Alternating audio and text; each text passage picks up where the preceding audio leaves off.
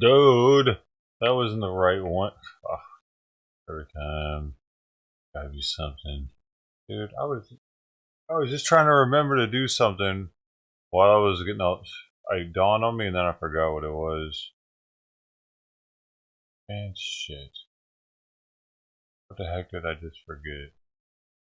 I was like, oh, I gotta do that real now, and then I didn't do it, and then because I did something else, and I forgot what it was.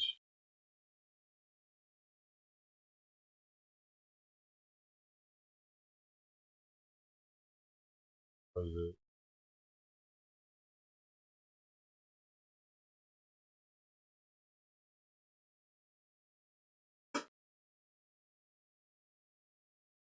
I don't know.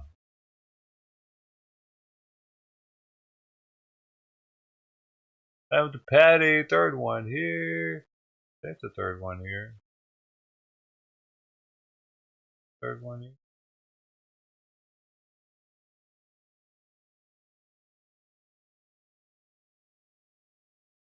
How's it going, everybody?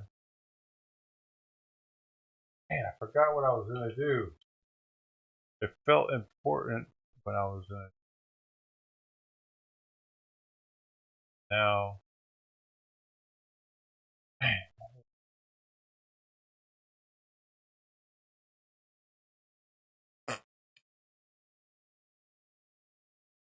Man, I should have just did it instead of doing whatever I did instead.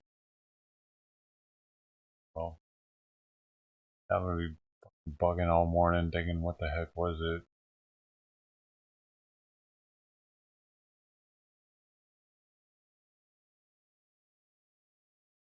Jenny Lynn, hey!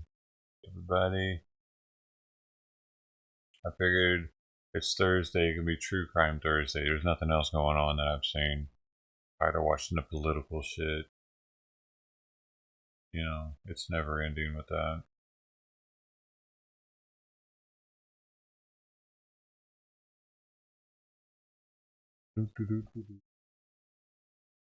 Simon's really being annoying today with not eating the food. Go away. I don't want you in my lap. I had you in my lap all morning thinking that that would get you to eat, but it didn't work. So I'm good, dude. Give me a break now. Fuck.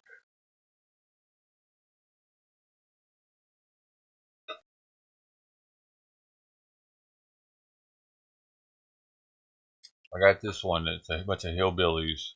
I found the hillbilly one. Those are my favorite. Like hillbilly cops. Hillbillies. Hey, come here. Alright, if you're gonna fucking... Come here. You gotta be here. You're gonna mow all the hair off your belly. Okay, come here. You ready? You ready to beg me for food, or you're gonna mow all morning? Which is it? You want to sit here, mow or beg? Which is it? You want to sit there, mow or beg, Simon? Simon, come up here. Oh, you want to come up here? Come here.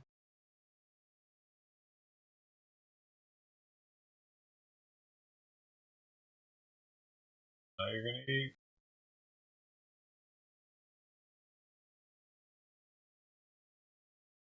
Now he's gonna eat. Okay. Oh.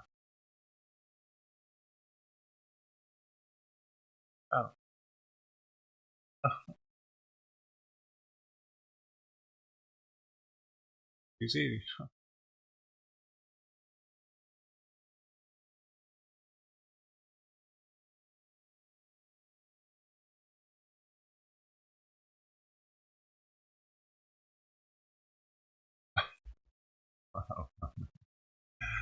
I don't know.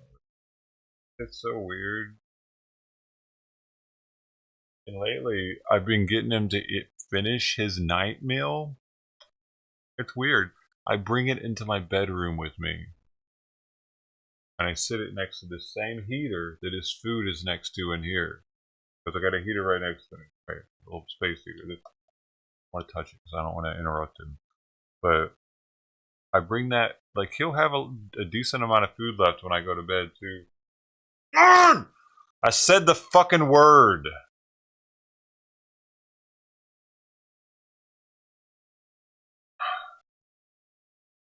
I can't say the F word while he's fucking eating or I'll just stop. He's like, oh, what? There's other stuff? You have other stuff around here somewhere? I knew you were holding out on me, boss.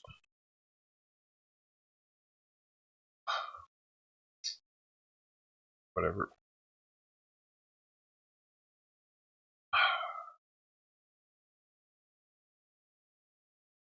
Whatever, he ate some. It's his third time he's nibbled on it. Anyway, I leave it in the bedroom at night, and like last night at like 2:30 in the morning, I heard...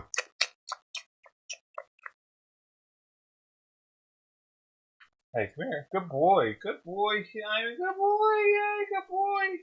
Good boy, you. Good boy. Boy.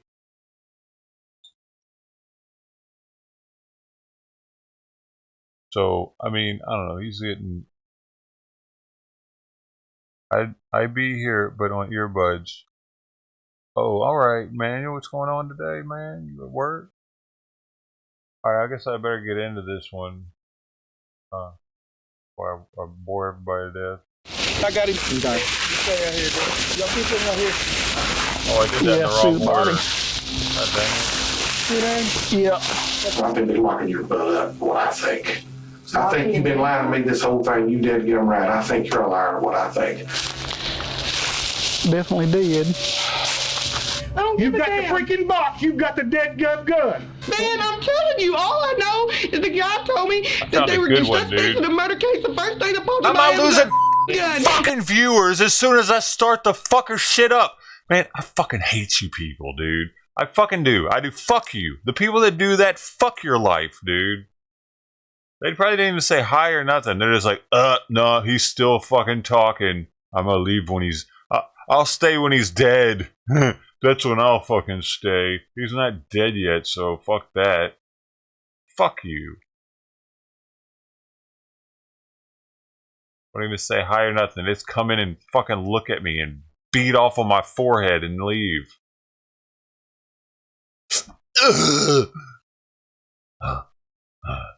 Time to start the day now. And I don't know what the is going on, but I want to know.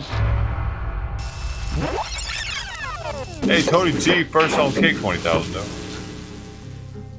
This is Samantha Wolford, a young mother, a wife, and an aspiring YouTuber turned ruthless killer. Hey guys, I was asked to do a video 15 weird things about me. She has arrived at the sheriff's office for routine questioning after her husband was kidnapped during an alleged home invasion. It was an unthinkably sadistic plot. Okay, The abduction of a young father. He has his own shitty subtitles. Why? Why does he have his own subtitles when you can just turn the subtitles on his shit? Oh my god. You suck a little bit, Explore with us for that one. We don't need your subtitles, do we? I guess so.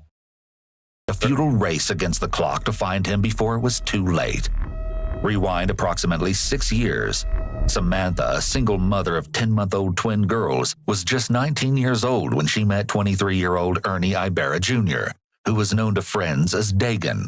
The two began a relationship which soon turned to marriage, and eventually the couple had 3 children together. They're so little, although they were doing their best to get by in the small town of Mount Pleasant, located in Titus County, Texas. The relationship was already starting to crumble. It was no secret that the couple had their problems. However, it ended up escalating to a point of no return, and no one had anticipated things would end in such a shockingly tragic way. Titus County 911, what's your emergency? I have a home invasion. My niece is tied up. I am at the verge of untying my niece at this particular moment. Okay, she's tied up. She is tied up and gagged. And gagged? Is that what you said? Ma'am. Is there anybody else there? So where are the kids? We have 5 small infants asleep. 5 small infants asleep? Yes, ranging from 7 to 1. 7 to 1 years old? Yes, ma'am. Does she know, Samantha, did you know who the suspects are? Can I talk to her? Is she able to speak? Yes, ma'am. Hello? Hi, Samantha. I know you're upset, but I'm... Dude, why do people that are clearly in poverty have 5 kids? Or whatever? Wait, there were 3 kids that were hurt. Like, what are you doing, man? going to ask you a couple questions. Do you need EMS? No, they didn't do anything to me. They hit me once. She's advising no, they only hit her once. Okay. And I just asked my aunt if it was bruising or anything, and she said no, they hit me in the face. Okay, they hit you in the face? Yeah, they had me tied up, and they dragged me down the stairs to face my husband. And when my husband went in to face me, they hit me in the face, like backhand slapped me. And so he looked at me then, and they said, I thought that would get your attention, and I want you to stare at this woman. Do you want us to kill her? And he said no. And they said, then tell us the truth. And he said, I don't know anything. When someone gives way too many details on a 911 call, this can be a warning sign that they may not be telling the truth. The purpose of a 911 call is to get help immediately. As Samantha is not currently in danger anymore, her primary focus should be on getting help finding her husband. Instead of requesting that officers be sent right away to search for him, she's telling an elaborate story about what supposedly happened. There's no sense of urgency in getting her husband found. If someone is lying on a call to emergency services, they may feel the need to offer up all these additional details, because they want to support their lie. Samantha's love for acting isn't a secret after all. I've always wanted to be an actress. I think it is so much fun. I've been extras in movies. I've had small parts in like short films, and I've done plays. I think it is so much fun, and it is so beautiful. It is one of the most amazing forms of art ever, to be able to express yourself that way. I think it's amazing. Members of the Titus County Sheriff's Office respond to the crime scene shortly after 2 a.m. Immediately, an investigation into the violent home invasion and kidnapping of Ernie Ibarra Jr. is launched. The following footage is raw body cam footage, recorded by Corporal Chris Durant and Deputy Ed Godoy, just minutes after the twisted crime took place. Sheriff's Office. I'm upstairs. I'm sorry, sir. Sorry. Okay. Are you still talking with He Sheriff? told me that I have to stay. See, tell her you're here. I did. She's still picking She on said hot she still has a few questions for me before I can get off. Let me have it and I'll take care of it, and you talk to them. So walk me through what happened. I don't honestly know what happened. I was in bed asleep, and we heard a noise, and the second I was able to open my eyes, somebody grabbed me and jerked me out of the bed and slammed me down on the ground and started tying me up and put a knife to my throat and told me don't move. Okay. They were punching me over and over and over, and just keep fighting back, and I was just letting him do it. And Hold up, dude. They were punching me over and over, and this just happened. There's not a mark on her. There's nothing. You know, like, lady, you at least gotta punch yourself a few times. You might have to break your own nose or some shit. You know what I mean? Wait, they were punching me over and over. With what? A pillow? Oh. What's your husband's name? Ernest Ibarra. Ernest Ibarra. Okay. The officer is conducting a typical investigatory field interview at this point. However, these statements can be admissible in legal proceedings.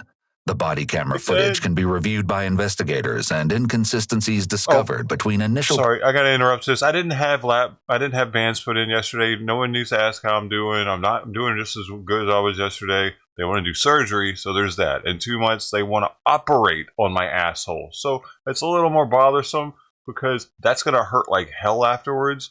And I have to, I don't even want to think about it right now. Thanks, though. Contact and later interrogation. One of them did say the name Luke, but that's it. That was all. That's only in identifying anything I've got.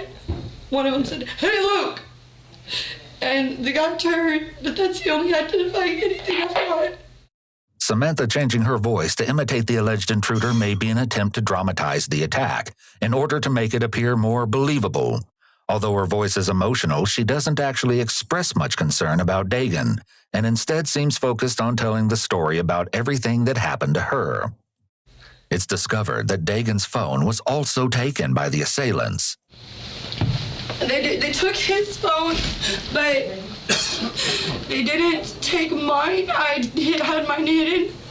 So I was able to... So he's got his phone? No, they have his phone. Oh, that's what I'm talking about.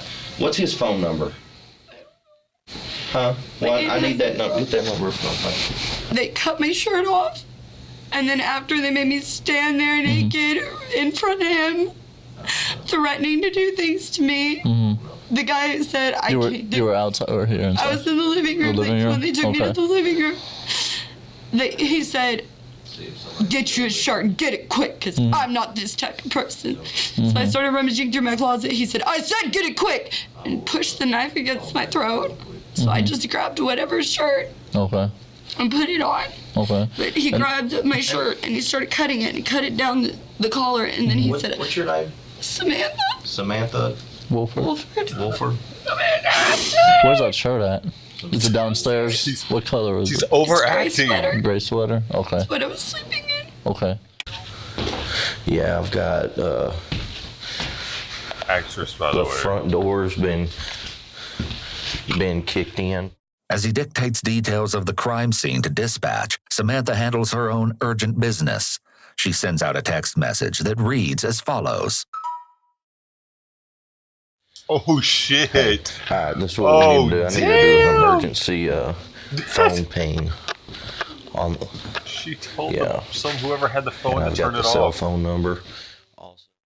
The phone service company is immediately contacted and hopes that the position of Dagan's phone can be traced and lead law enforcement to his location before it's too late. Well, they could do that in 2015, man. Imagine what they can do now. Like, we've already seen what's coming out in the court cases with the this many steps to this many steps. That means you were walking this fast. Like, dude. Spray paint already on the walls? Yeah, somebody broke in over Christmas time, or over Halloween time, and did that. And he's already been out here once over this. Okay. They cut his hair off. I don't know why. Is that his hair? That's his hair? Yeah, it's his hair. Okay. And he said... And you said those are the pants he had on? He said you're going to want something of your husband, and choked a piece of his hair off and threw it on the floor. And you said those are his pants that he had on? Yeah. Where's the sweater you had on? I think that's it on the dining room floor. Or on the chair. On the chair? Gray sweater, it's got a cut all over it. Okay. I said I got another car pulling up. Let me go see who this is. Due to the fact that I was dialing with my nose. Hey, just stay out there for just a second for me, okay? Can I go out there? Well, let's get this checked out real quick. Because right now this is the most important thing, you know. Let's get this all figured out. I don't see how me writing a statement is in the crucial hours of you finding my husband. It is, because I mean, this may help you trigger something to help us, you know. About 2:02 a.m. This dog is dude. 0.86 miles from a residence in Pittsburgh. Oh shit! You know anybody in Pittsburgh? Contact Pittsburgh. Samantha does, in fact, know someone in Pittsburgh, as it just so happens. That was fast, as the deputy continues to gather information from Samantha, the corporal speaks with Samantha. Dude, they were able to ping that phone while they were still at her house. Man, what was the time? Okay, this is 3:10 now. What did he ask to ping it?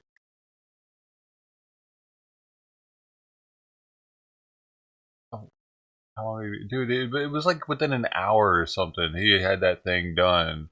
That's amazing. They were like, yeah, phone's in Pittsburgh.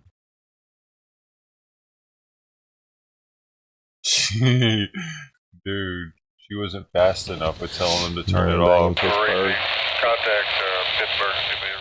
Samantha does, in fact, know someone in Pittsburgh, as it just so happens.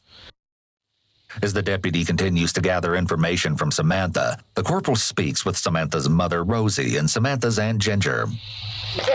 How you doing? Just fine. You're the one that found her? Yes, she's the one that found her. I'm the one she called. Okay. So she called you first? She called me. Okay. Bound and gagged, and then she called me. We live in Winfield. Oh, she did so much weird shit. Where her husband is? That's what we're trying to figure out.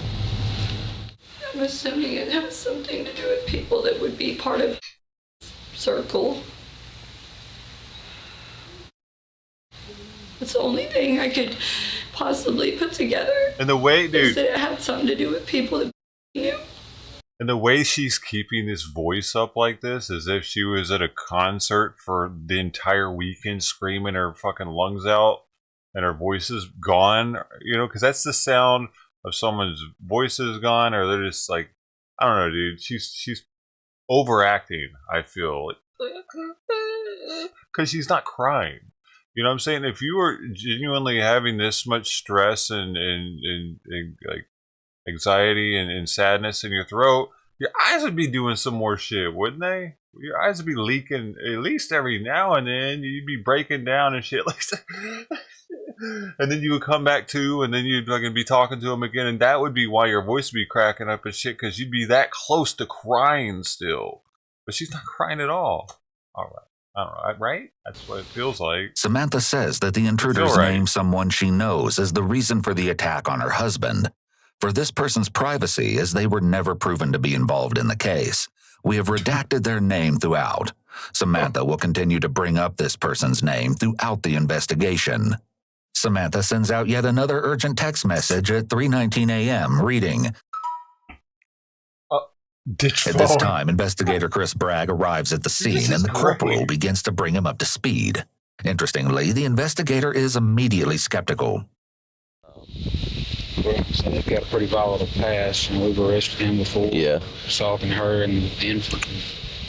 Make sure she didn't do something to him and then stage the scene to make it look like something happened. The investigator is developing what's called a theory of the case. This is the same theory of the case work that a prosecutor will do in order to paint a picture of the criminal activity, linking physical evidence, statements, and circumstantial evidence to prove guilt beyond a reasonable doubt. He looked down and he had cuts on the top of his head, and they had him kneeling right here, and it cut part of his hair off.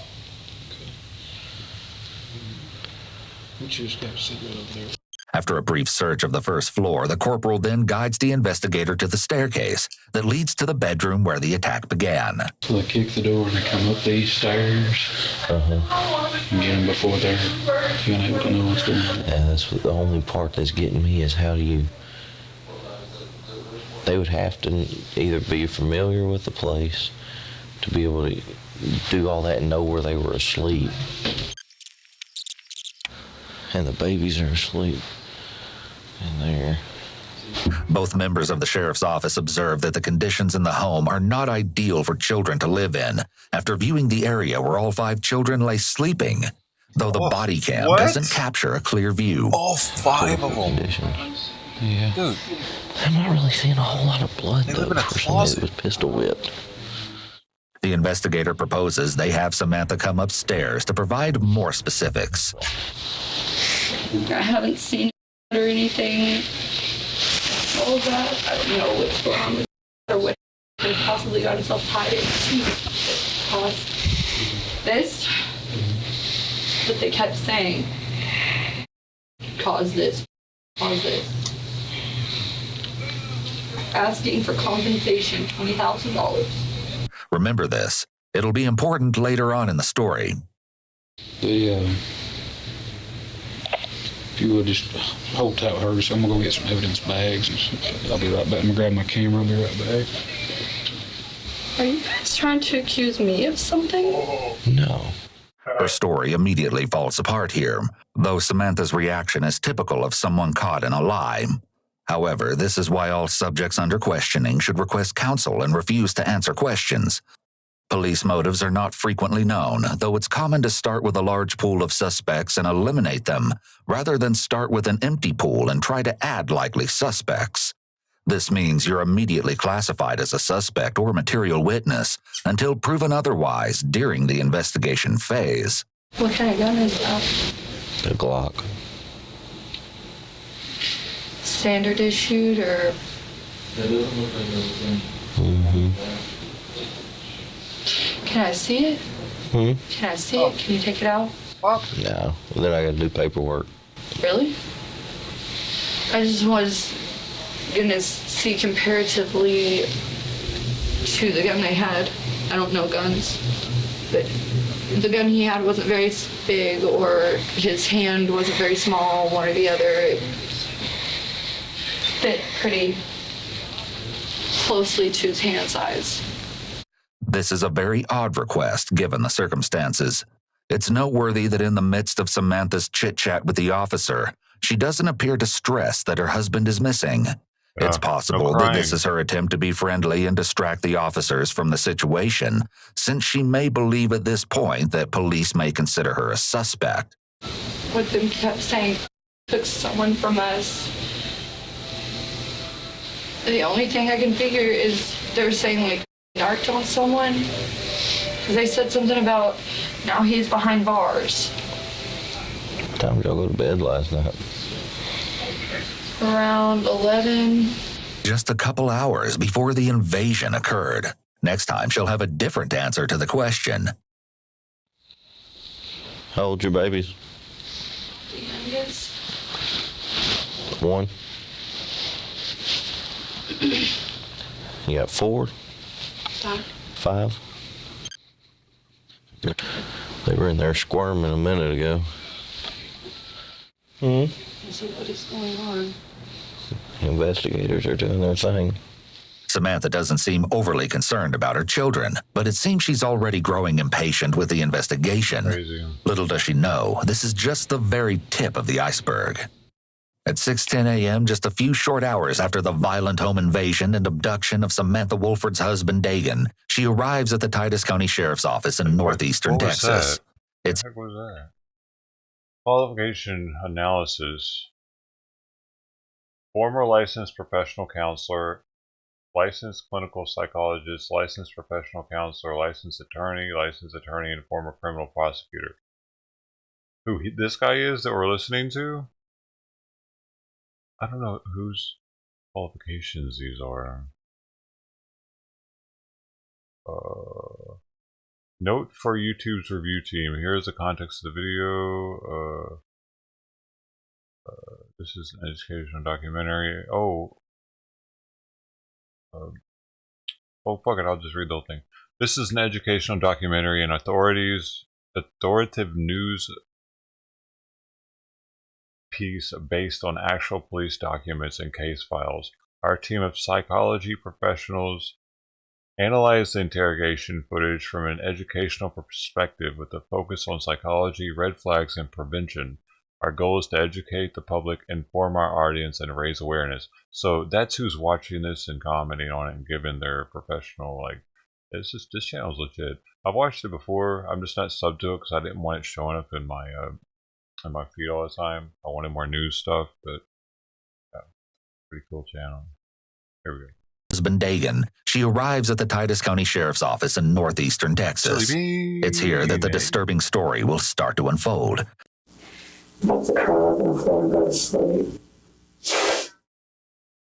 Samantha places a call to her mother, but displays almost no emotion during the course of the conversation. She appears very self-centered, and her behavior is quite strange for a woman whose husband is missing.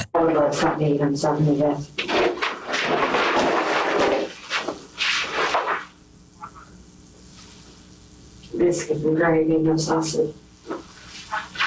Biscuits and gravy, no sausage, and french fries. Samantha gives her mother a food order over the phone. It's surprising she has an appetite at a time like this. She lays on the floor, which is very childlike and is an unexpected behavior for an adult. Samantha consistently acts like more of a high school student rather than an adult mother of 5. Okay, now I see why he puts the subtitles up, because like some of these interviews, it's hard to hear in these interrogation rooms, and I bet the subtitles don't always work correctly. So I get it. They're just kind of small, man. I wish they were a little bit easier to see for the people on the phone. It is what it is. Chris, the investigator, enters the room.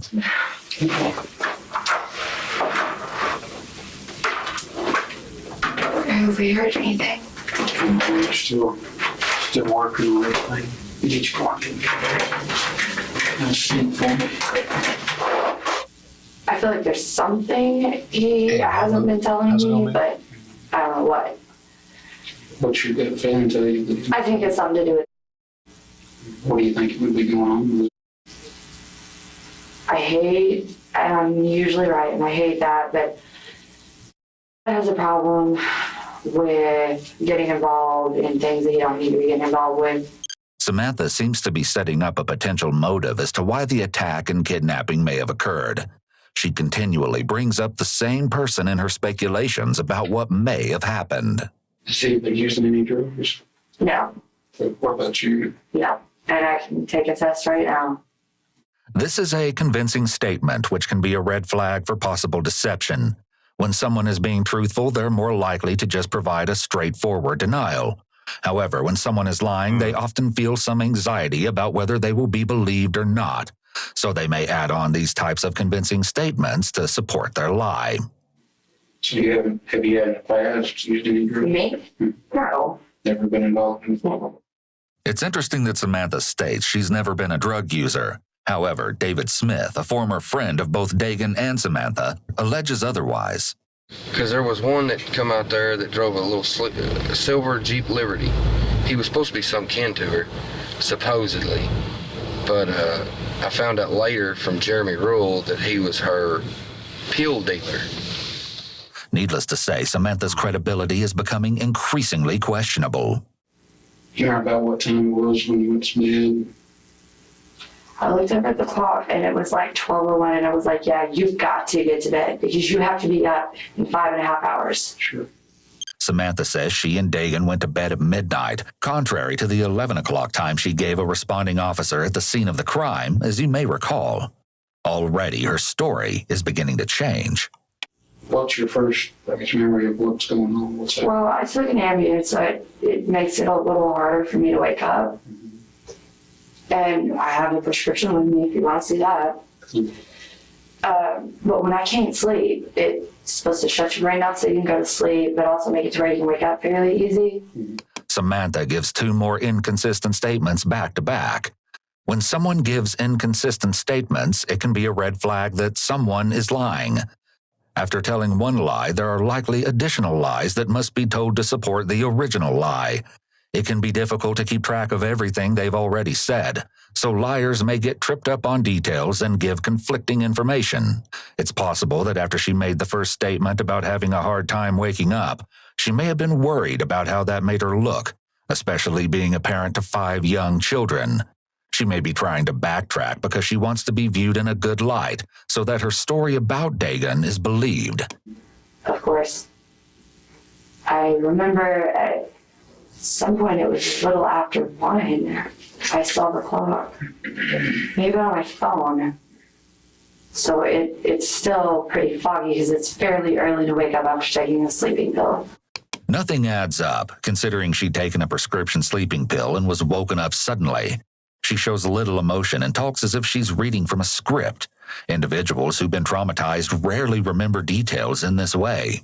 Of course, this could be explained as Samantha trying to give the investigator as much information as possible in an attempt to find her kidnapped husband. However, the fact that Samantha has repeatedly given confirmation to the investigator that he can double-check her story, such as verifying her Ambien prescription, suggests that Samantha is trying to preemptively dismiss any suspicions the investigator might have about her story. They said, do you want us to have to kill her too? And he said, no, please don't. I need to Please heat don't harm Simon's my food up. kids." I'll be back. And they hit him in the mouth.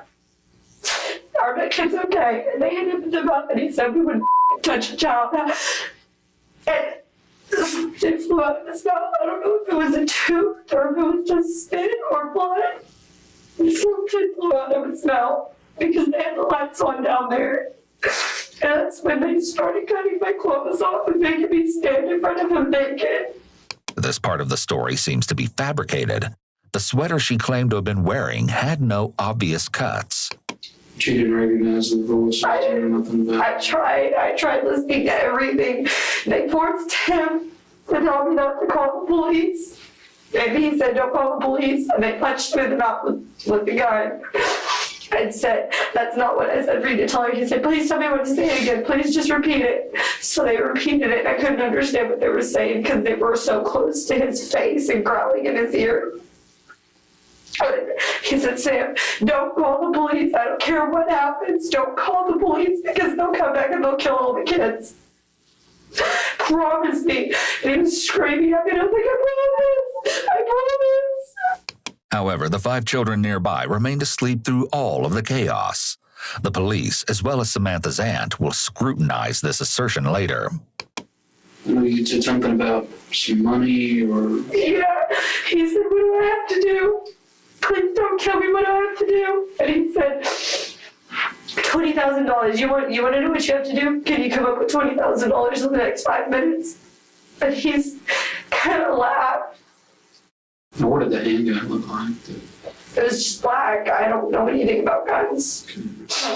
Could you know the difference between like a revolver and an automatic? Oh, it was definitely like a police pistol. It was whatever those are. Semi-automatics. It wasn't a... It was small, barely bigger than his hand.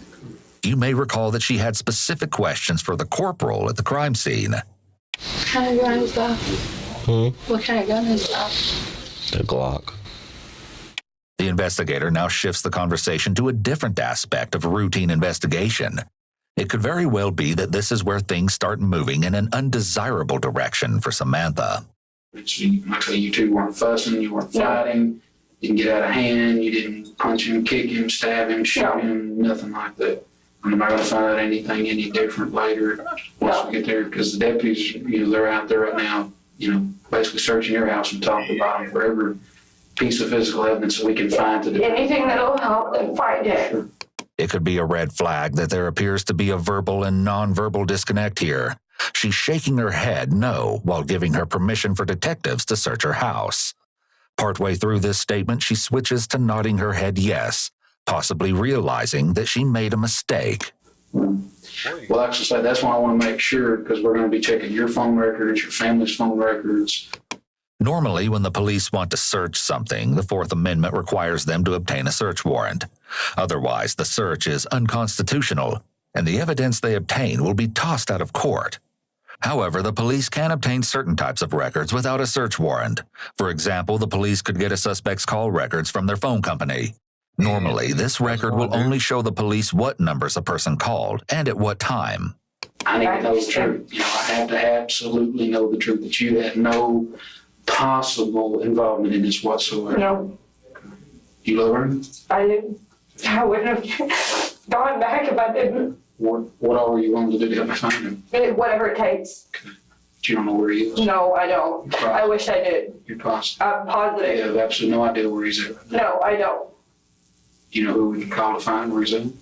The only one I can think is because they kept bringing him up. Other than that, you have no Other than that, I have no idea. None. Her palms go up in the rogatory position, which indicates that she may lack confidence in her statement. Palms up while making a declarative statement is seen as a big red flag because it suggests the person is pleading with the other person to believe them and may be unsure in what they're saying. He doesn't have any friends. I don't go out much. The one friend that I do really have lives in Silver Springs. I don't like drama. I don't like having outside chaos, so I just stay home. I'm just a stay-at-home mom. Samantha continues to attempt to steer the investigation towards the same person she named. She portrays herself simply as a stay-at-home mom. However, her homemaking skills seem to be lacking based on the condition of her house. Bruh. Damn, roasted. No, I just want to know what her dude did. Like, for her to go and kill her dude, who was the seemingly breadwinner of the house, he was probably busting his ass doing something with all them kids. You know what I mean? Like, what the fuck, man? She was just sitting around the house pill popping, apparently. Possibly. Sounds like it.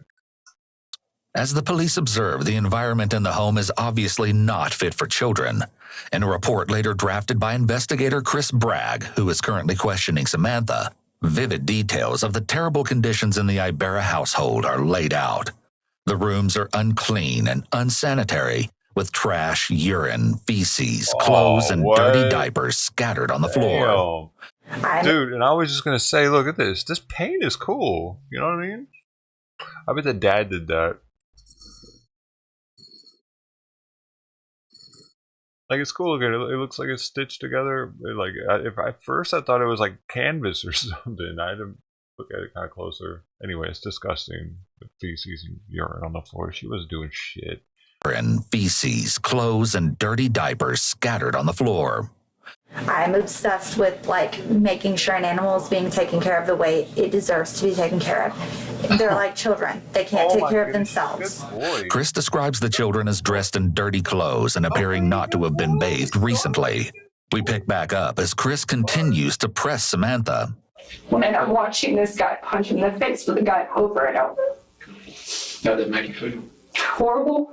Okay. So I was hysterically bawling. So it didn't make you feel glad or No. torture? No. Because you told me that you felt good about wanting to stab him, kill him. At some point in time, everybody loses their temper. But have I ever acted out and hurt anybody? No. And you can look at my record on that. When she says you can look at my record, this is what is known as a convincing statement. When someone is lying, they may make statements such as this that sound compelling in order to convince the other person. However, someone who's telling the truth is less likely to use convincing statements because the facts are on their side. I have one count of criminal mischief, and that was because I tossed my keys to somebody and let them use my car. Sure. And they didn't have a license. Now, when they cut your shirt off, was it violent, or they just took their time and just? No, they jerked it out and started slashing at it with this apparently dull box cutter, and then when it didn't work, it ripped it off over my head and threw it to the side. So it wasn't completely cut in half, or anything? No, they started cutting like they were going to cut it down or across, and the blade wasn't working, so they said and ripped it off over my head. But as far as tonight, you had nothing to do with No. this experience. You don't know who did anything. No. You're positive about that? Yes. Well, what I need you to do for me is make me a list of everybody, friends, family, contact numbers, his boss where he works at Little Caesars, his boss where he works at the Talcott Woodcraft. The investigator exits the room and leaves Samantha to her list. A few minutes later, Sheriff Tim Ingram enters the room and tries his hand at getting to the truth with Samantha. And this is why that it's very important, honey, that we want you to be honest, because I'm going to tell you what, the evidence we found on the scene, it's just not matching. I don't think you harmed this boy, but I think you know who did, because if somebody's going to kidnap him, why is there his blood in y'all's pickup? Kidnappers ain't going to use their pickup to do something with him and then put him out there and put him in the truck and haul him back. In his pickup, his blood? Mm-hmm. Yeah, somebody, it's apparent to me that somebody used his truck. When someone is feeling especially anxious, their mouth and throat may become drier. Titus County, Texas. I don't know what the closest city is. I'm having a hard time finding this city that this is in. But Titus County. Oh, wait. But she was convicted by Camp County jury. So I'm confused. Why?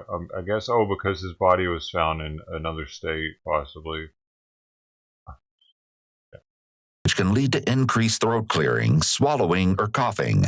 If any of these behaviors start or increase suddenly, it can be a sign to detectives that they're on the right track and need to question the suspect further.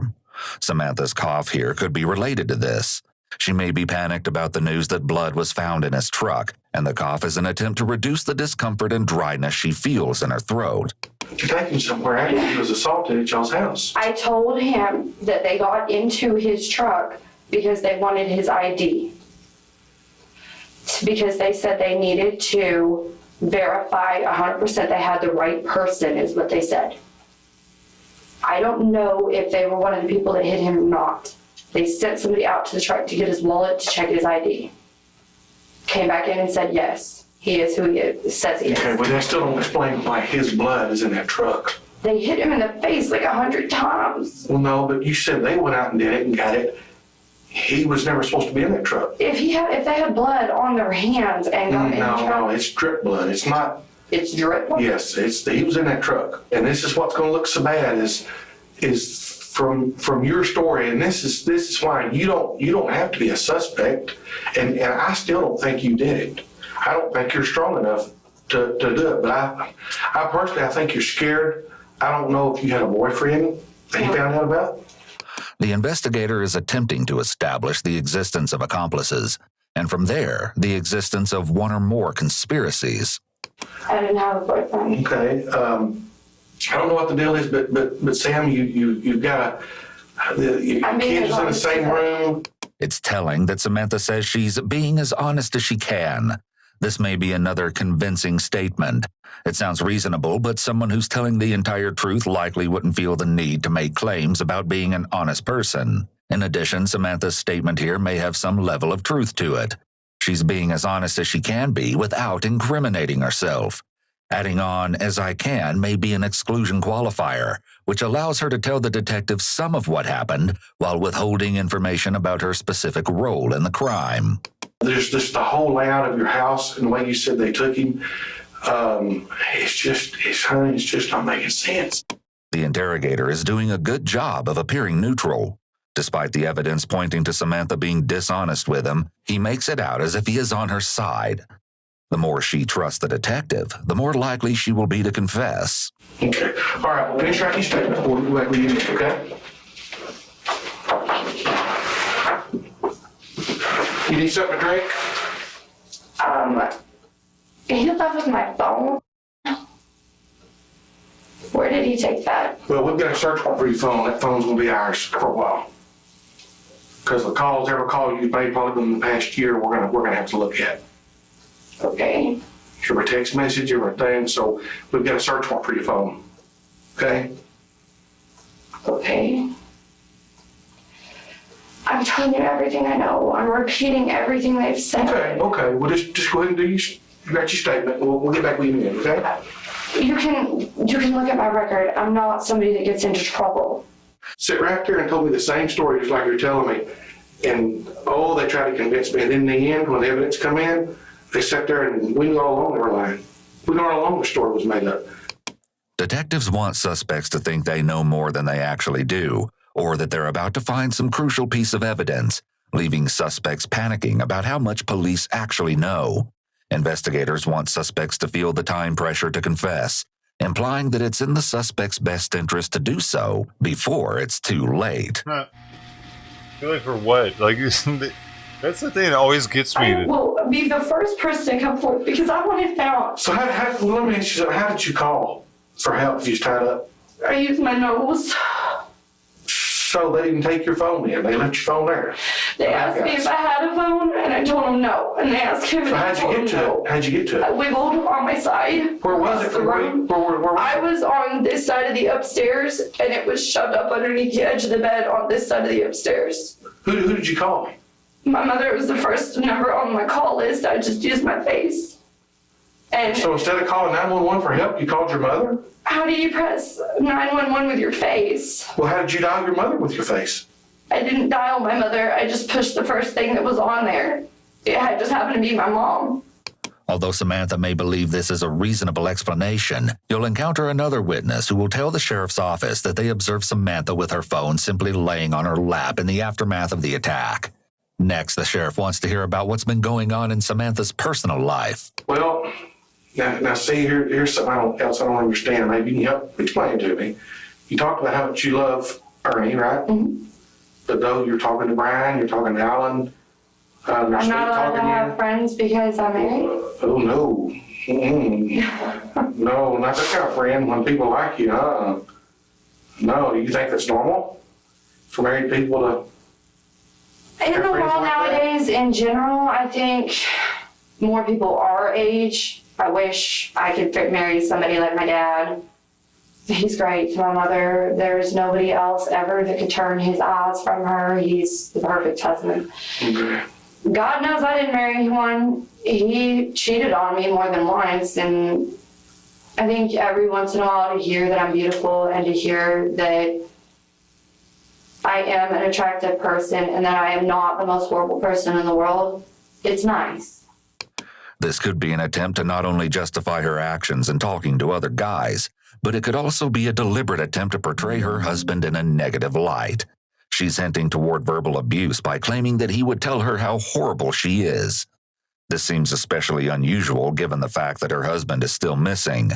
Most people would avoid speaking ill of a loved one who's missing or recently deceased.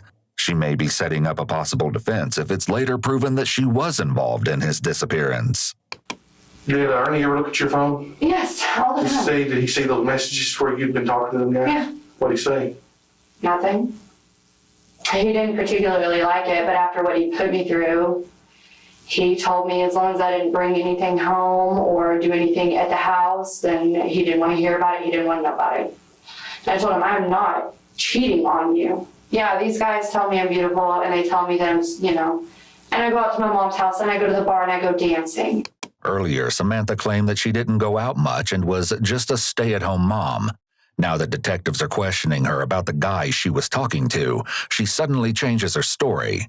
She may have given the first statement because it supported the narrative she was trying to weave, about how she was a homebody who didn't know anyone who could be involved in her husband's disappearance.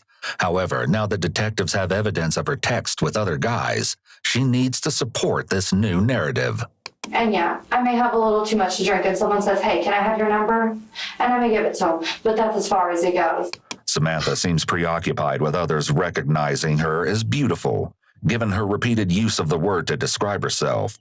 This could be a possible indication of her having narcissistic traits. Anyway, sorry, like this little button came up on the corner of my screen and I pushed it and now my lighting is different and it's making my face look all splotchy and I don't know that I like it. I'm a little vain, I guess. A narcissist requires excessive admiration. She may have felt like she didn't get the recognition from her husband that she felt entitled to, so she sought out that attention from other men. Hey, in your statement, you might want to just go ahead and write in there after you talk about what happened tonight. You might just want to talk about and put in there that you have been friends with, because who's to say one of these guys didn't set it up to try to get you where you're single and I can come in and get you and just use that as a ploy. See, and that's what I'm saying. I may know something without even realizing I know something. The detective is laying groundwork for the theme development stage of the read technique by suggesting that one of the men who was interested in her had something to do with her husband's disappearance.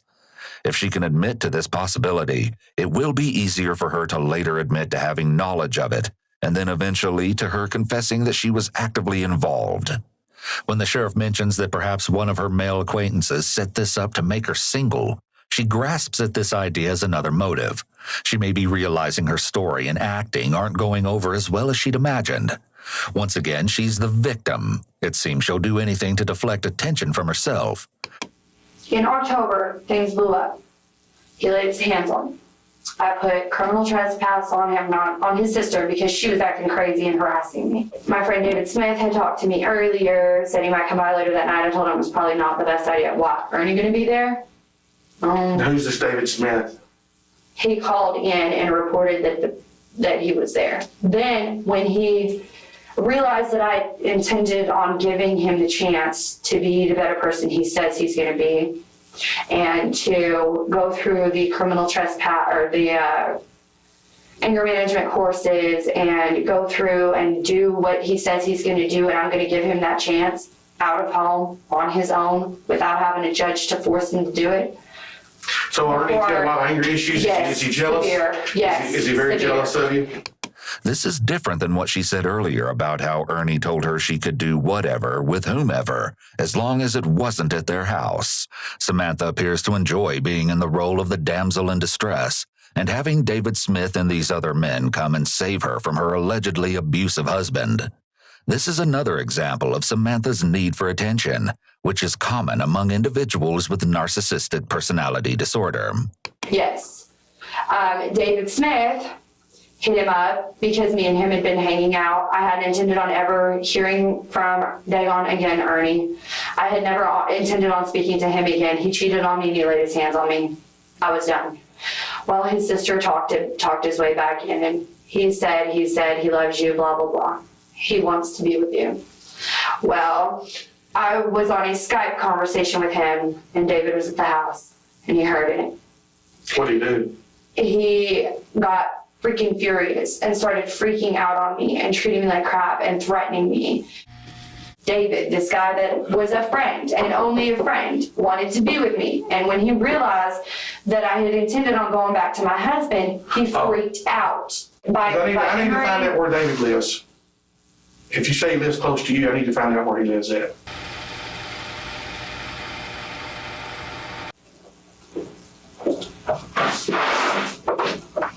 We do. Hey, there is one other way that we can make absolutely sure and clear you. We can give you a polygraph test. Would you mind me speaking to my mother before I completely agree to that? Well, but now if you have nothing to hide, why would you want to talk to your mama? Because it's nothing against you personally, but just cops in general. You hear such negative things and how they are not out to help you, and CPS is the same way, and I just kind of want to get my mom and dad's opinion on if it's in my best interest. You know what? You know what I think? I think it's not going to be long. I think they're locking your butt up, what I think. I think you've been lying to me this whole thing. You did get them right. I think you're a liar, what I think. I think you know exactly who did this, and I don't buy your freaking story for a minute. That's what I think. So I tell you what, let's do. Let's just get on with it. It seems that the interrogator's anger is an intended tactic here. It evokes the desired reaction from Samantha, but it can also be a setback to the overall interrogation's progress. Any trust created is now gone. This is a change-up used only when there is overwhelming evidence against the suspect. Hearing this, Samantha may be experiencing the freeze response here. Her body is completely still, with her mouth hanging open. When someone senses danger, such as Samantha realizing here that police don't buy her story one bit, they may cease all movement. This is an instinctual response to danger. Movement invites attention, so freezing may make someone momentarily feel like they can lower the spotlight on them. That's why I say I've tried to really be honest with you. And that's why I feel that you have done nothing now and but sit trying here to this help. whole time. If I'm gonna tell you right now, DPS is dang good to them. If you ain't got nothing to hide, and what bothers me is you even hesitate to take that knowing it would positively clear you or to positively show that you're hiding something. But what's gonna make you guilty is when we prove that you lied to us in here. The sheriff indicates that lying will essentially make her guilty. This is somewhat misleading.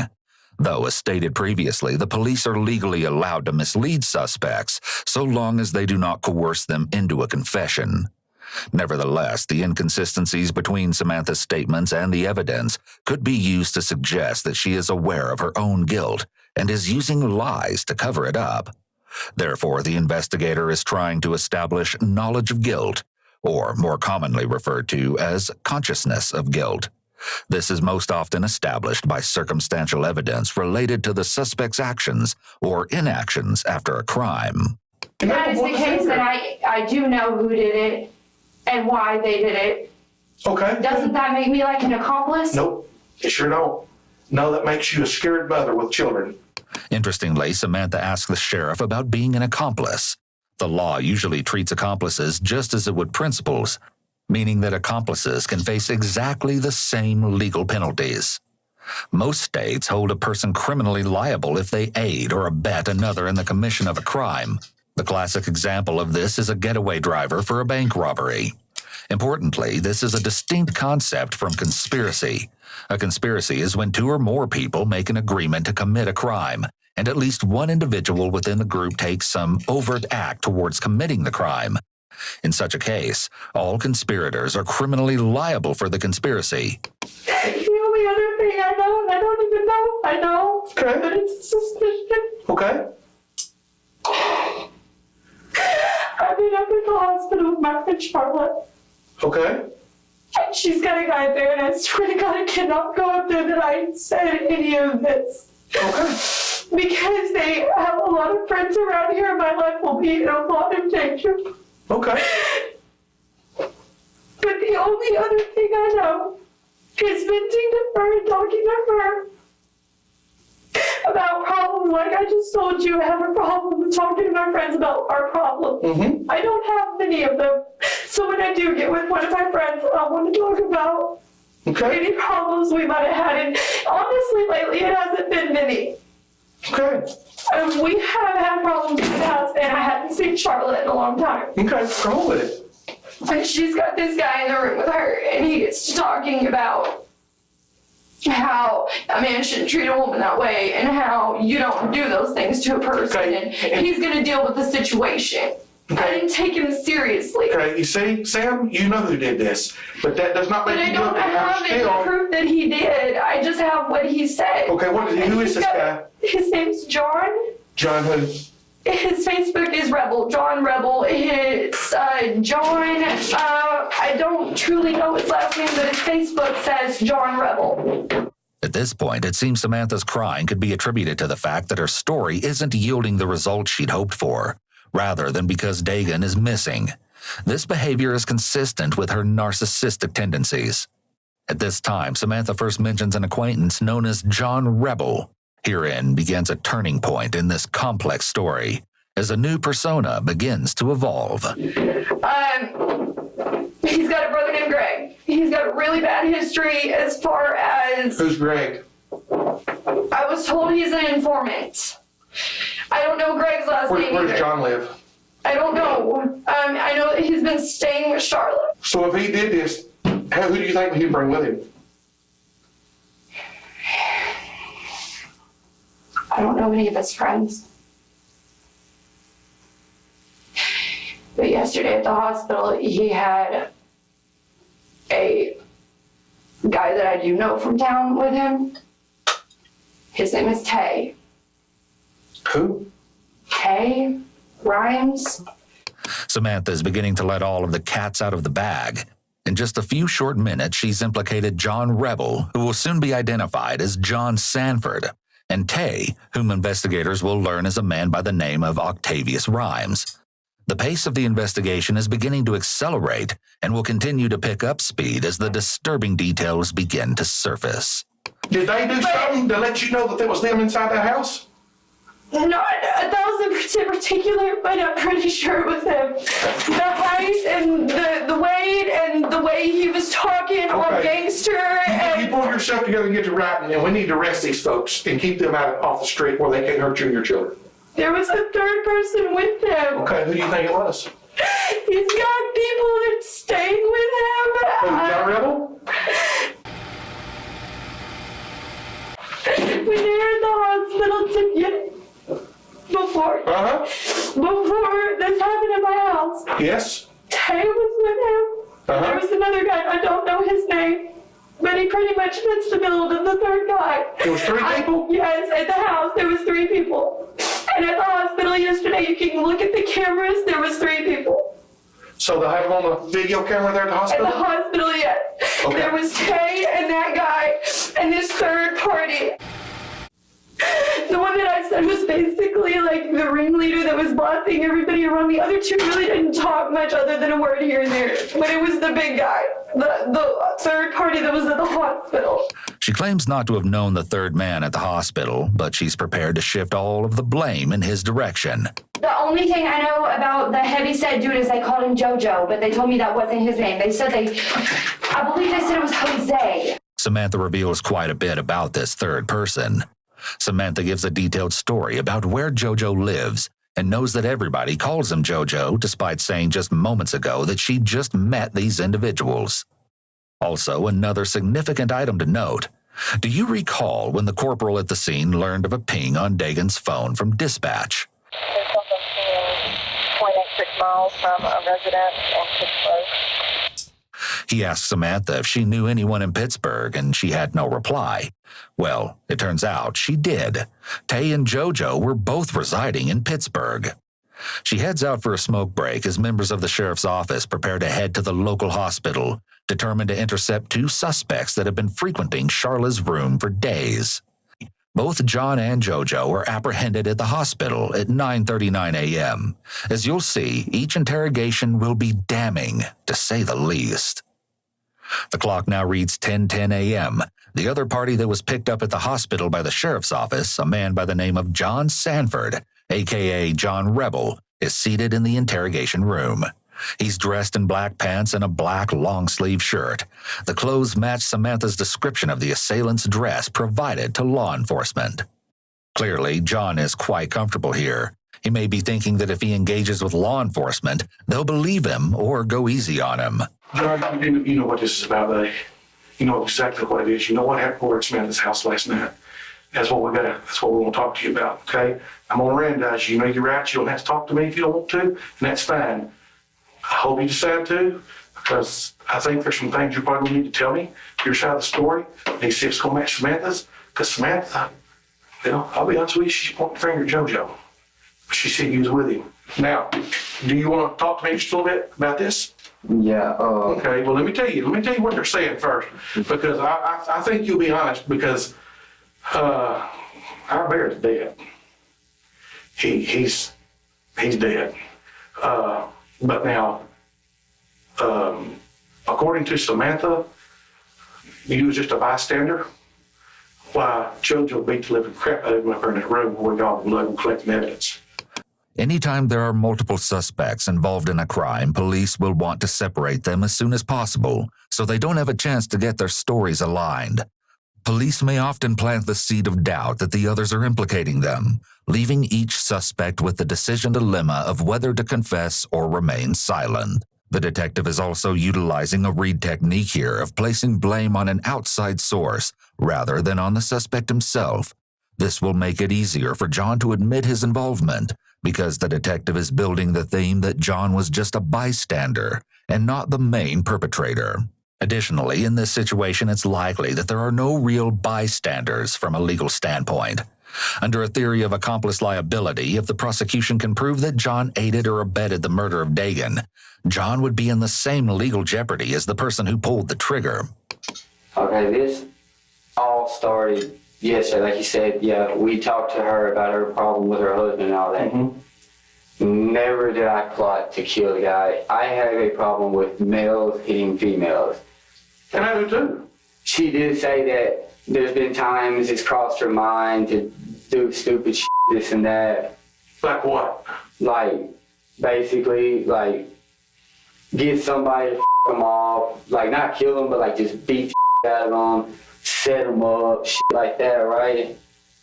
And I told her, I said, well, damn. I said, you're talking to somebody that could do that, but I wasn't going to, though. John now begins his account of the previous night, beginning with a quick stop at Samantha's house. JoJo had the keys. He was passenger seat. In front? Yeah, passenger. Who was driving? I drove because... Okay. Who was with you? It was me, JoJo, and the dude in the back seat I have never seen a day in my life. Except for, I do know... What's his name? All I know is he was related to Tay. Yeah, because I think I know who he is. John indicates that someone related to Tay was in the back seat, and that Tay wasn't with the three of them in the car.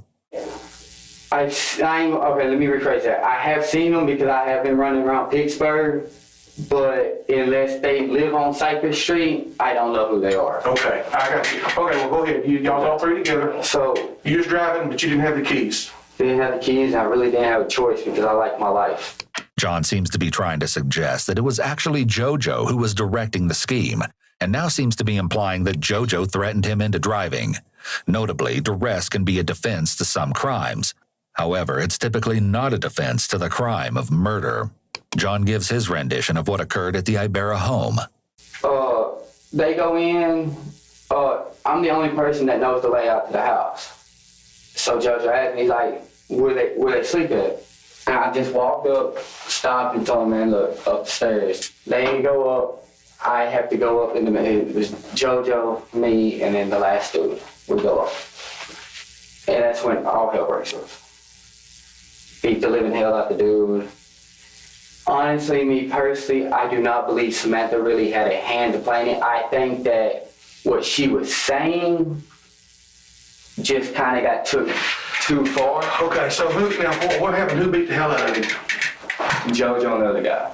John is awkwardly using his hands as he talks, despite being handcuffed. People may increase their use of illustrators to make their lies sound more believable or give off the impression that their story is true. Jose Jojo Ponce is in the hot seat. Needless to say, things aren't looking good for Jojo, who's now dressed in orange prison attire. Jonathan is really putting this whole thing off on you, and said that you're the one that wanted to go in there, and he kept saying that you said something about like maybe you had a bad dope deal that went bad. I don't even know. Matter of fact, I specifically told them when she told me who her husband was, right there in Octavius' house. When she told me his name, I told her. I don't even know who they are. I don't even know him. JoJo said, well, what do you think you can do? You think you can come up with 20 grand in 5 minutes? John mentions that Jojo demands Dagan produce $20,000 within 5 minutes if he wants to fix things. This is almost exactly what Samantha told the police. This could be because it's true. However, if you watch Samantha's interrogation footage, it's clear that she's trying to paint the incident as drug-related. Cause this. Asking for compensation, $20,000. And this may simply be a story that the group concocted to tell the police. JoJo telling me, all right, stay here and watch him. Dude's out cold. I'm talking about folded up, basically like literally like this, on the ground. When we got outside the house, they had him up against the truck, hands still behind the back, had his face down like this. What part of the truck? The hood of the truck. Okay, that makes sense. That's where, okay. The investigator catches himself here, just before he almost lets out a piece of evidence. Retaining key evidence is a way to corroborate testimony and also to tie physical evidence to one or more suspects. They went through the truck. And at this point when I started thinking, damn, what the is really going on? Because they put the dude in the back seat. So we go. We leave. As we're going, they tell me, all right, go here, whoa, I'm driving. We go all the way out to the country. Get out to the country. Next thing I know, they walk off. They're all like, go start the vehicle. Go start the vehicle, he throws me the keys. So I'm like, what the f? So I start running back to the vehicle, and in my mind process, this is my neck of the woods now. You know where you're at? Yeah, this is my neck of the woods. We're fixing to go out there, me and you. We're going back out there. Because everything you're saying so far is matching 100%. Before I make the vehicle, all I hear is pop. Who's got the gun? JoJo does. Note that John is named JoJo as the trigger man. As you'll see, there won't be a consensus when it comes to this brutal aspect of the crimes. Hey, listen, man, everybody's done point the finger at you as being the one that pulled the trigger. That's what I'm saying, dude, and I didn't. Who pulled the trigger then? Jonathan. Despite claiming that John pulled the trigger, there are still at least two ways in which JoJo could still be criminally liable for the murder. First, under a theory of accomplice liability, if the prosecution can prove that JoJo aided or abetted or had the requisite intent for John's murder of Dagan. Second, if the prosecution can prove that JoJo had entered into an agreement with Samantha or John to carry out the murder, he could be charged with conspiracy to commit murder. The sheriff seems satisfied that he's gathered all pertinent information from John. He leads John out of the room.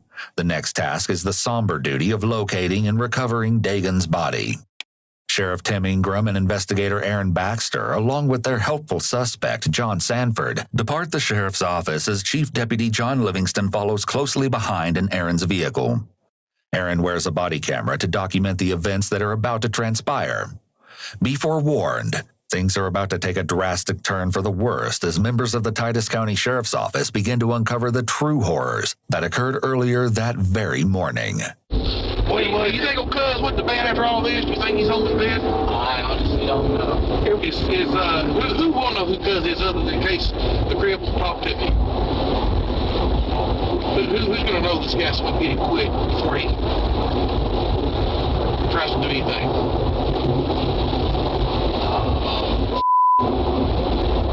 Almost anybody in Pittsburgh that really... So is that his name? Is that what everybody calls him, Cuz? The sheriff asks John, who will be able to identify the mysterious third party, known to us only as Cuz. We'll soon learn his true identity.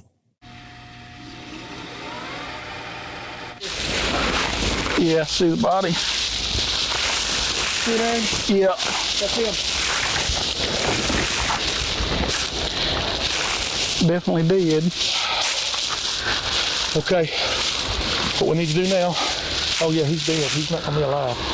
What we need to do now is two of us need to break off and take him and use the recorder and let's go get that gun.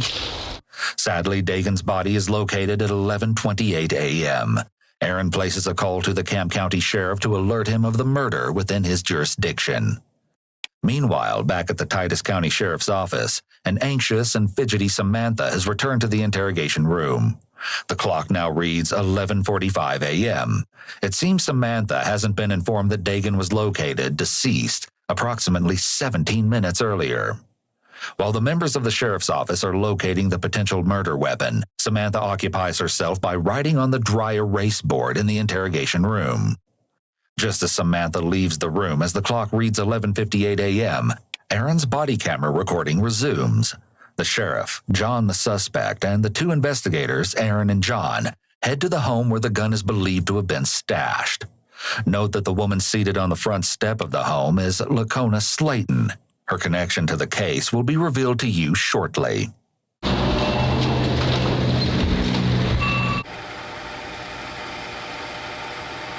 Okay, I'm sorry. Hey, what? Thank you. I appreciate you, man. Won't take us but a minute. We'll be done. Hey, John. Where's that gun at? It was out here, but it's apparently not out here. Who got it? I don't know. Y'all arrested me. Why ain't it out here? I don't know. BS in that. No, I swear to God, I don't know. The box, and the box is I empty, get a okay? lockbox. So you already knew the gun was involved? No, she has no I didn't clue. know about. She has no clue about nothing. I'm telling y'all that now. So I haven't. She has no clue about none of this. here's the deal. All right. We need the gun. You could be charged with the same thing. She was. I know here. what the. You could be an accomplice to murder, capital murder. That's death penalty.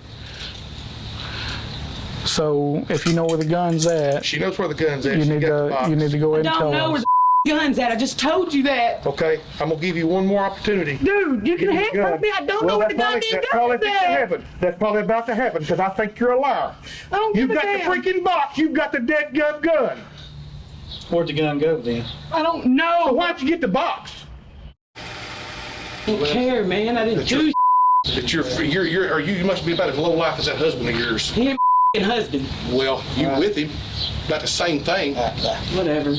The sheriff and Lacona are referring to JoJo here. What's that? Oh yeah, you remember enough to come home and get that box, that gun in it, don't you? No, I remember to come home and check the box. So the gun's not in the tent?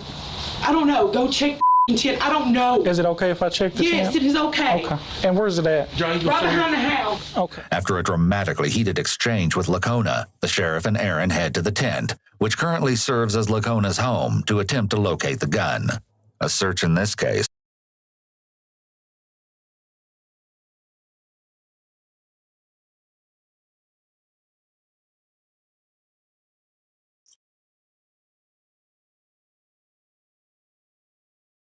The hell, dude? Weird. On.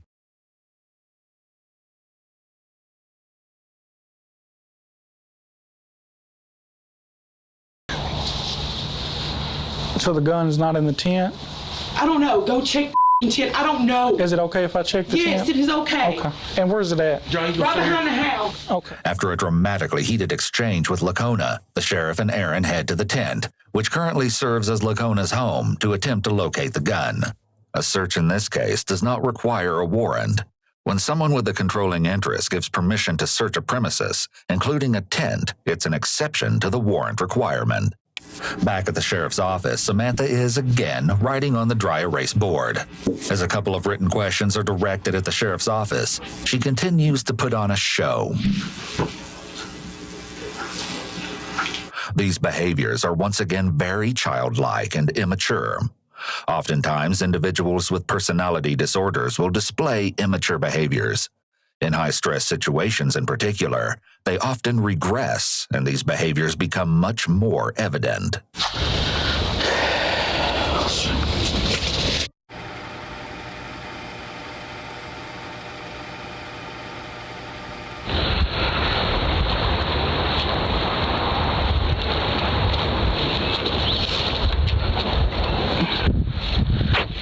There you go, right there, I bet you.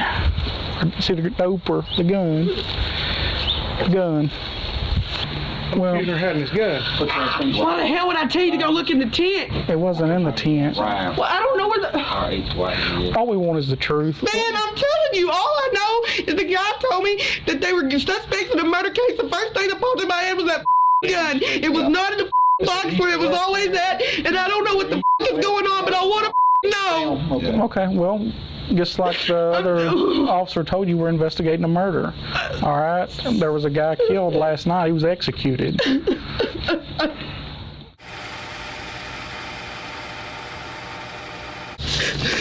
He wasn't supposed to have it, was he? No. Convicted felon or? Yeah. Okay.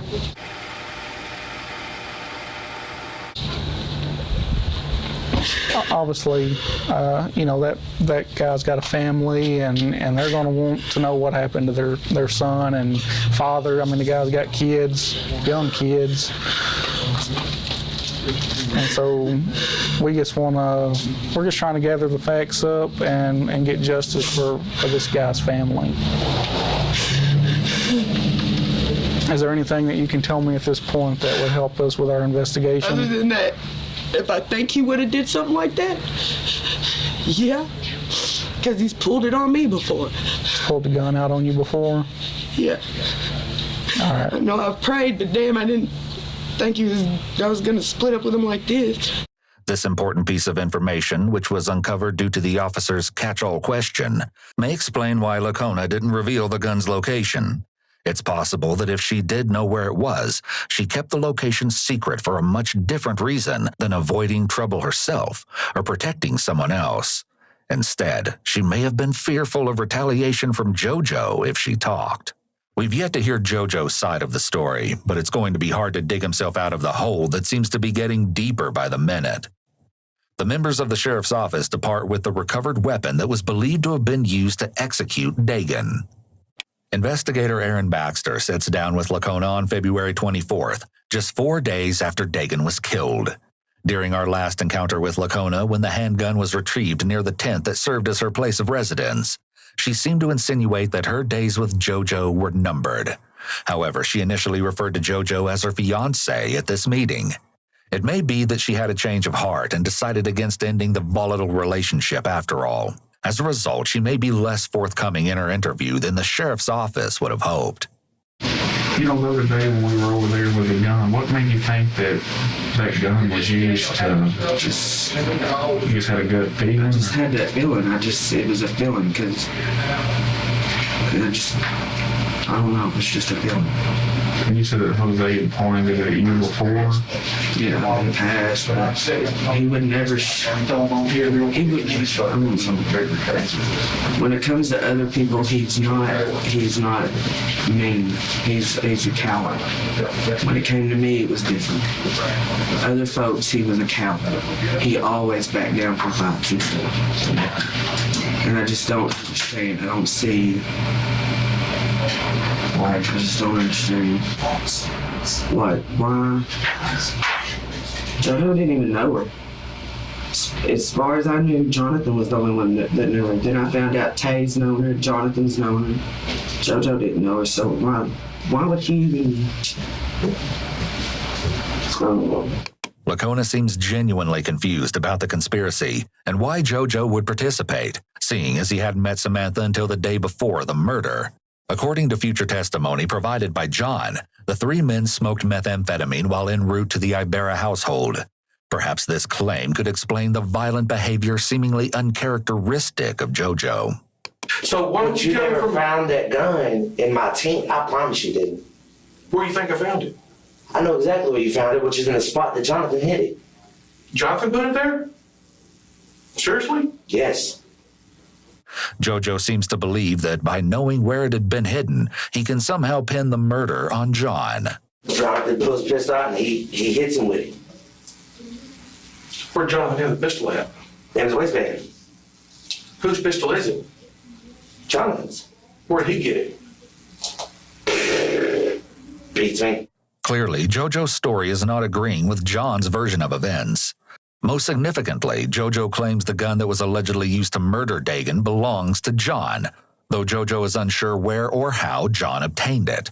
All right, and the gun that we got out from under the house, that's the gun that, I guess it belonged to Jose. It was mine. It was a gift to me from him.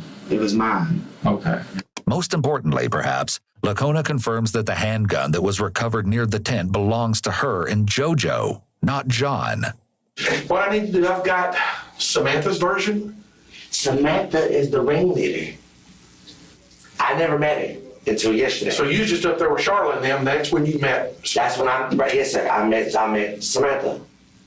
And I met her 5 kids. Mm-hmm. We all left. We get to Walmart. We're at Walmart for a little bit. All of a sudden, Octavius Rhymes walks up to me. He said, "Man, I gotta go." I said, "Why?" He's like, "My mom just called me and cussed me out, telling me I better get the damn car home." So I said, "Well, let me go find Jonathan real quick. Let me ask Jonathan if he can give us me and my wife a ride home back to your house." When Jonathan took me home that afternoon, though, Octavius was home. Octavius ended up leaving with Jonathan. They left together. Me and my wife stayed home. All of a sudden, around after 7 or 8, at last time, they showed back up. This time, they showed up with Octavius, Jonathan, Samantha and her kids. Jonathan pulls me to the side. Say, cuz, I need to talk to you. I don't know what's up. He's like, look, old girl, talking about Samantha. He said, Samantha wants us to, do something. And he wouldn't tell me full details until we went to the place. All of a sudden, he tells me, he said, look, I just need you to stand guard. JoJo describes what is called a criminal conspiracy between himself and John to commit the crime of kidnapping. Another important revelation is JoJo's claim that Tay was a willing participant in the conspiracy, despite Samantha's and John's initial reluctance to implicate him. It turns out that old Cuz was actually Tay all along. Let's hear it straight from the source. Meet Octavius Tay Rhymes, whose identity Samantha and John attempted to conceal initially. Tay had requested a meeting with the Titus County Sheriff's Office with the intention of getting a deal in the works. However, Tay was informed that he'd need his lawyer to handle the negotiating with the DA's office.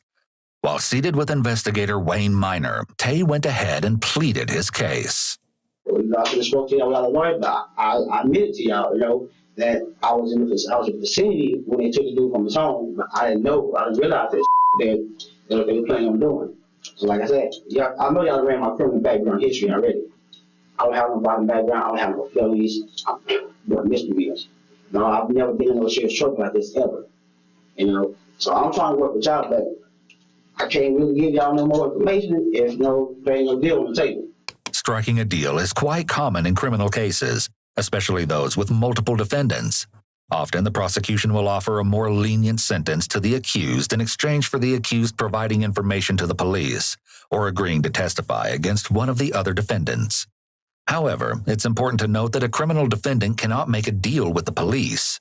Only the prosecutors are authorized to make deals with defendants. Therefore, any sort of deal that the police make with Tay wouldn't have any legal effect, unless, of course, such a deal was approved by the prosecutor's office. I stayed downstairs the entire time. But she whistled. That means she was downstairs. Because like I said, me, Octavius, and how'd she whistle? Was it like that or? Yeah, like that. That's what I'm saying. She was downstairs. She had to be. But you didn't see her? No. And so who went back in when she did? Jonathan did. And all of a sudden, Jonathan comes back out and says, come here, cuz I talk to you. We walk over here. And he's like, her mom just called, say she's she's sending a friend over to see her or whatever, something like that. He's like, so she said, we got to go. We need to go now. JoJo claims that Samantha told them to move quickly. Records indicate that she called her mother to alert her of the attack. Because her mother's home was an hour's drive from Samantha's, she assumed that would give the men ample time to leave the premises with Dagan. What Samantha didn't anticipate was that her mother would send a nearby aunt to her rescue. There's no way JoJo could have known this bit of information if Samantha wasn't in on the ruse. And so we left. They arrive at a secluded area that serves as their destination. Tay's looking at me, I'm looking at him. Jonathan looks back at us. Jonathan pulls it out, he's holding it. All of a sudden, I tell him, man, dude, you're too close, dude. You finna take the man's life, but you're too close to the road. Tay's looking, Tay's like, man, you really are. He said, it's gonna be loud.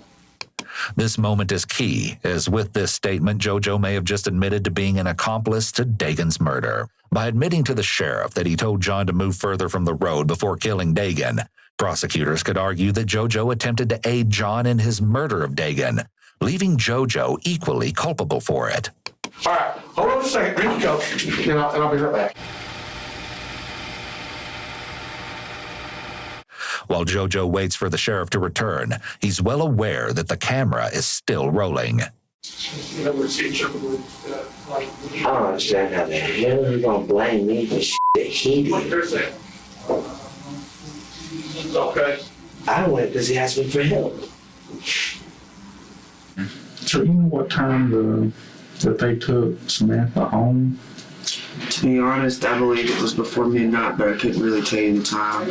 I don't remember the times. I think it was before midnight though, because she was talking about how the kids were getting sleepy and she needed to get to the house. Something about her man was asleep or something, and she didn't want him waking up and getting mad. No question about it, Samantha has been caught in a lie. Cell tower records give us the real story. Despite Samantha's attempts to deceive law enforcement, her phone wasn't near her home until approximately 10:30 p.m. on February 19th, just a few hours before the invasion. A major development in the case occurs just 3 days after the murder of Dagan, though it would be a stretch to say it came as a shock. Samantha is arrested and charged with aggravated kidnapping and murder. In the end, the failed conspiracy resulted in lengthy prison terms for all involved. John and JoJo pleaded guilty the following year, in April of 2016. They received 50-year sentences for their roles in Dagan's kidnapping and murder.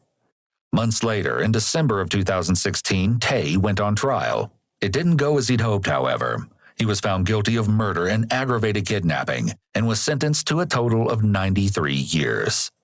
Last but not least came the mastermind behind the whole terribly designed plot.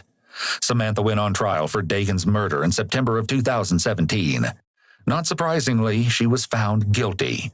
She was sentenced to 99 years. In addition, she received another 50 years for the kidnapping to be served consecutively with her murder sentence. To this day, it is still unknown who pulled the trigger and killed Dagan. Really? Then why did the black dude get the most sentence? I mean, the highest out of the supposed shooters.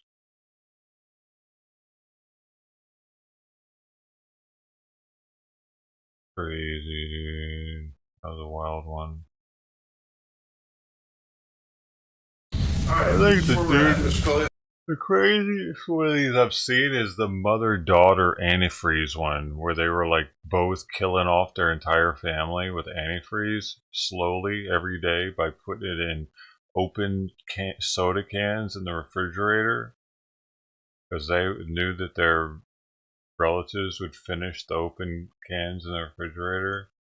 Dude, their family members thought that they were so close, they were so like tight knit that they were willing to finish opened sodas in the refrigerator. I would never do that. I'm never like, hey man, you're my brother, fuck it.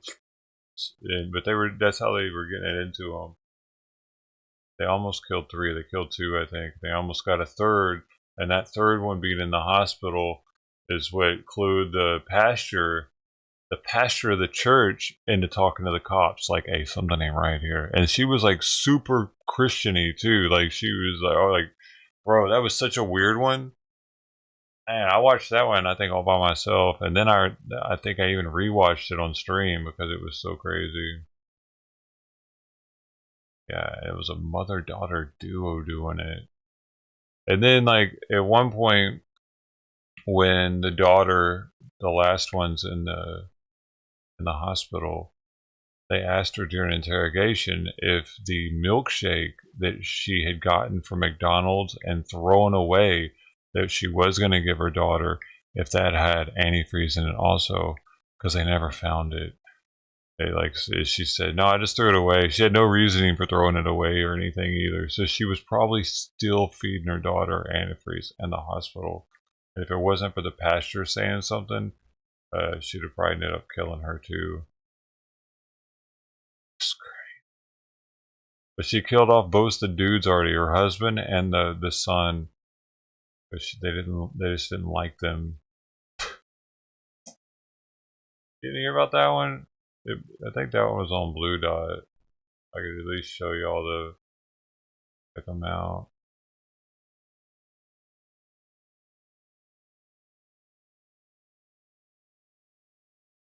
Wait, what's going on in Paris? Are they popping off now?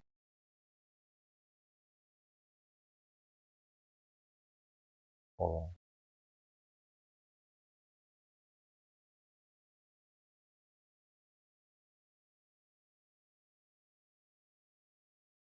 It's just spinning. Whatever, I think I showed up right when the fucking person Went down. Okay.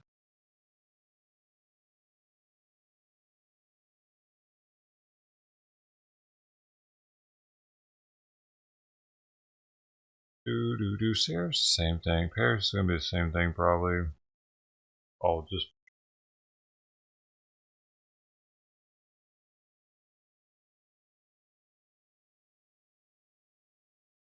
blue dot. That's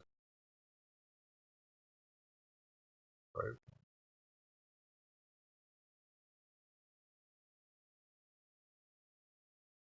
Blue dot. Maybe. Man, I can't remember where it was now.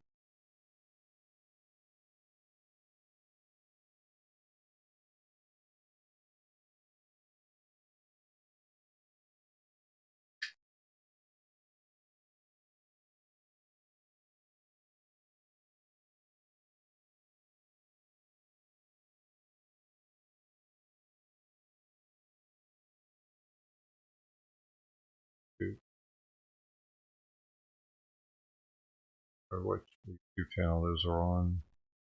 Hey Kelly.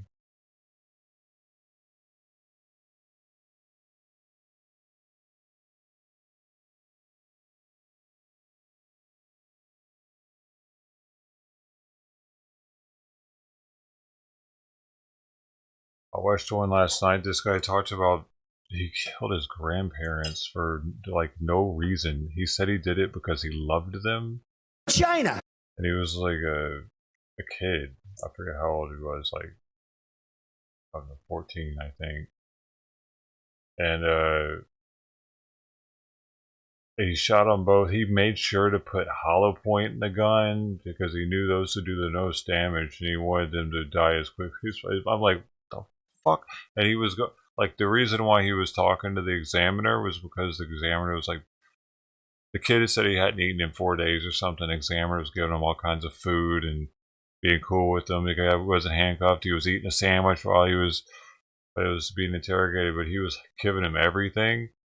And what made me think about it is the poisoning thing. He was like, if I'd have just waited a day, I would have had the perfect way. I could have done it. I wouldn't have made a mess. I wouldn't have gotten caught. And the examiner like asks him like, well, okay, what? And he's like, nicotine poisoning. And he goes in. He doesn't broadcast what the exact steps are, but apparently the kid goes into the whole spiel of how to nicotine poison somebody. What the fuck is going on? And this wasn't even a new case. Let me see if I could get it on the history. It'll show at least how old that was. This one.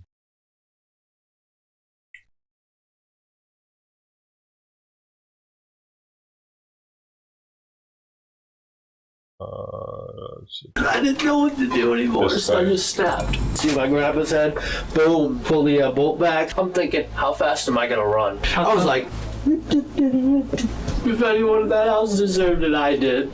He just dropped, and I heard blood just pouring out of his head. He's assaulted me before. He's done so many different things wrong to me. My grandma looks over, and she's like, what's going on? Boom. This is an emergency. We noticed a window off the side, and one person went. Yeah.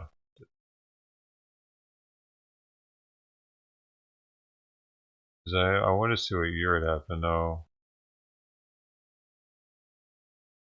Oh, he has a grandson that had lived with his grandparents since he was 4 years old too.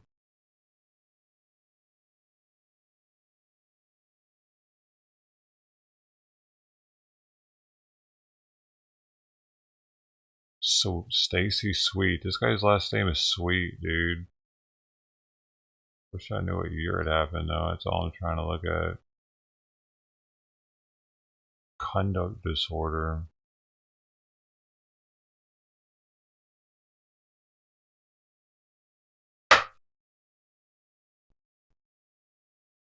Boy, I wish there was a year on this one, but it's not anywhere in here. Maybe it's down here.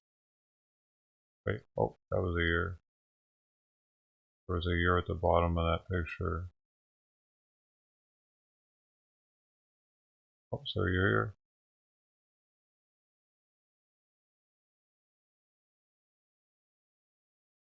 Why isn't there a year anywhere? This fucking sucks, dude.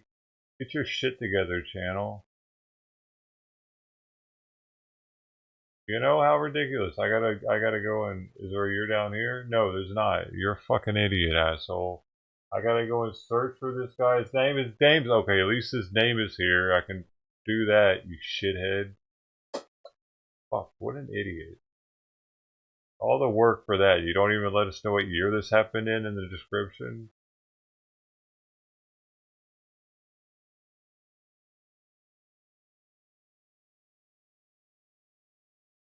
$2018. No.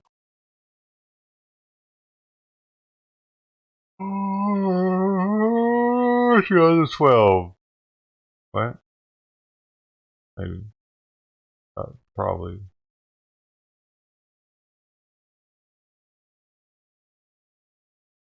He received a new sentence and became eligible for parole? What?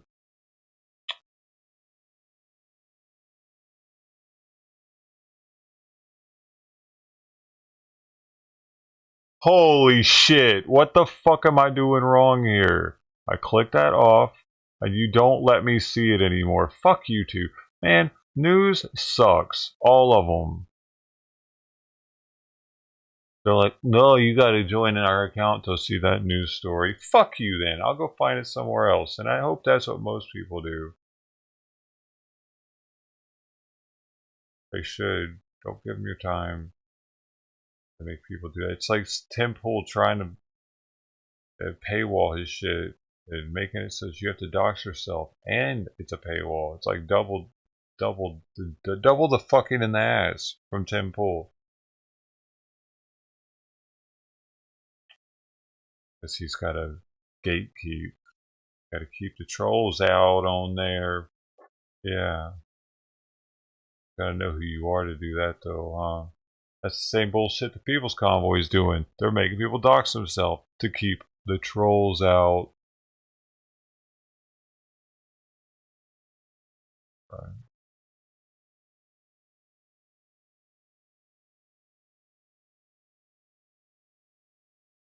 Like, dude, you got companies like Samsung and Sony and shit and T-Mobile having data breaches and all the records getting opened up. And you don't think you got some Antifa motherfuckers that are looking at them, or you know what I mean, trying to like the trannies that know how to code are looking at that site trying to figure out how to crack that bitch right open? You trust Tim Pool? This fucking Surge motherfucker, he's got can barely even end the stream right. Yesterday, he cut it off acting like he got the final word. And he got, oops, sorry, Tim. Like the Homer Simpson going back into the bushes.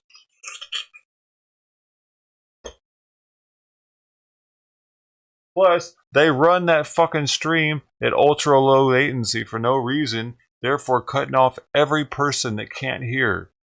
And you think he doesn't have deaf people trying to watch this stream with 40,000 people watching, and Surge being the technological guy doesn't fucking tell Tim, hey, you know, all we gotta do is add another 5 seconds on our stream's delay and all the deaf people of the world can watch. He'd have 5,000 more viewers per stream probably. Because people can't, and not just for the deaf people, for the people that just like having closed captions. They can't have that because his dumbass crew and him have it on ultra low latency for no fucking reason. I got a gripe about this every day in case one of the people from his stream are in here. You know, any of them. I got a lot of new followers on Rumble when his stream went down, so I think that maybe they're there, man. And he has to have hate watchers on Rumble because they can say whatever they want over there. I mean, they can do that on YouTube anyway, but nobody sees it on YouTube. There's too many people in chat. It flashes by. Rumble, it'll stick there for a little while.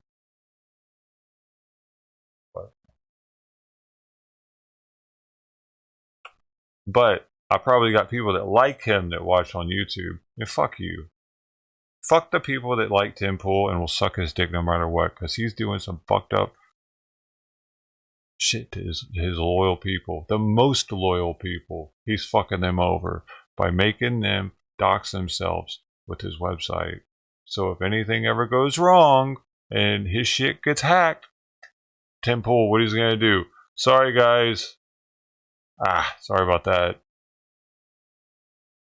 I don't trust his security to be top notch. I'm sorry. He can't even keep people from swatting his fucking house. He can't even keep people from swatting his house. He can't even call the fucking police office, the department, and be like, hey, I'm kind of famous and this happens. So could we not let it happen so much, maybe? And you see it stopped happening. That was a publicity stunt in the beginning. He was letting that shit happen because he doesn't give a shit about security. He'd rather have the publicity. He might even let his shit get cracked a year into it, so it'd make like national news. Timcast's website got hacked and all the users' information got dropped. That'd make international news, maybe. And he'd get like 50,000 more followers, possibly. But he'd have upgraded system at that point with they'll also accept crypto because he's going to try to make crypto pumped in too, because it'll be that time finally that it's doing its thing and everybody's trying to make it pumped in. Fucking guy was trying to make it pump last night. Did you hear him? His whole crew stopped for like 5 minutes to talk about Bitcoin and how great it is, yet he doesn't accept it on his own website.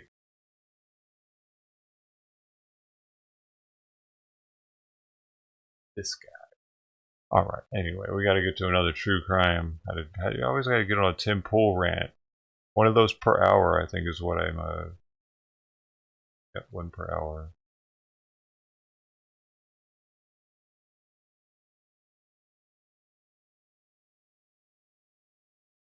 Damn, I mean, they act like they're the pinnacle of YouTube greatness. So you call them amateurs.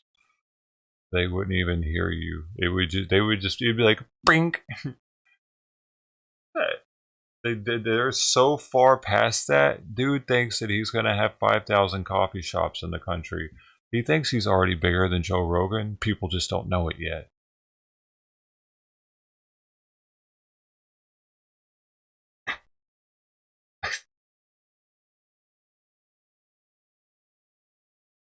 You think with Joe Rogan, you see the difference?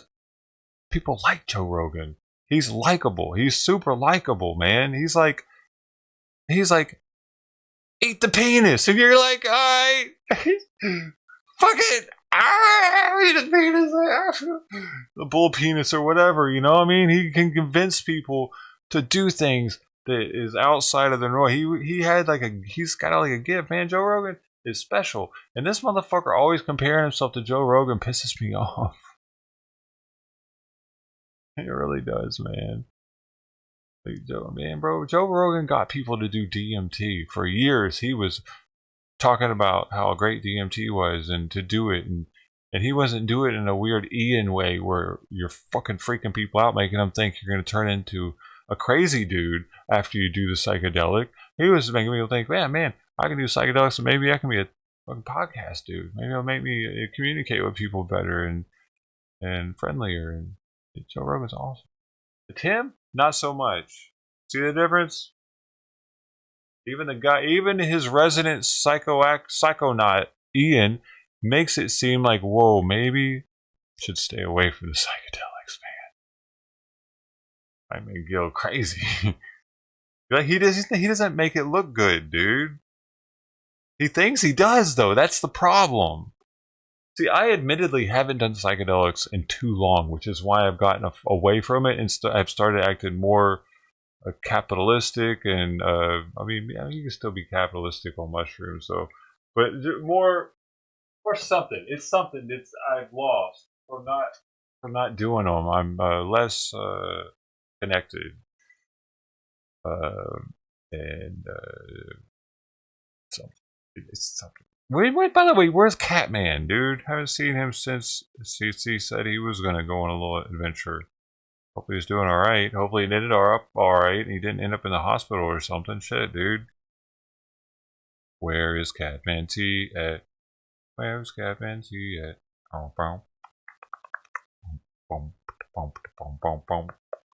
He hasn't been back since, dude. At least 24 hours.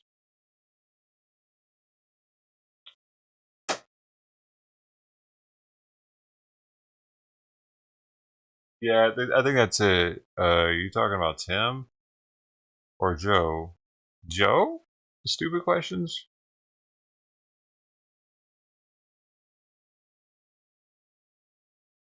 I mean, they both get good guests on. I think Joe gets better guests. There's no way that Tim Pool could get some of the guests Joe gets. Right. Like, let's see Tim Pool get Russell Brand on multiple times.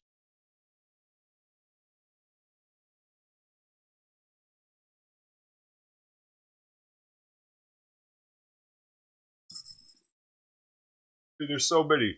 There's so many that Tim couldn't get. That it's ridiculous. The type of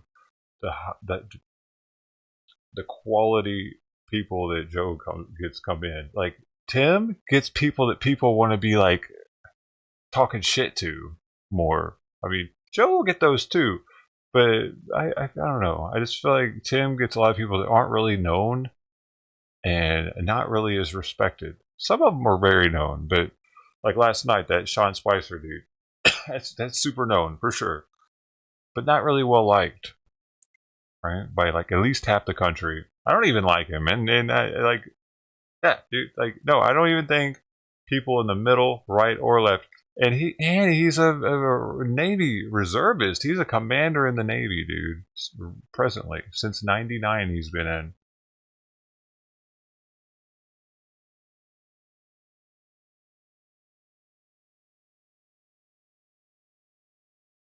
I can't really like any of the press, the White House press secretaries. They're professional bullshitters. They don't tell us what's really going on. I get that that's their job. That's what they got to do. But they chose to want to lie to the American people over and over and over.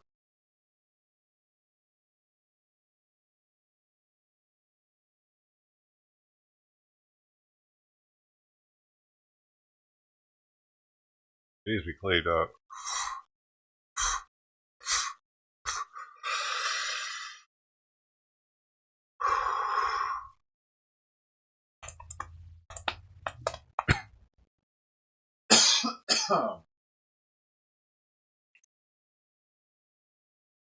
Yeah, Joe. Yeah, yeah. And plus, Jesse is way cooler than Serge. Jesse used to be much more interactive, also with his streams. What happened with that? Never see him anymore, even.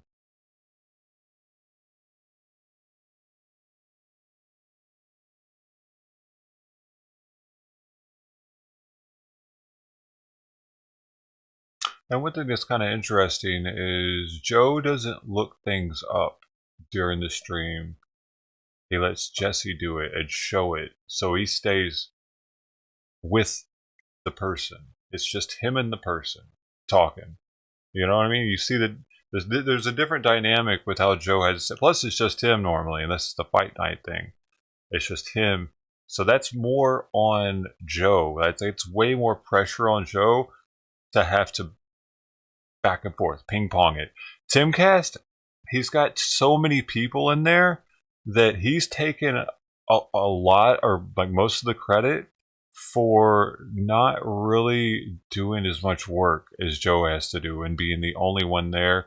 And then he'll get Jesse to look stuff up for him, but still he has to be the one that's like pop, pop, pop, pop, pop, pop, pop, pop. And that's much more impressive to me than having all these other helpers in there with him, like Tim does, to be able to pop, pop, pop, pop, pop, pop. That's easier, dude. That's way easier. It's just like the same thing between having one person in chat to talk to or having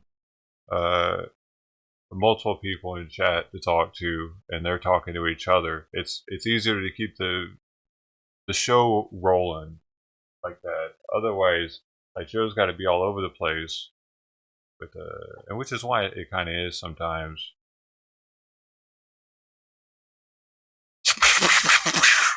I see people coming and going in here, and you know what that makes you think? They gotta go stick their dick in the hole in the ground in their backyard and try to find a worm what they do is they put it in there and they try to get like a little worm to crawl up their urethra, because then they save that for later and they eat it. It's a specialty in Iraq, but that's only if you own a camel, because then you're able to get to the hole and back. The hole isn't just in the backyard, it's like in the backyard. That's backyard. Yard is another term for desert. There you go. That's a little Iraqi history for you. My stomach's grumbling.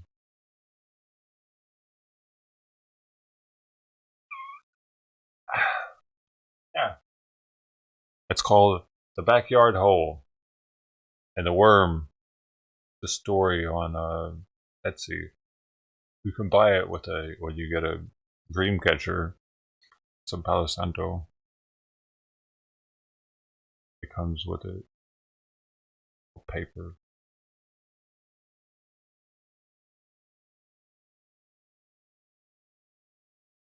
Possible tea box today. That's a possibility. Oh, man.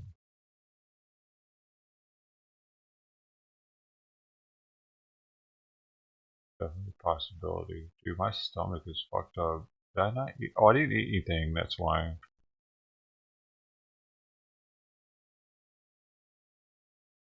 Thawing something out right now. Ay. That bubble gut, dude. I get it. I don't have any true crime on. That's why the people aren't trying to stay. To listen to people killing other people. That's their favorite thing to do. Those people, it is. That's the most important.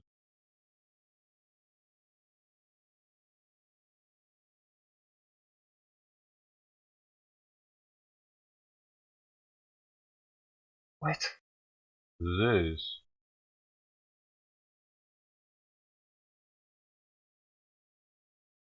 A mass killer or murdered 8 for a My Little Pony character. It's only 21 minutes. Doesn't even make sense, dude. I'm giving up the business.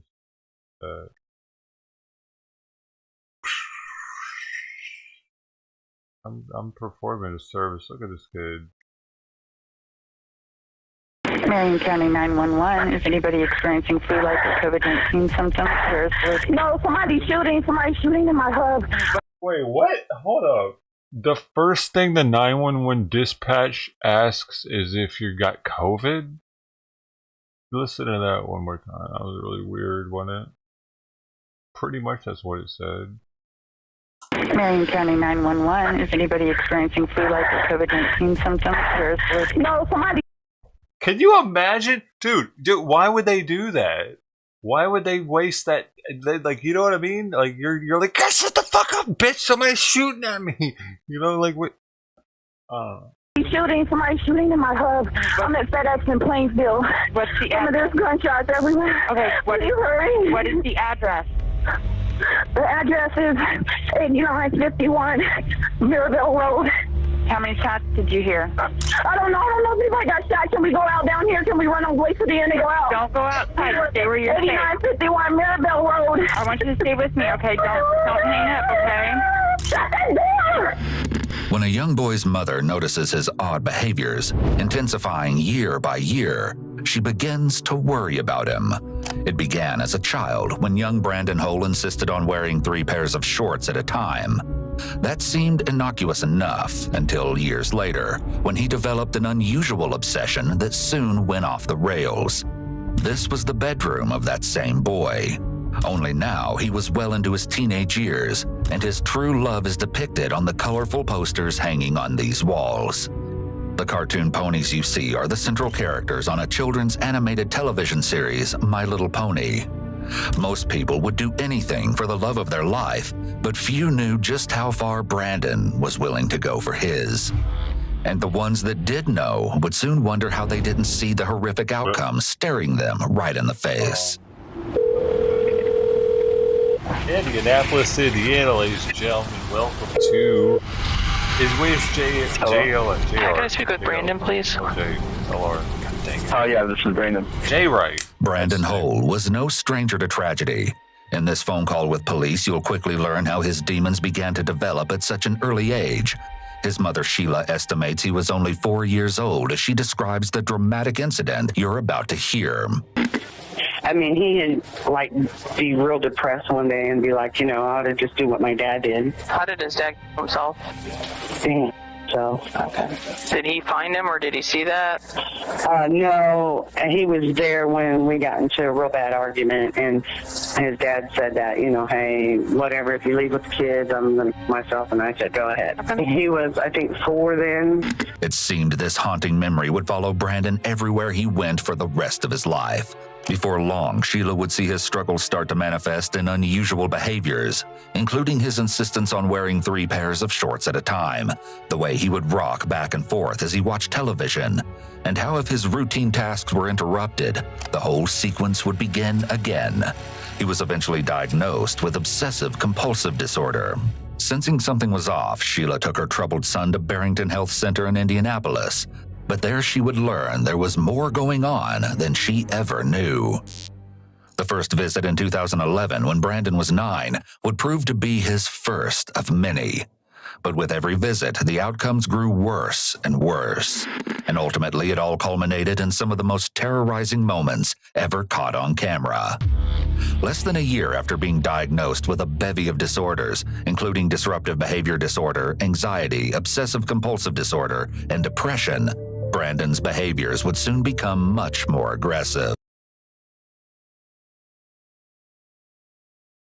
That's part of the fucking problem.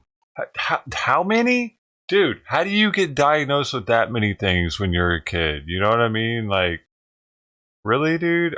Can you imagine, like, the kid knowing all that? He's like, I'm all this. Like, oh my gosh, I have no way of making it in the world. You know, like, I don't know, it's just a little... Back in the day, a kid would have, like, one thing, hyperactivity, or ADHD, or, like, maybe depression. I don't know. Like, that wasn't even really a thing they were diagnosing kids with back then. It was mostly ADHD they were diagnosing kids with, right? What else was it? Bipolar, I think, is what it shifted to after that. But all that stuff, he'd feel like, what chance do I have in the world if he knew it? If he's like, if maybe there's a counselor telling him, you've been diagnosed with this. We're gonna work through this. I don't know how that works with someone that age. They know, probably. Thanks to his ever-increasing temper, his mother took him back for another visit 1 year later. As it turned out, his mother's fears were no exaggeration, and the medical records are damning evidence that prove it. From excessive lying to disrespectful behavior, Brandon's temper was now only part of a growing list of concerns. But for Brandon, it was just the beginning. It's May of 2013. Brandon is 11. A police officer was dispatched to the home Sheila and Brandon shared with Sheila's boyfriend, Keith Larson. According to Keith, he and Brandon were engaged in a water fight, and when Keith sprayed him with the garden hose, Brandon flew into an unexpected rage. He'd locked himself in the bathroom where he proceeded to destroy items inside. Sheila alleged that she picked the lock, after which Brandon left the bathroom and Sheila became his target. That's when Brandon snapped. He punched and slapped Sheila in the face multiple times, kicked her in the legs, and bit her on the forearm. She followed as he ran for the kitchen and grabbed 2 table knives out of a drawer, then, in a mad scramble, charged at his own mother. He trapped her in the family room and wouldn't allow her to leave.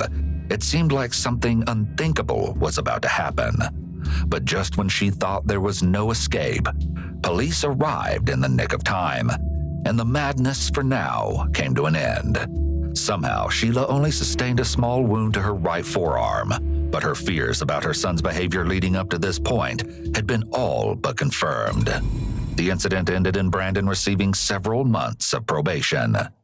After that incident with his mother, everything continued in the same direction, and every year, Brandon would ascend another step on that stairway to madness. He quit school in 2014 and never got beyond the 6th grade level. He stayed home, his depression ever present, and isolated from the world, worsening his condition. It seemed to manifest in his chilling search history. You've already learned about his obsession with My Little Pony, but while left alone, Brandon had been researching something far more sinister. In 2015, Brandon was assessed by the Riley Children's Foundation. His search history included an obsessive interest in mass shootings. He told the assessor that, quote, "I feel bad for the victims, the families." When asked if he could put himself in the shoes of the perpetrators, he denied it, saying, "I don't want to waste my time doing something like that. It's a hassle," and that he wouldn't want to cause families any trauma. Chillingly, the assessor concluded that Brandon seemed to empathize with the victims, despite the fact that he also admitted to sharing memes and jokes about them with his friends.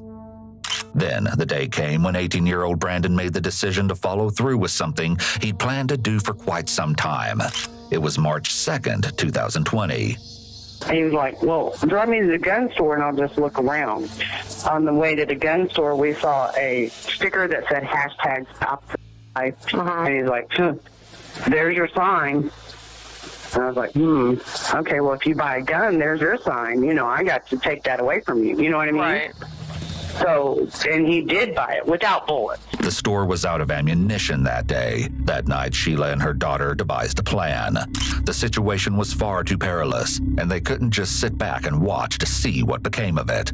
They had to act. If not, Sheila feared, perhaps Brandon would follow through and take his own life, just as his father had done several years prior.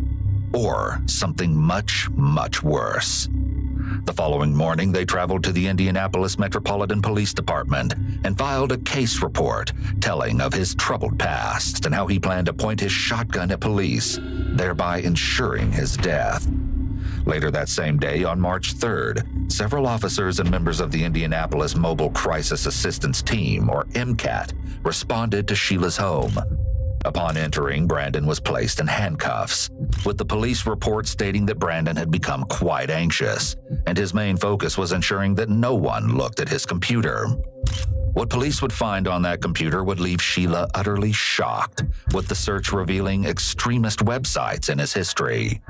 At this time, Brandon's gun was confiscated under Indiana's red flag law. When Brandon was taken to Eskenazi Hospital for further assessment, she hoped he'd be put on a 72-hour hold. But instead, somehow, he was— Bro, his last name's Hole. That's horrible. Was the quote, dude, Tony? I didn't see it. Brandon Hole. And on his ID it says Bran Hole.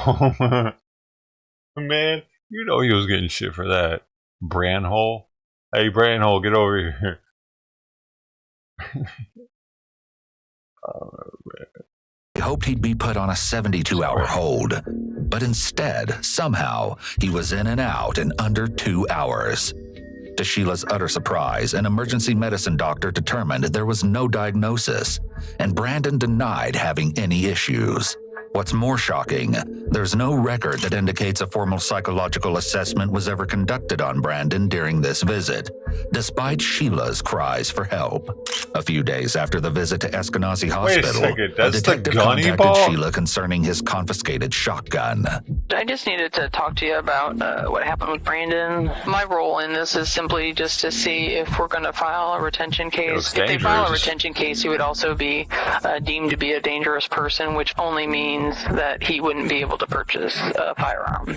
This isn't a criminal record, and it's not, you can't even see it. Like if somebody were to search for criminal cases and stuff, these cases don't go into there because they're just civil. Once they get filed, like if I needed to check on one, I can't even do it. I have to send an email to the prosecutor's office and ask them to look because they're the only ones that can access it. So to see like what the status of it is. Then, when the FBI visited with Sheila the following month, they would unknowingly add fuel to the fire. An agent, along with another officer, visited Sheila's home and asked to meet with Brandon. When the agent asked Brandon what he planned to do with his life, Brandon replied that perhaps he could join the FBI. In response, the agent made it clear that wouldn't be an option for him. Perhaps this was the straw that broke the camel's back. It would be exactly 1 year to this very day that Brandon would unleash the inner demons he'd been harboring since early childhood. At the conclusion of the meeting, all intelligence that had been gathered on Brandon revealed the last thing Sheila or any mother would ever want to hear about their own son. Brandon had all the makings of a mass shooter. Some of the red flags... Dude, I think his head shape has something. I bet he was... I bet he was picked on because of his head shape, his stature. He looks really small still for being 18. And his head he looks like an alien kind of.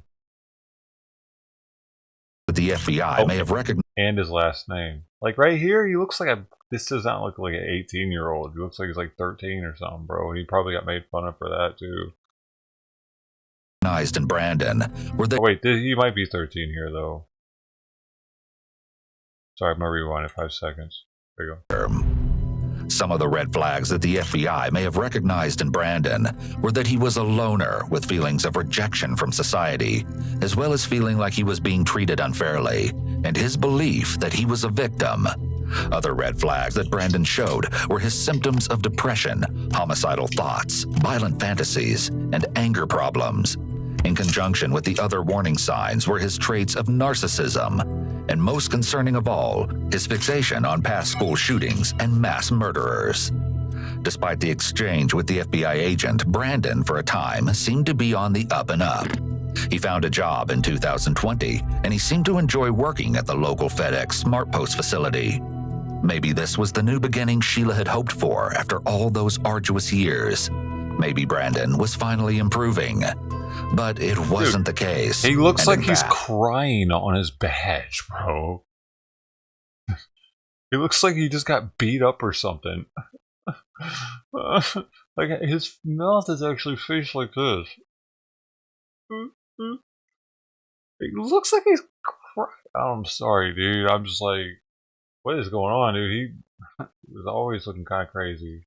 He was only just ascending into peak madness. In the months before he would do the unthinkable, Brandon quit showing up for work. It seemed he couldn't bring himself to get out of bed. By October, his stint at the FedEx facility had officially come to an end. It was mid-March of 2021, and Brandon had moved back to his mother's home. Once again, Sheila had to fight the system in order to get her son in front of a mental health professional before he was finally assessed. Those bullets don't go into that gun that they showed earlier. He had a box of 223 rounds, which would have been like rifle rounds, and those to me look like rimfire 22s, like for a pistol or something maybe. 25s, they look a little bit bigger than 22. It's hard to tell. In order to get her son in front of a mental health professional before he was finally assessed. Multiple pages of notes named a variety of Brandon's conditions, amongst them generalized anxiety disorder, recurrent major depressive disorder. Meanwhile, even while he was in therapy, this is an actual list of the items he was purchasing. As he was making these purchases, he attended another session. All this. Rail sling, foregrip, always like making like a Call of Duty gun or something, dude. Look at all this shit. Vertical grip. Why does he got so many grips?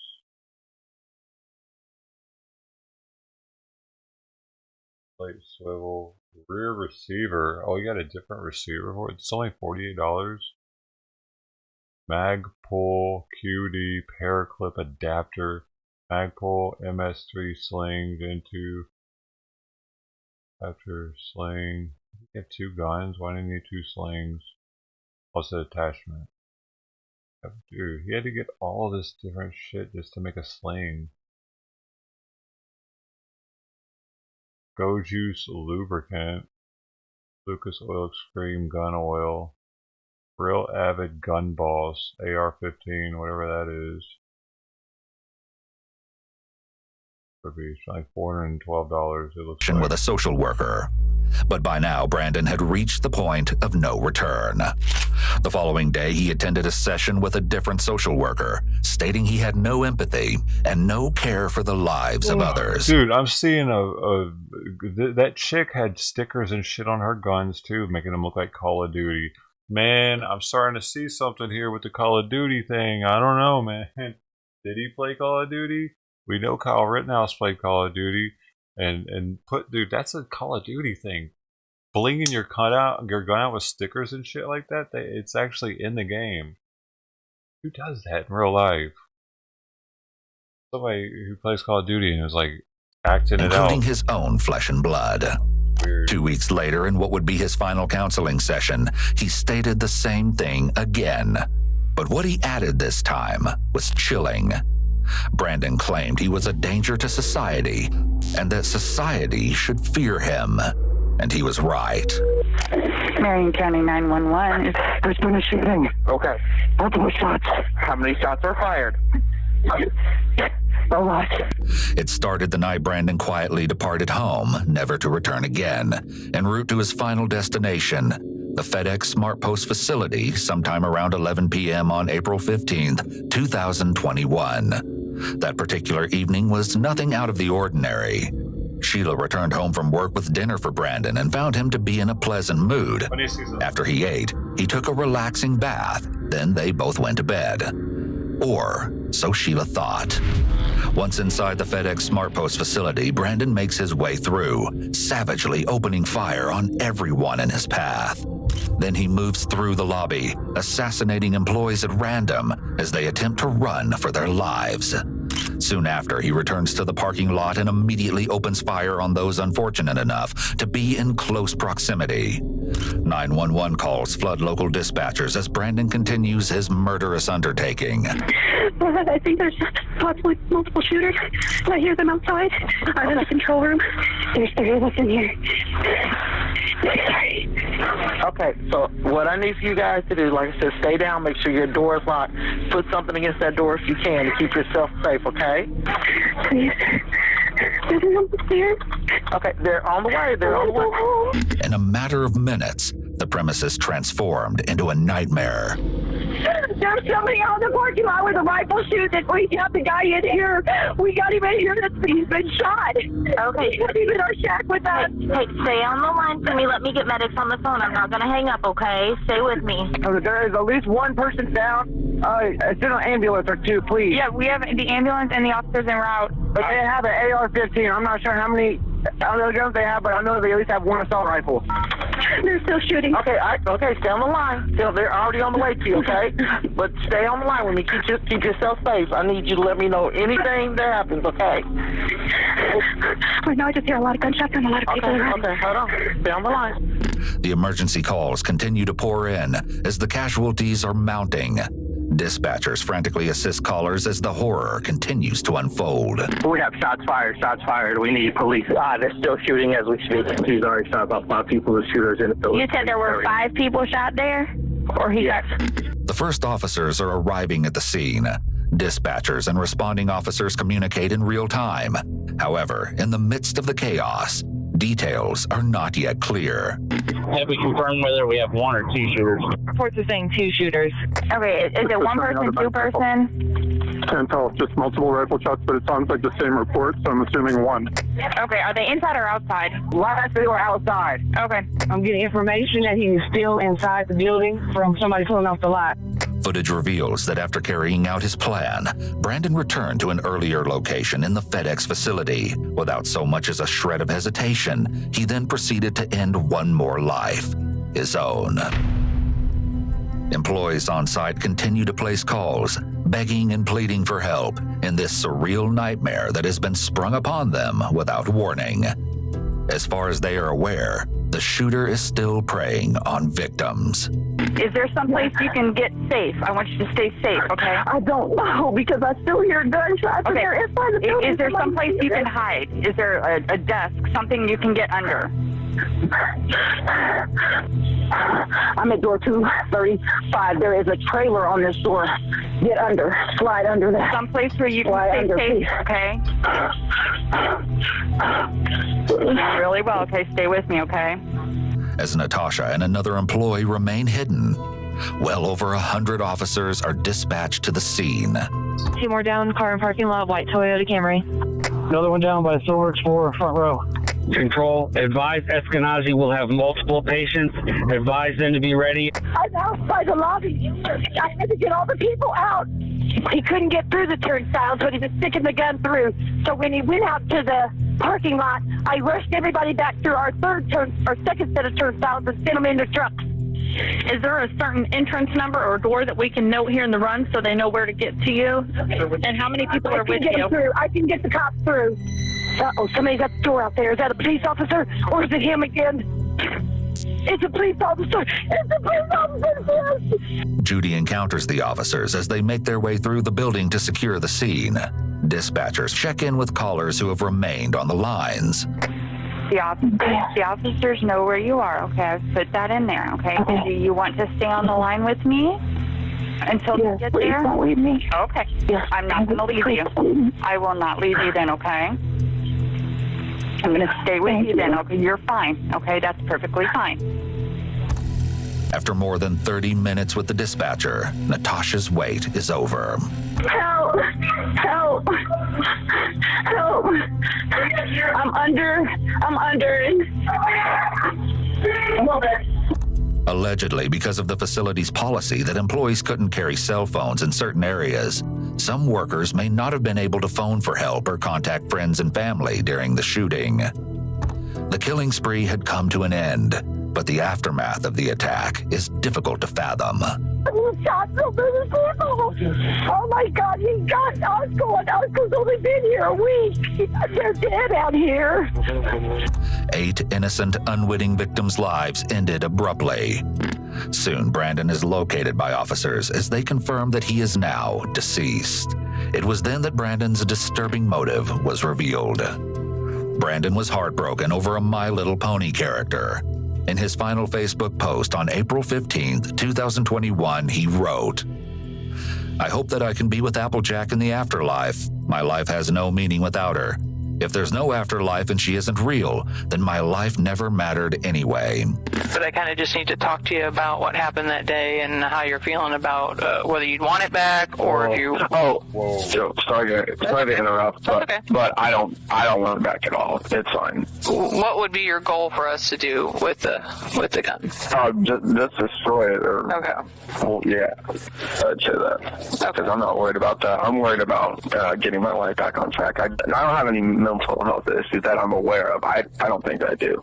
And I wouldn't say depressed, but my feelings to the reason why I got a gun is because I wanted to show my best friend who's really into hunting and stuff. Mainly also for like the fun of shooting it. I mean, if you're getting it back on track, I don't know what it's off track of it unless it's just that you didn't get your high school diploma. I mean, off track. I mean, it's that. I mean, I'd say that. I mean, do you think this, like, not doing anything with your life is on track? I mean, I don't think so. But I also think that could make me sad and depressed if I felt like a failure or whatever, but apparently that's not what you're feeling, so. I just signed up for GED. I'm going to get my GED. I'm going to counseling or therapy, or I'm not really sure what the correct term is. Yeah. And I'm going to try to get my life back on track, and I'm really trying hard. The FBI concluded Brandon's purpose was to demonstrate his masculinity and capability while fulfilling a final desire to experience killing people. It was a moment in time that further reinforced the importance of not only recognizing red flags, but acting upon them too. Those 8 lives that were lost that day ranged in age from 19 years to 74 years, and include Matthew Alexander, Samaria Blackwell, Amarjeet Johal, Jasvinder Kaur, Jaswinder Singh, Amarjeet Sekhan, Carly Smith, and John Weissert. Brandon's mother wants her son to know that when she cries these days, it's not for him, it's for the victims. If she could talk to him today, she'd say, "I grieve those people more than I ever will you." That's crazy, dude. My Little Pony, bro. Wow.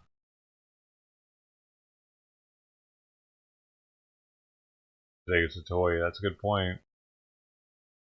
The following. See that. And Simon didn't like me petting him like right here for some reason. Got acid reflux. Oh my God, Santa's alive. I will present this as a Look series at him, of questions and answers. Question 1. How do you prevent Congress from delaying a certification of state electoral votes?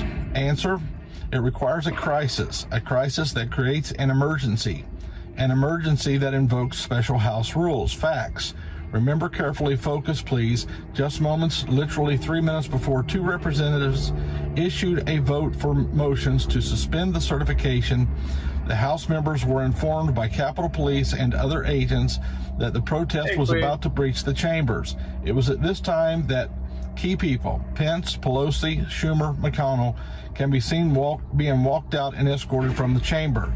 This effectively halted the entire chamber process. Question 2. Why was it necessary to halt the chamber process?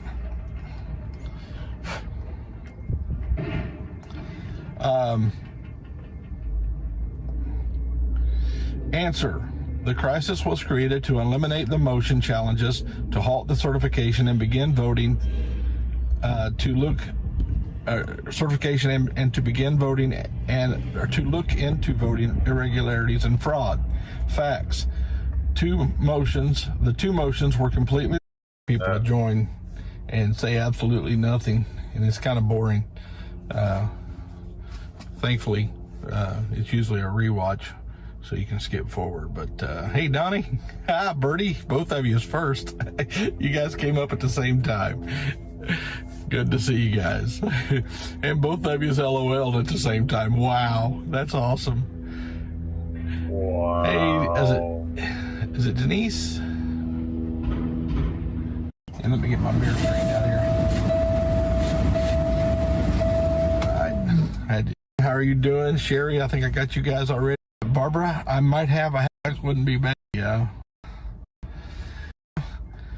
Big, I should have pretty good, it's like 62 degrees here.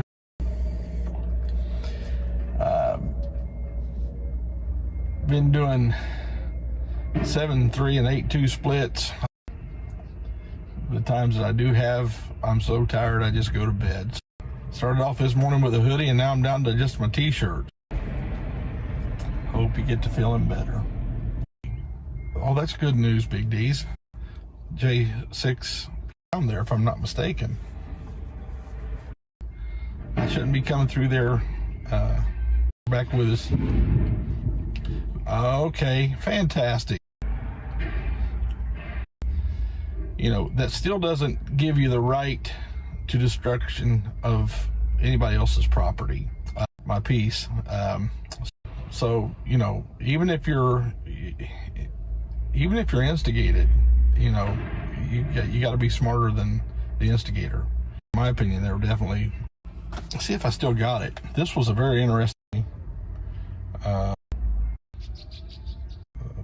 Dennis McCarthy and Tucker Carlson stuff. I don't trust any of them still, but it says the primary of the event he'll come here the basis for the entire that day. All the only way that could be done away with, or to keep their voices silent, or to keep those opposing voices from being heard, thus giving them that legal case before SCOTUS, makes you understand now if this is correct. That's why Capitol Police literally opened the doors and escorted them in. Even had there been no riotous behavior, which again, that comes from, if you'll look back at some of the other videos that I've seen before, everybody was peaceful and quiet until two things. One, the guy runs up and yells or says something to the other guy, and he starts trying to get through the gates. Then when the tear gas started going off and rubber bullets started flying, that's when people started reacting, and in my opinion, misbehaving in a lot of cases, not all cases. But again, you can't allow yourself. We all know what's going on. We all have been doing this stuff for so long that we have watched these guys for so long. We know what they're about. I've told you over and over and over and over. The far. Shut up.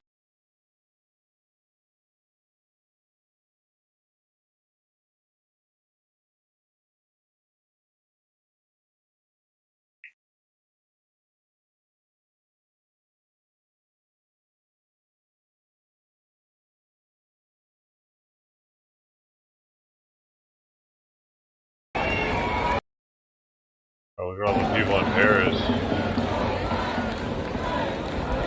Not really doing much over there.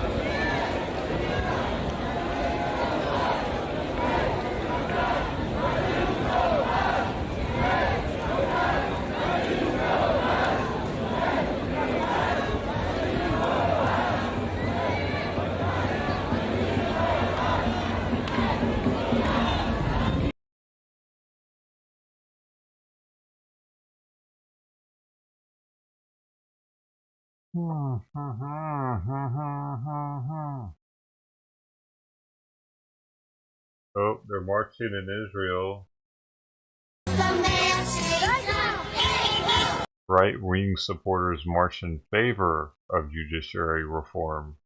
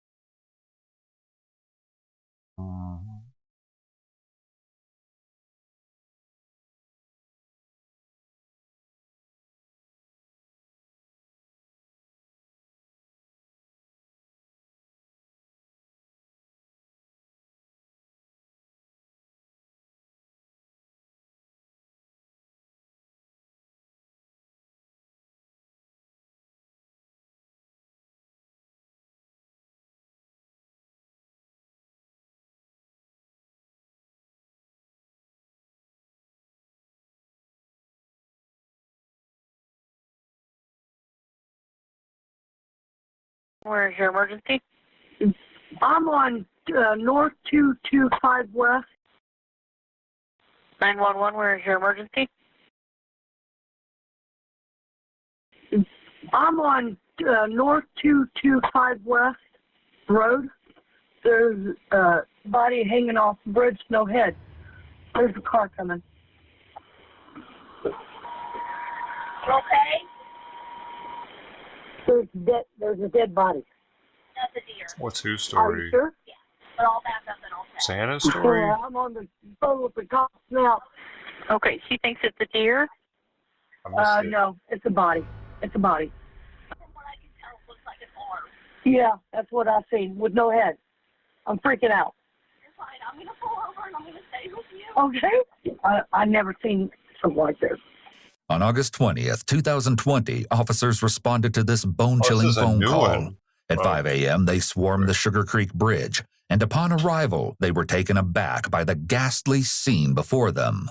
What had momentarily been mistaken for roadkill was a deceased, middle-aged woman.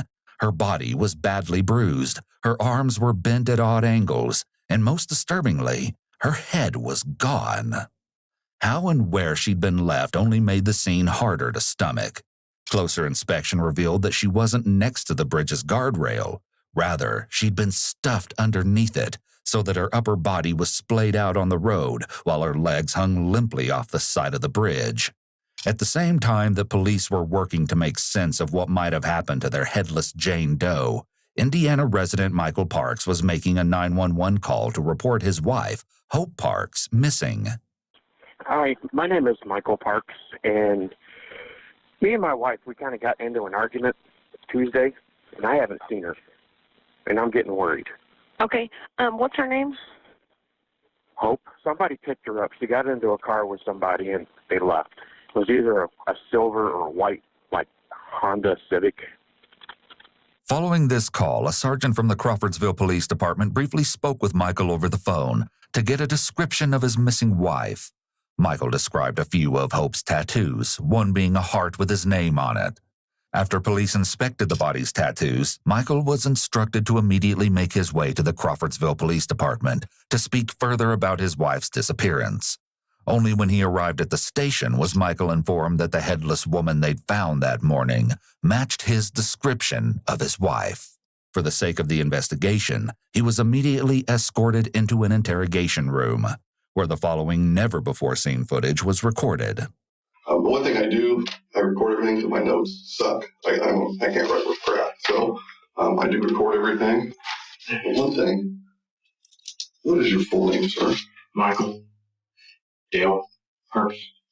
Okay. Interrogation rooms can be scary places, but Michael has been brought into a soft interrogation room. This is highly unusual. These soft rooms are primarily used for victims, usually children. As the grieving husband, the police may have chosen this room to offer him a bit of comfort. However, in most cases, the spouse is the prime suspect until they're cleared. If the police do suspect Michael, the choice of a soft room could then be an attempt to put him at ease. As well, the detective is making sure to alleviate any of Michael's possible concerns by telling him that the recording is for the detective's own notes. What'd you call the police department about? I'm worried about her. You're worried about your wife? Yes. Okay. Why? What's going on? We've been arguing over my son for the last couple of months. Okay. He's in and out of drugs. Can't keep a job. He brought drugs into the house. I kicked him out. I don't want him there. She wants him there. It got to the point where I told her to choose between me or him. One of us has got to go. Well, he left. She's been wanting him to come home. I say no. He got a speeding ticket and the proof of no insurance or whatever they call that. He has the car. It's his car. It's in my wife's name. Oh, okay. But he paid her for the car. He never took the title. I told her to give it to him, cancel the insurance. She never did. So that's how the argument started. In just the first few minutes, Michael has made several assertions that indicate possible control issues. He's cited several instances where he's told his wife what to do rather than communicating and making decisions together. She texted me, asked me if I called the insurance. I said no. I said I haven't had time. You can read it. Okay. Let's see.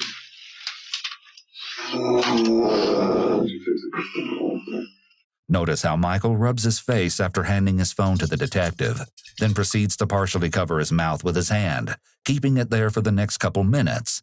Michael is also covering his genitals here. This is a common barrier used by men when they feel threatened or stressed. These gestures convey anxiety and uneasiness, not unusual for someone who's just lost their spouse. However, hiding the face is also typical of someone who might be trying to hide something else. Your son has some drug issues or anything? Does your wife have any alcohol or drug issues? No. Is there anything? I never put my hand on my penis. I pee like this. Michael's answer here is completely irrelevant to the question. Really good at Instead of simply younger. responding with information about Hope's substance abuse, he goes into a rather sudden and impertinent spiel about how controlling she is. So far, Michael has taken almost every chance to speak negatively of his wife, even if it wasn't warranted. As far as very clean. Self-control or controlling on everybody? Controlling on everybody. Okay. Okay. Which I'm used to it. They don't bother me. Yeah, after 25 years, you find your niche. I mean, I've gotten used to it. I take medication. I do have anger issues, but I take medication for it. But I've never done anything. Michael continues to divulge information that wasn't asked for. The fact that he has anger issues, which he takes medication for, clues detectives in on Michael's capacity to become violent. He then feels it necessary to include that he's never done anything violent to his wife. What Michael is doing here is oversharing or volunteering unnecessary and excessive amounts of information. Oversharing is, more often than not, a nervous attempt to convince others that one is being open and honest. However, as you can see here, it often has the opposite effect. It's entirely possible that Michael could be oversharing to alleviate anxiety, as some people tend to do. Okay, so nothing controlled substance, no Xanax or anything like that. Okay. Now, and granted, it's what all families do as well, especially if you're arguing over a kid and stuff. I want to hurt him. I hate to say this and have it on recording, but I do. I want to hurt him. That's why he had to go.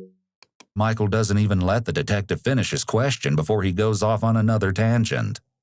This time, he derails the conversation to the topic of his son, John. Admitting to something less egregious in order to appear completely transparent is a common tactic used to gain the trust of others. Would she confide in him or your daughter? Yes. Him. Okay. Me and my daughter are real close. Her and John are real close. She'll do anything for her, which that's what makes me mad. Michael clearly possesses a considerable level of bitterness toward his wife concerning how much she dotes on their son. Not only that, but up to this point, Michael has centered the entire interrogation around how toxic he believes his wife and son are, painting John as the problem and his wife as an out-of-control enabler. If he did have something to do with what happened to Hope, he's just established a clear motive for himself. When she left, you started getting in the car, right? Did you happen to see the driver at all? Couldn't tell, male, female, anything? Frankly, Michael seems much more concerned about their intermarital issues than he does about the fact that his wife might have been found dead just that morning. Has she ever been known to kind of step outside the marriage at all? Is there nothing? No. Nobody from her past that she could run to? We used to live in Illinois. Me and my daughter talked about that. I said, if anything, it's my daughter. I haven't told her yet. Well, and we're still, they're still doing some stuff somewhere else. So that's why we're talking to you to get information. And I actually don't even know what all the officers told you. I'm just trying to get he just overall picture. Told me that the tattoos that I described to him, which I do have pictures of them, the tattoos matched the description. You said earlier you were going to give her till Friday. What made you decide to go ahead and call today? My emotions. I'm very worried. I'm very worried about her. I miss her. In addition to stuttering throughout his answer, Michael appears to break eye contact with the detective for a moment and looks directly at the camera. He seems uncertain in what he's saying. We may have found her. So we're still looking into that.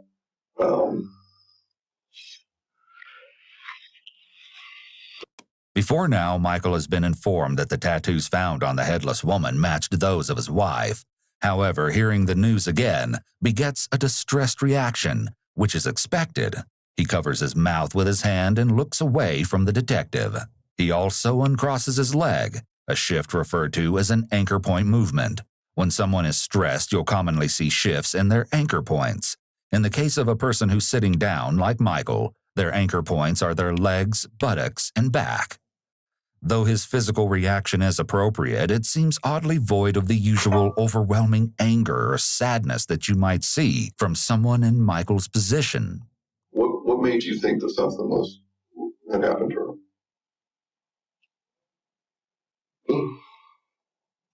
I think it's just stress. I didn't think anything happened to her. It's just worried. I wanted to know where she was.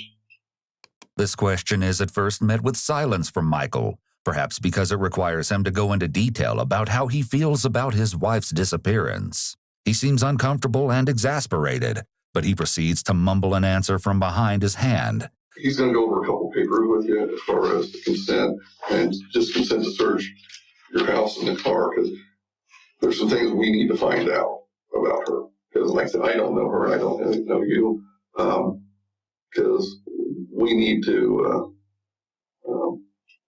find out how she got search her car. Yeah, but I'll go ahead and let him fill that paperwork out. I'll step outside and I'll try to get some more information. Michael's body language is very important here. At the mention of needing to search their home and car, Michael begins to noticeably fidget. He rubs his face and his leg begins to shake, though he seems to catch it and get himself back under control. Michael is then left alone in the interrogation room for the next few minutes. He changes positions and fidgets quite frequently. At one point, he even puts his head in his hands. These gestures signify stress and uneasiness. What we'd like to do is be able to get consent, and we'd like to be able to get that from you. Is that something you'd be willing to do? I can bring you the car right now if you want. Normally, a search warrant is required to search someone's property. It's common knowledge that in order to obtain a search warrant, police must have probable cause, or specific facts that would lead a person to believe that evidence of a crime is located on someone's property. However, it's a lesser-known fact that police can simply ask an individual for permission to search their property. The owner's written consent is just as valid as a search warrant, and officers will often try to garner consent to search from the suspect first, especially in time-sensitive cases, as it saves them a lot of precious time and resources. Okay. I'm going to go over this with you, okay, sir? Are you able to read and write and understand the English language? Okay. So... Note how his hands are positioned. When a person feels threatened or stressed, they'll sometimes subconsciously take up a position that protects or covers their vital body parts. Given the circumstances, he has plenty of reason to be anxious that could have nothing to do with guilt. He might simply be displeased with the idea of strangers rummaging through and taking things that belong to his possibly deceased wife. would you like either a bottle of water or anything? Okay. Also, Michael's shakes are likely spurred on by intense levels of anxiety and shock that he's experiencing. Shaking is a common physical reaction to bad news. During this break in the interview, CPD officers made a beeline for Michael's residence to execute their search. They scanned the exterior of the property before thoroughly searching the inside of the Parks home for any clues as to where Hope might have gone on the night that she disappeared. What they would find in and around the Parks property would only raise more questions about Hope's disappearance. Questions that detectives hope Michael can answer for them. Following the break, detectives bring Michael back into the interrogation room in hopes that he may shed some light on their unexpected findings. Do you know of anybody that would want to hurt her?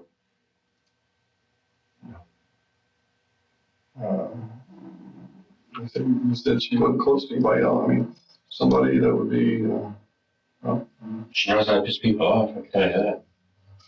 She knows how to piss people off, or you know how to piss people off? No, she knows how. It's chilling that Michael can describe his wife in such a shocking and insensitive way right after she's been found so devastatingly mangled and discarded. Perhaps he's using a bit of humor to cope with his feelings, or perhaps detectives are getting a peek into Michael's true feelings toward his wife. Part of what we were looking for, and we found some blood at your house. Would there be any reason why there would be blood at the house? The question of the blood is sprung on Michael quite suddenly, likely in the hopes that they'll catch him off guard in a lie. This is called a bait question. The detective will carefully observe Michael's behavioral responses to this question. Me? I cut myself. My finger. I smashed my finger. There was some blood located in the garage. That would be when I smashed my finger. I was doing the transmission. And you say you saw the motor and stuff in there, didn't you? Mm-hmm. See the truck? It's a badass truck.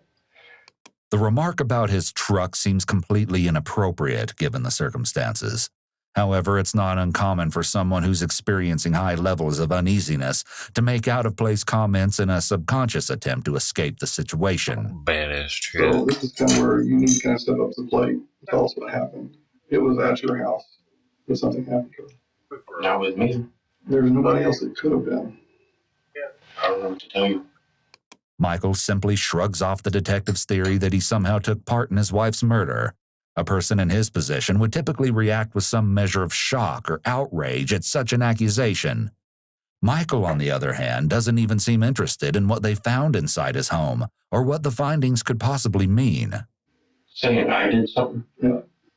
And we're just trying to figure out, I mean, obviously, you're not a bad person. You work, you've got 2 kids with her, you've lived a long life with her. This is a strategically placed pacifier since, if Michael becomes too upset, he might close himself off or request a lawyer. This would immediately end the interview. It's in the detective's best interest to keep Michael open and willing to answer questions. I didn't do anything. I swear to God, I did not do anything. Swearing to God serves a similar function as a qualifier here.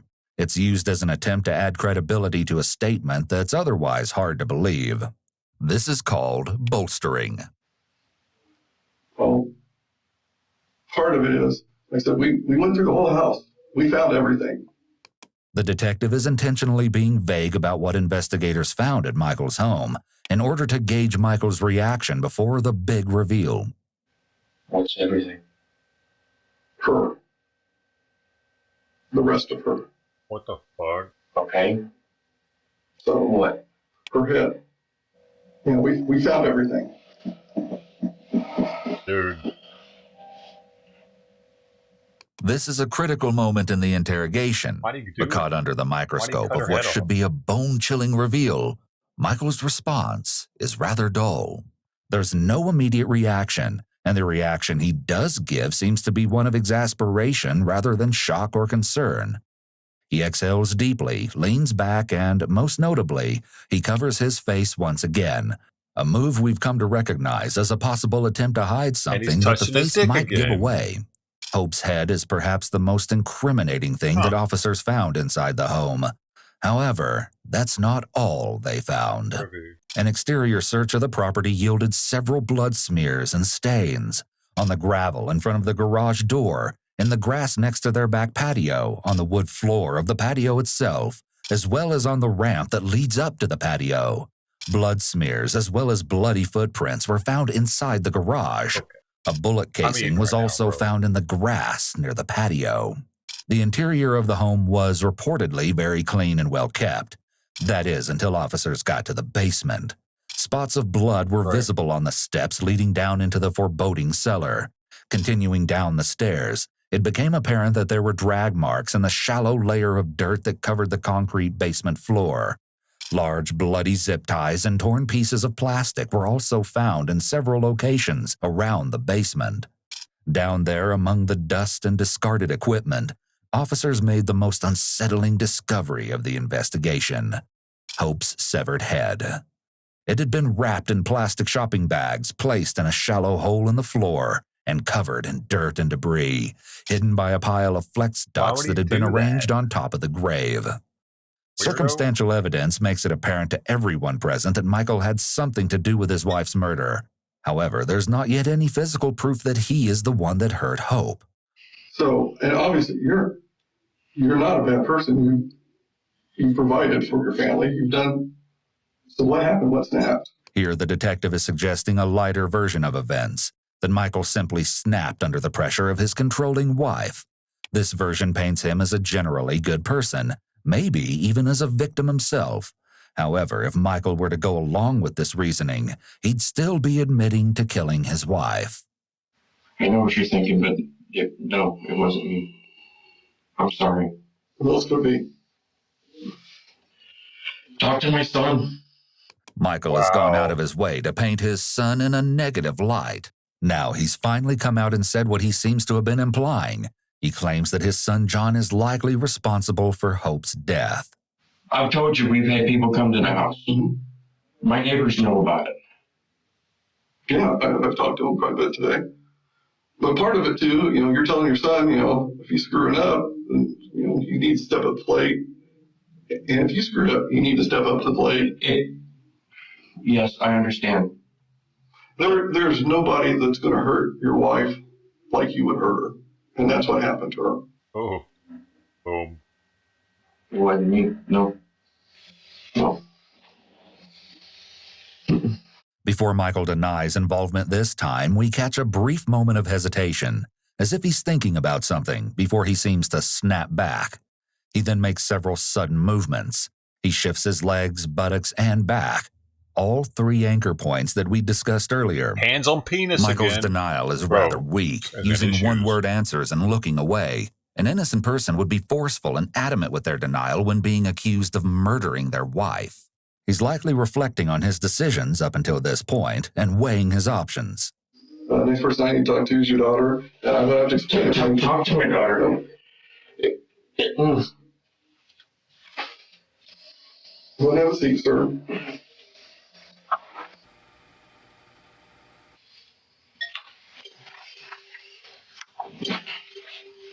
The detective instructs Michael to sit back down to reassert his authority and for safety reasons, as he wants to be able to see him.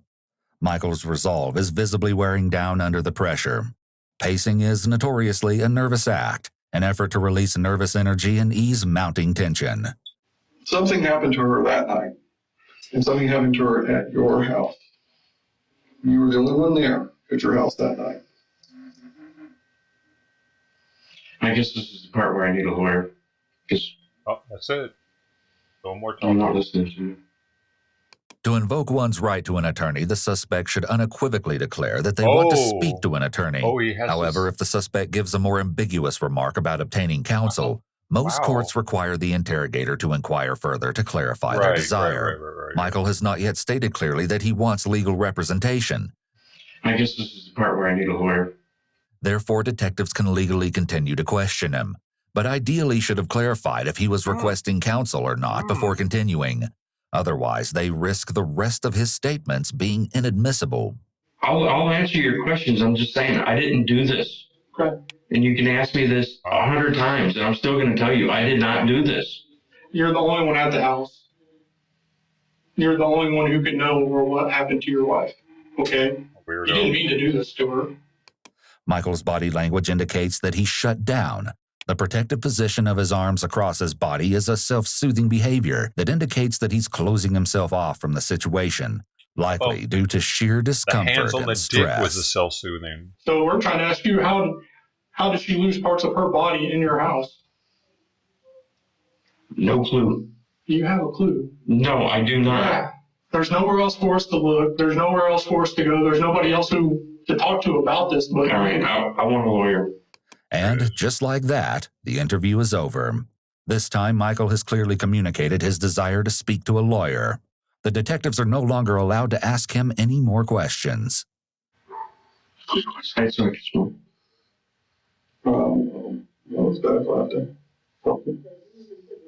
Over the next 10 minutes, Michael attempts to make conversation with the detective who's no longer inclined to speak with him, since the detective can't question him any further. After the detective refuses to allow Michael another smoke break, Michael gets up and begins to anxiously pace the room once more. When he sits back down, he sits on the side of the couch that's the farthest from the detective. This clearly communicates his desire to escape the situation as soon as possible. Finally, the silence is broken by a police officer who has come to put Michael in handcuffs. His hopes of removing himself from the situation are dashed. You guys got this all wrong. Can't talk to you anymore, but Michael makes one last plea of innocence, but detectives are no longer feeding into it. He's escorted to a holding cell by a pair of armed police officers. However, this isn't the last that detectives will hear from Michael. Over the next few days, officers continue to investigate the Parks' home and cars, follow up on potential leads, and speak to the couple's friends and family members. Detectives have lost hope of getting any valuable information out of Michael. That is until 4 days later, when he unexpectedly requests to speak to detectives again without a lawyer present. Wow. Hey there, Mr. Parks. Sure you remember me from the other day? Yes, sir. Okay. This interview takes place the following Monday. It was Tuesday. I got off work early at 3:30. I was home by 4:15. Kids came over. Like I said, that was not a lie. We were arguing, like I said, over my son. I was on the back porch after everybody left. I was going to shoot a groundhog. Why? I had groundhogs in the backyard. I knew it. My neighbor does. Dude. He never came back. Groundhog killer. I went to discharge the gun. I shot 3 rounds into the tree. I went in the house. I was going to clean the gun. I sat at the kitchen table. It went off. It was still one round in it. She hit the floor. She was fixing dinner, and I panicked. I just flat out panicked. I didn't know what to do. In the state of Indiana, accidentally killing someone doesn't make a person guilty of murder. To be considered a murder, the prosecution must prove that the killing was intentional. Therefore, if detectives accept Michael's version of events, then the most Michael can be charged with in the state of Indiana would be reckless homicide. Even then, in order to win a reckless homicide charge, the prosecution would have to prove that Michael was acting recklessly, and that his recklessness somehow led to Hope's death. There's blood everywhere. I covered it up. I picked everything up. I cleaned the mess up. I put it in the garbage. Everything else is just kind of a blur. If Hope's death was an honest accident, it doesn't make logical sense that he would try to cover it up. Typically, when someone has accidentally hurt another, especially someone they love, their first move would be to call for help or to take some action to try to save their life. Michael, on the other hand, didn't even try to correct his supposed mistake.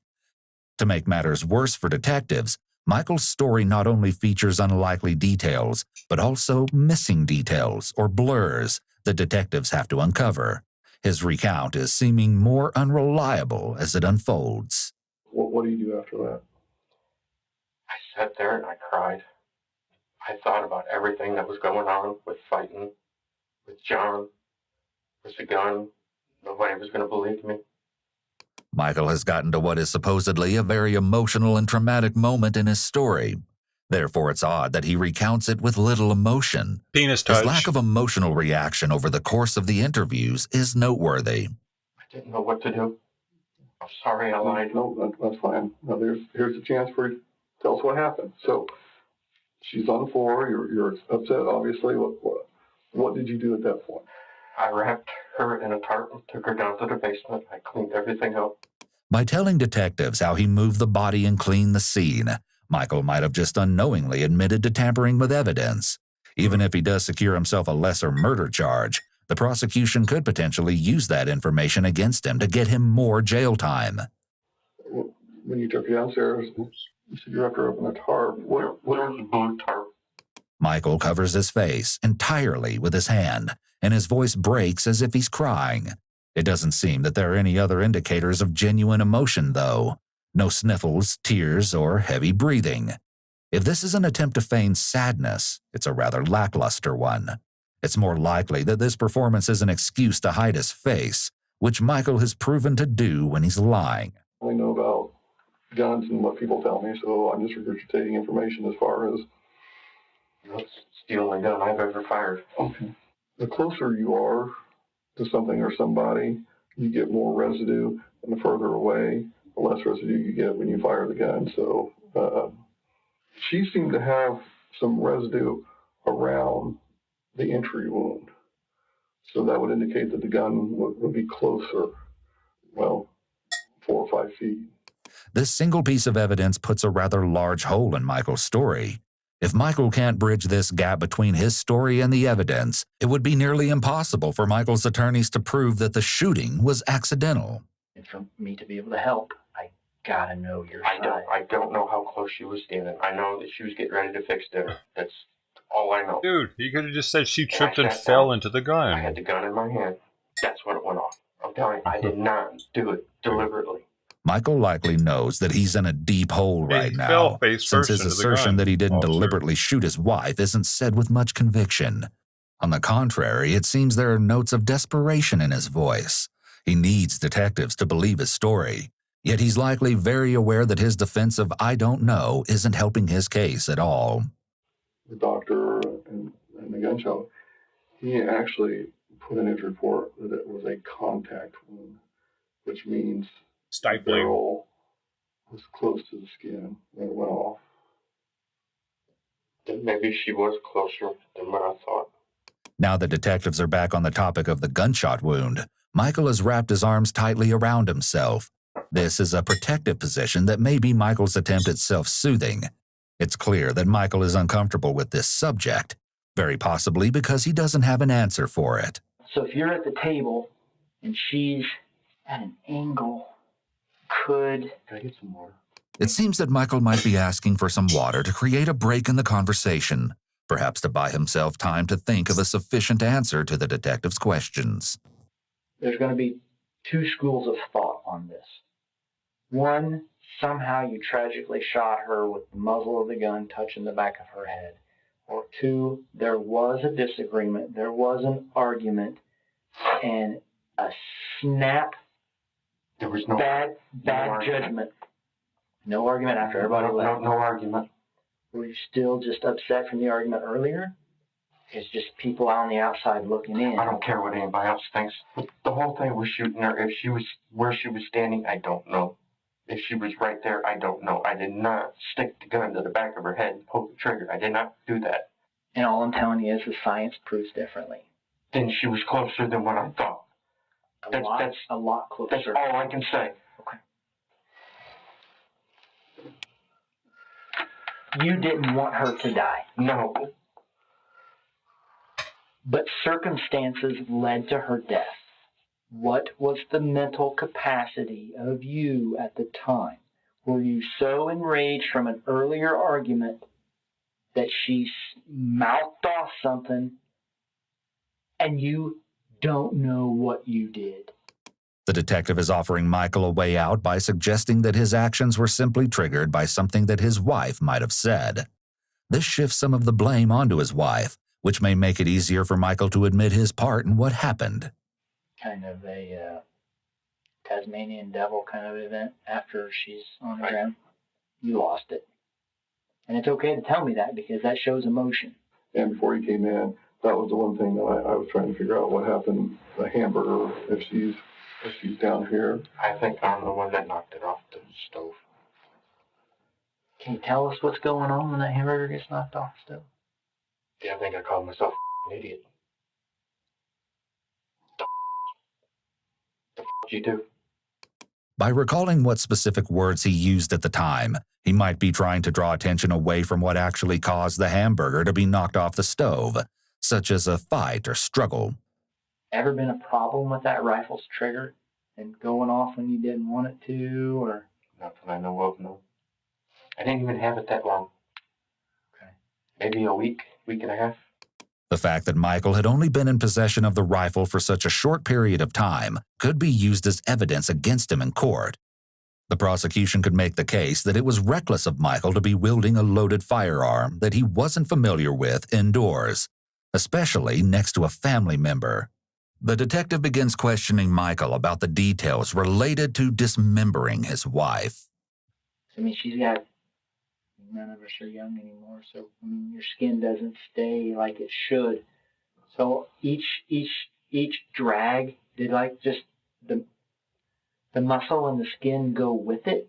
I don't even remember doing that. Don't remember that part. Yeah. And that's the brain again, trying to protect you from typically the goriest, most traumatic parts.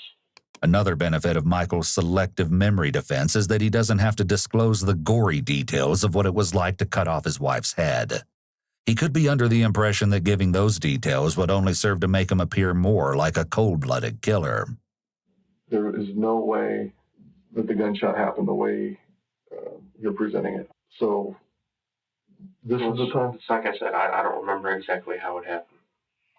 I'm telling you, I did not do it on purpose. Didn't kill her on purpose or didn't shoot her on purpose? I didn't shoot her on purpose.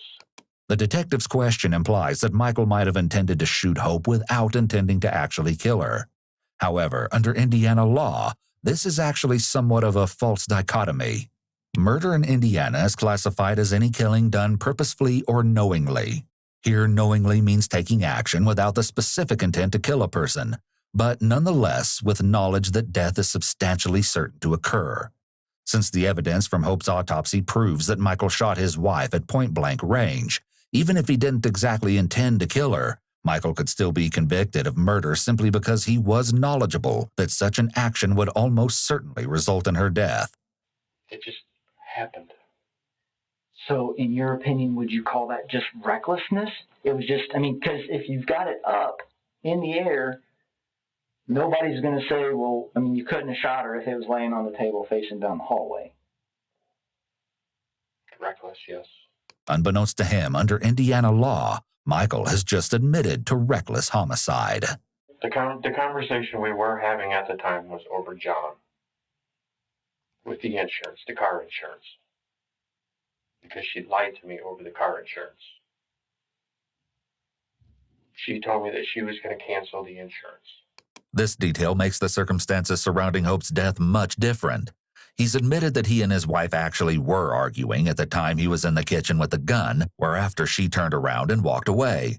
This version of events shows an obvious motive and opportunity for Michael to shoot her in the back of the head. It makes you wonder what else Michael has lied about thus far. Are you a fist-pounding kind of guy when you're mad? You're like, damn it, woman, just do what I'm asking you to do. And the gun was in your hand, unfortunately, at that time? Squeeze reflex? Yes. I don't remember everything. But what you said makes sense. Like I said, it was not intentional. Michael seems to finally be resigning himself to some explanation of how he shot Hope, probably after realizing that detectives weren't going to back down until his story matched the evidence. I just want to know why. Because that's the same thing you're going to want to know. Same thing your daughter wants to know. When your son wisens up, it's the same thing he's going to want to know. I know why it happened, and I can never tell him. I can't do that to him. Because that's the reason why I pulled the trigger. Not intentionally. Again, Michael cites his son as the reason for his plight. However, this is the first time he specifically said that John is the reason that he killed his wife. He quickly tries to backtrack, though the statement implies that Michael is probably more aware of the reason behind Hope's death than what he's letting on. He may have slipped up due to stress and fatigue from the long interrogation. After 4 long hours, the interrogation is now over. Michael is escorted from the interrogation room without further incident. Following his interview, Michael was moved to Montgomery County Jail, where he sat for almost 2 years. He was scheduled to stand trial in front of a jury on May 9, 2022. That is, until investigators made a single haunting find that would spell doom for Michael's case. It was discovered that prior to Michael murdering his wife, he'd been doing online research on the effectiveness of bottle silencers. Bottle silencers are makeshift gun silencers constructed simply from plastic bottles. Not only that, but he'd also looked into whether pillows could be used to muffle gunfire. This discovery proved that the murder of 44-year-old Hope Parks was indeed premeditated, and under Indiana state law, crushed all possibility of Michael receiving anything less than a murder charge. On May 6, 2022, just 3 days before he was scheduled to stand trial, Michael changed his plea from not guilty to guilty and accepted a negotiated plea deal. On May 9th, Michael Parks was found guilty of the murder of his wife, Hope Parks. He was sentenced to 50 years in prison without the possibility of parole. We reached out to Michael through email to see if he would be willing to share his side of the story and answer some of our questions about the case. At first, we didn't hear back, but when Michael finally responded, he stated that he would only participate in a discussion if we met his list of demands, including $300 to be put into his commissary account and for a fan and a television, specifically 36 inches or more, to be shipped to his facility. We did not agree to any of these terms and are still waiting to hear back if Michael will speak with us. Michael is set to be released in 2070 when he is 94 years old. Right around the corner.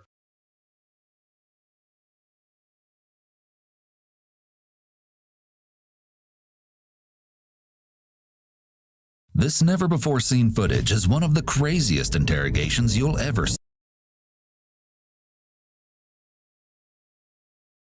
All right, this is where we're at, Mr. Cliff. Doing it today, hey, Haley. I'm doing true crime. Do you see the title? Did you see the title? I see what they're doing at France. They're marching. They're marching, and they're causing a little small fire every now and then.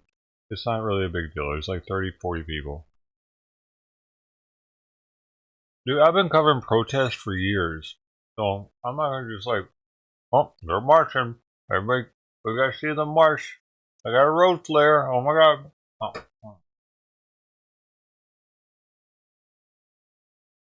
Thanks, so man.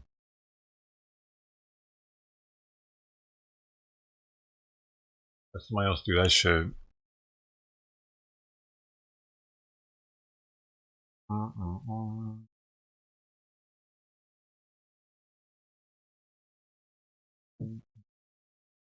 hang out with the Bulgarian guy. He's probably got him on. Crazy Bulgarian. Go hang out with him.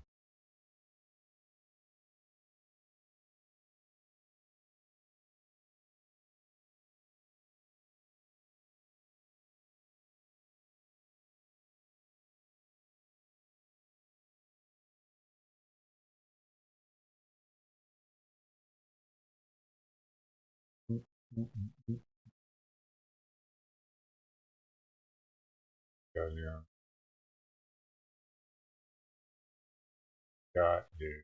What are we, whoa, 25 million views on this one? It must be good. 15-year-old mass killer. The following footage revealing a 15-year-old mass killer has never been seen before. We discovered his dad on the couch. His face was really pale. You were a stone cold killer. 4 people have been murdered tonight. They're dead. You cannot lie to me. I will drag you down with this. What happened? You will go to jail for the rest of your life. I'm looking in the eyes of a stone cold killer. There's no remorse. When Nick Browning and 3 of his friends arrived at his home, they immediately knew something was very wrong. At first glance, the house appeared to have been burglarized. But when they discovered Nick's entire family murdered, no one could have ever expected the chilling and twisted truth behind their deaths. Dude, hold on. The 4 15-year-old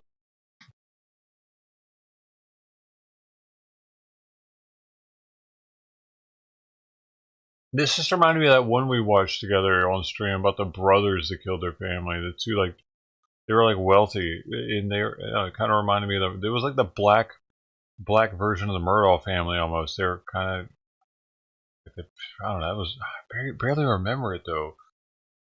Remember I said they tried to drug them first with Xanax, I think, and then when that didn't work, they had to do something else. I don't remember. I vaguely remember it. What in the hell is up with these people that are seemingly they have like decent lives with their parents and they're happy, it looks like from the outside looking in, and they go and like the kid I was just talking about that killed his grandparents that brought him up, and he said he did it because he loved them. Like, man, there are a lot of crazy ass kids nowadays. were Ryan Fingles, Taylor Tewksbury, Alexander Smith, and Nicholas Crazier Nick than they Browning. were when I was a the kid. Boys This is spent some time movie at the mall on the Dude, Saturday afternoon. You know what I'm saying? This is a movie type shit. But that did happen. Remember, there was like a girl. There's a girl too that was molested by her father or something when she was young, or like really badly, and then it like gave her some kind of mental condition to where she was actually dangerous around dudes. Like she acted like a full-grown prostitute or something when she got around men. Y'all seen that one? And then she had to be taken to some special Christian program that rehabilitated her, and like it was apparently really hard for them to do it because he'd fucked her head up so much. There's a documentary about her, dude. You might know who I'm talking about. Dude, I watched it because I was kind of like, what the? It was cause she was like man, he fucked her head up, dude. He took away her childhood, you know. And she was still only like 8 years old or something. Nobody knows who I'm talking about still yet. No responses on it.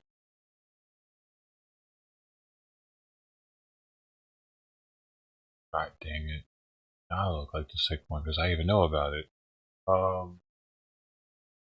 Girl in 70s special program of village. Oh, I spelled that all wrong, but this should coming up, right? No? God, man. I don't know how to find it, dude. Anyway, it was a trippy one, though. Seeing her rehabilitating was also pretty wild because they had cameras on her while like she was in different stages of the rehabilitation because she was such a intriguing and different case because she got so messed up. at his home, they immediately... Anyway, dude, now I really want to find that because they even made a documentary about it, you know what I'm saying? So it apparently, probably studied it in college.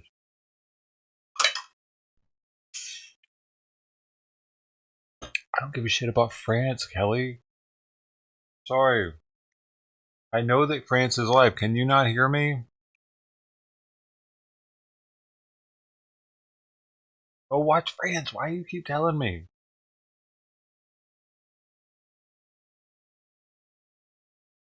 Go watch some crazy Bulgarian, your people doing the same thing they're doing every night. There's only so much people walking in the street going, Tardi, Tardi, Tardi, Tardi, Tardi, and then putting shit in the street and catching a fire in the middle of the street. I've seen it, dude. They keep doing that. I've seen it. What do you want? They gotta up the ante. Otherwise, it's not entertaining anymore. No one gives a shit. It's gonna start dude, whatever. Less and less Americans are gonna give a shit about it. I know that much. Maybe out there they'll be like, yeah, they're still doing it, yeah, in the street, yeah, sing the song. I mean, but not us. This is America, motherfucker. You see the flag? Fuck off. Alright. What was in my mouth, dude? Does it look like food? I'm gonna put that there.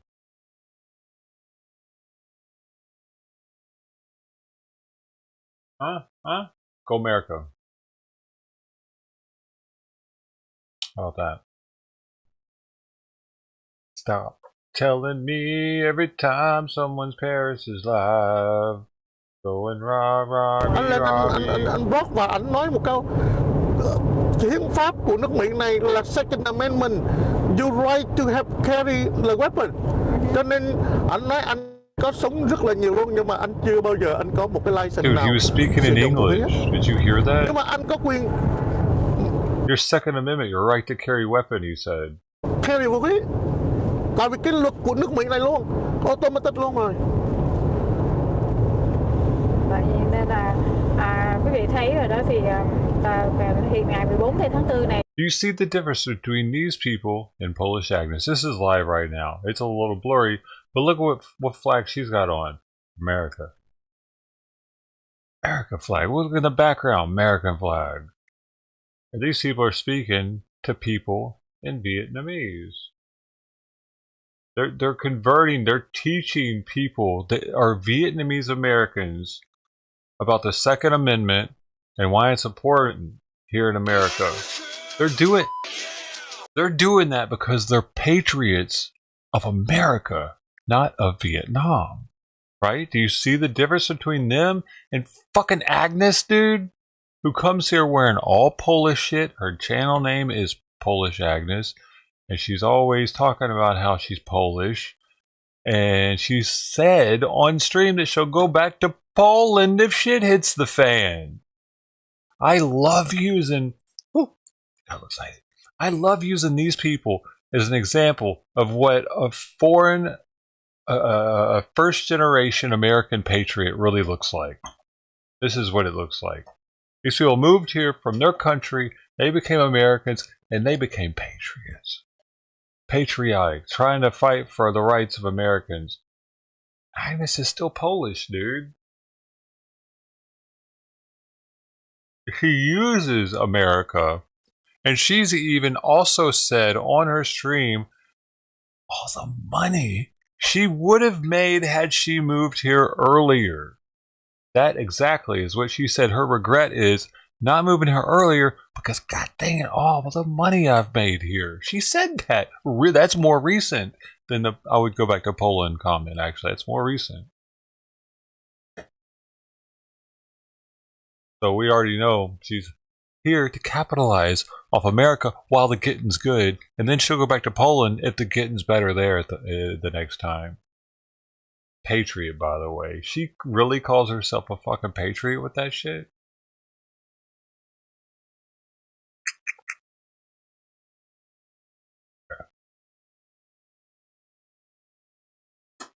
I am a dual citizen, though. Not really, but my my Instagram account is honorary European. But there's a story behind that. I was engaged to a European person at the time.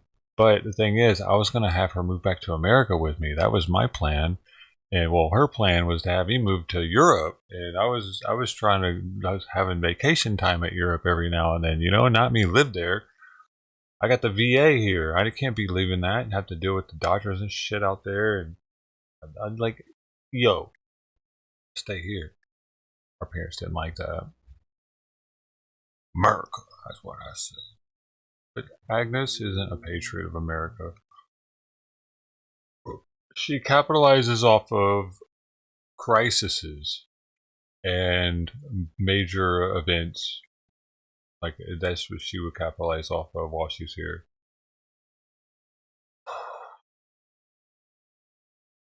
Yo, gotta talk about Agnes every now and then. I don't give a shit about France unless people are getting bonked, and they're not. I keep looking back and seeing no one's getting bonked, dude, in Paris.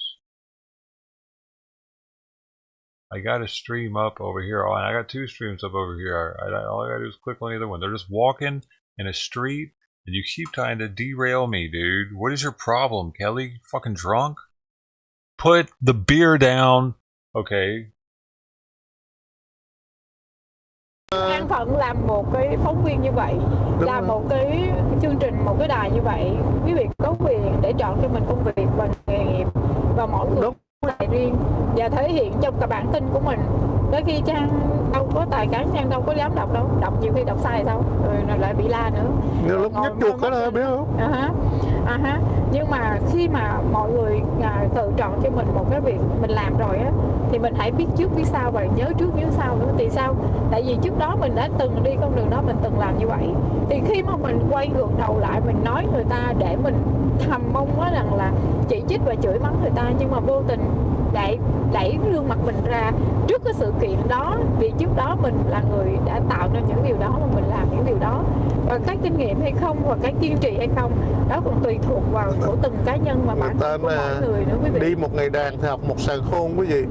Rồi cái gì cũng vậy. Cái nội cái mình mặc cái áo thôi.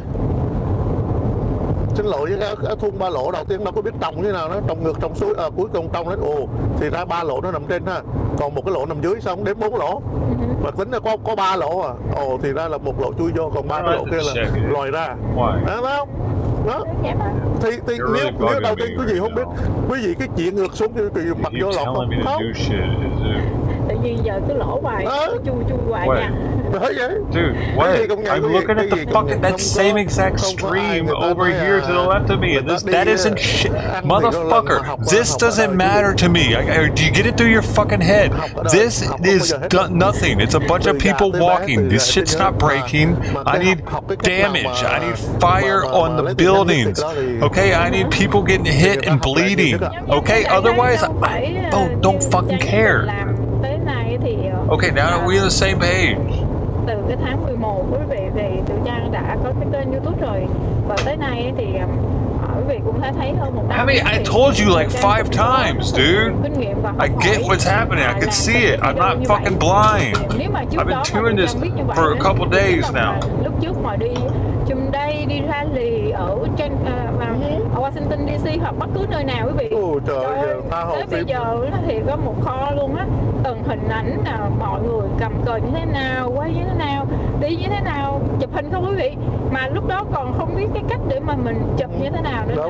Cái màn hình nó không bao giờ nó biết đâu full đó quý vị. Nhưng mà cứ học thôi, tại mình đâu phải master đâu, mình đâu phải là cameraman luôn đâu, mình cũng đâu phải là một photo mà mình đâu có đến trường, là người ta có trường có lớp ha. Vậy đâu, mình đi làm nail thấy mồ, rồi ngày nào cũng cắt da với lấy khóe không à. Trời ơi, không nè, dắt móng không mà nhờ cái lấy khóe đó. Like I would get viewers and I'd have people coming through and like, I don't care, man. My title says something else. I wanted to look at them just to prove a point with Agnes, actually. I wanted to continue to let people see that those people are speaking to Vietnamese-speaking Americans to try to convert them into being Republicans and voting for Trump if he runs again. She doesn't do anything like that for Polish Americans, dude. I needed y'all to see that. And somebody might actually get a fucking word back to her that she's a fraud. But I am looking forward to getting that bear. Where is that thing? Is it here yet? I think she lied about sending it. She ain't gonna send it. I bet she didn't send it. I bet she doesn't send it. Oh, cops are just now showing up, but I'll keep this one over here to this side. Still kind of boring.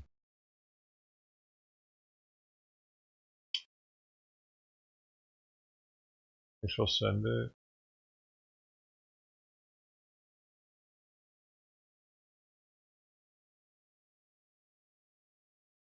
Where's the bear? I don't know. I don't want it to upstage what Barbara made, though.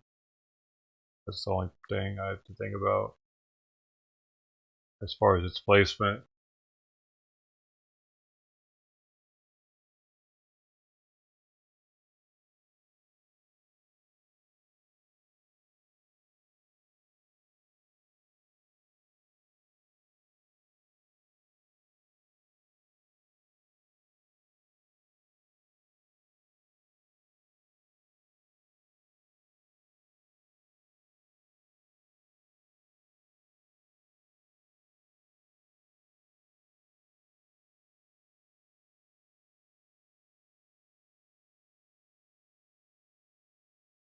I don't even want to hear all that. Beeper, beeper. That, I don't want to hear that. And guess what else I don't want to hear? I don't want to hear that.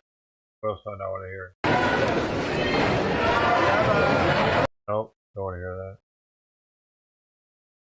that. I thought maybe I'd want to hear at least one of them.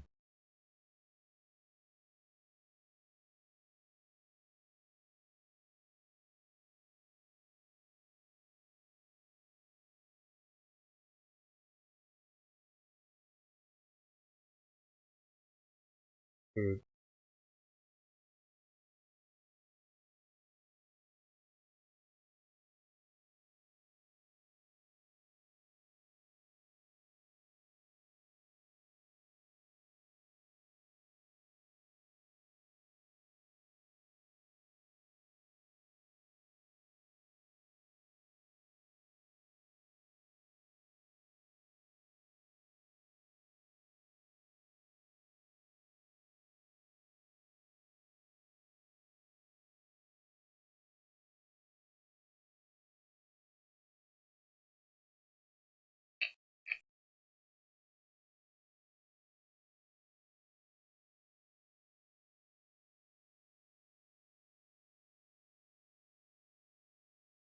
Closing arguments in the Gwyneth Paltrow case are happening.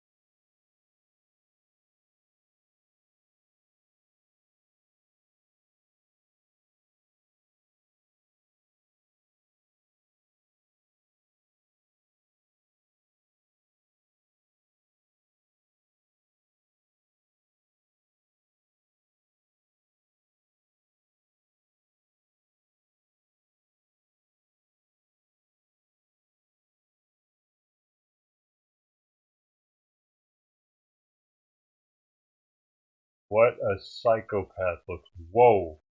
Oh no, I think I've seen this one on somebody else's channel.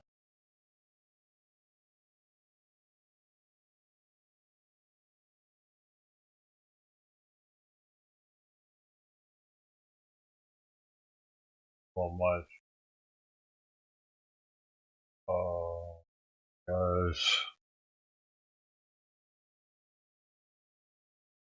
Hey, you mowing?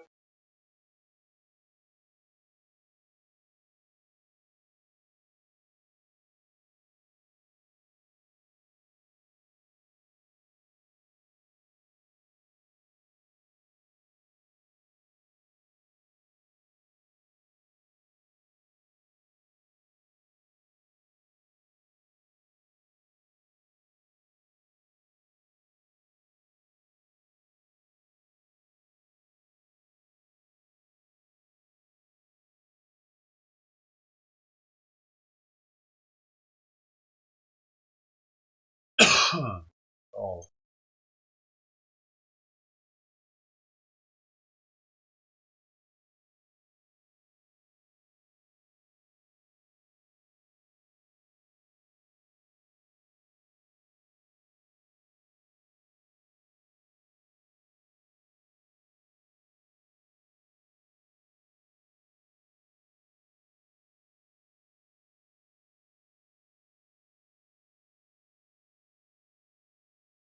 What, dude? Catch you alley and all of a sudden.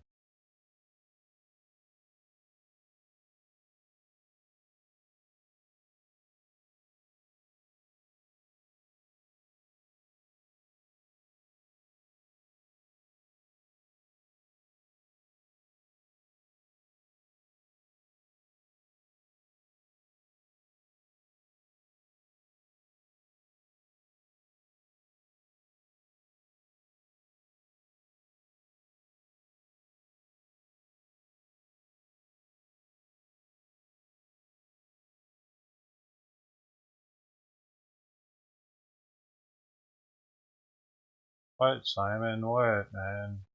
What? What?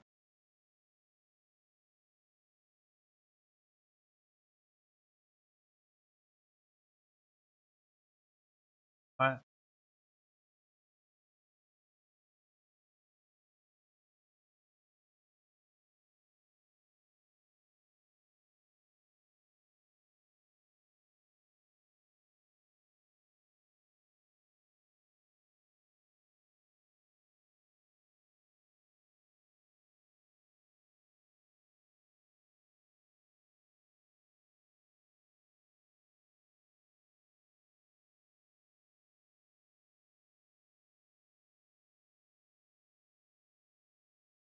What? Oh, meow. Meowing. Meowing back there.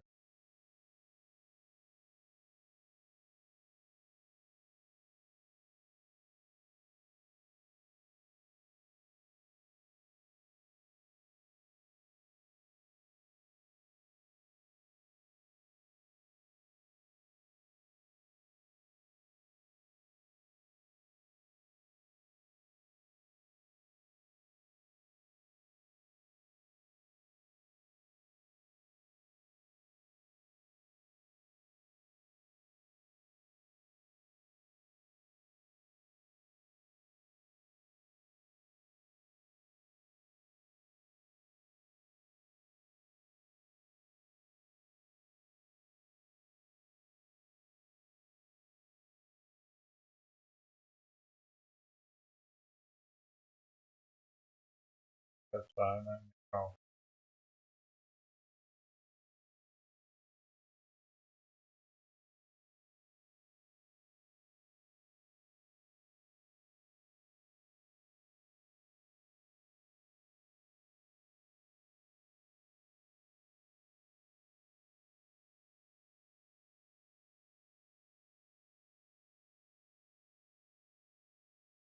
Dinner? I don't know. It's not even noon here, is it? Barely 12:50. I'm thinking about dinner. I'm not even thinking about lunch. I just ate. Yeah, this sounds good though.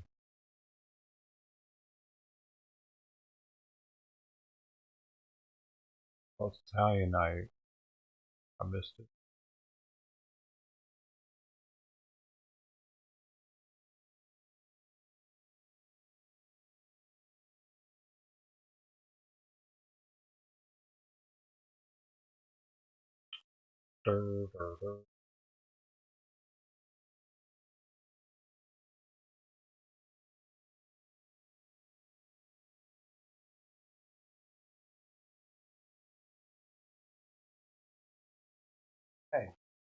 Hey, will you scratch on that part for us specifically?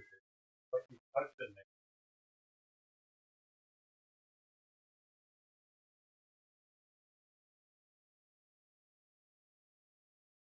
I don't know if you don't mind.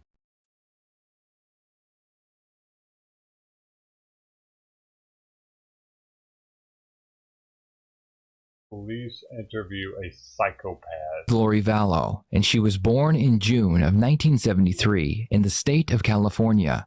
She married her first husband at the age of 19, but that would last just over a year before the marriage would end in divorce.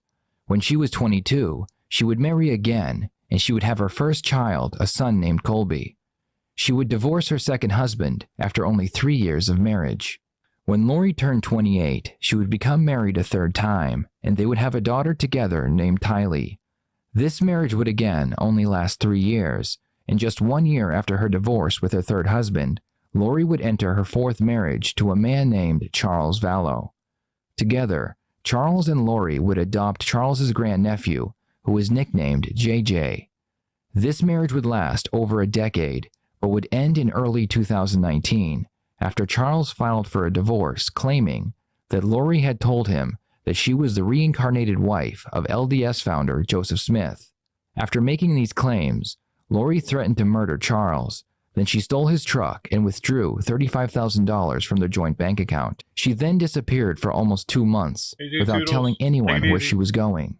After the couple decided to get a divorce, Charles would rent a home for Lori to live in with both her daughter Tylee and her adopted son JJ.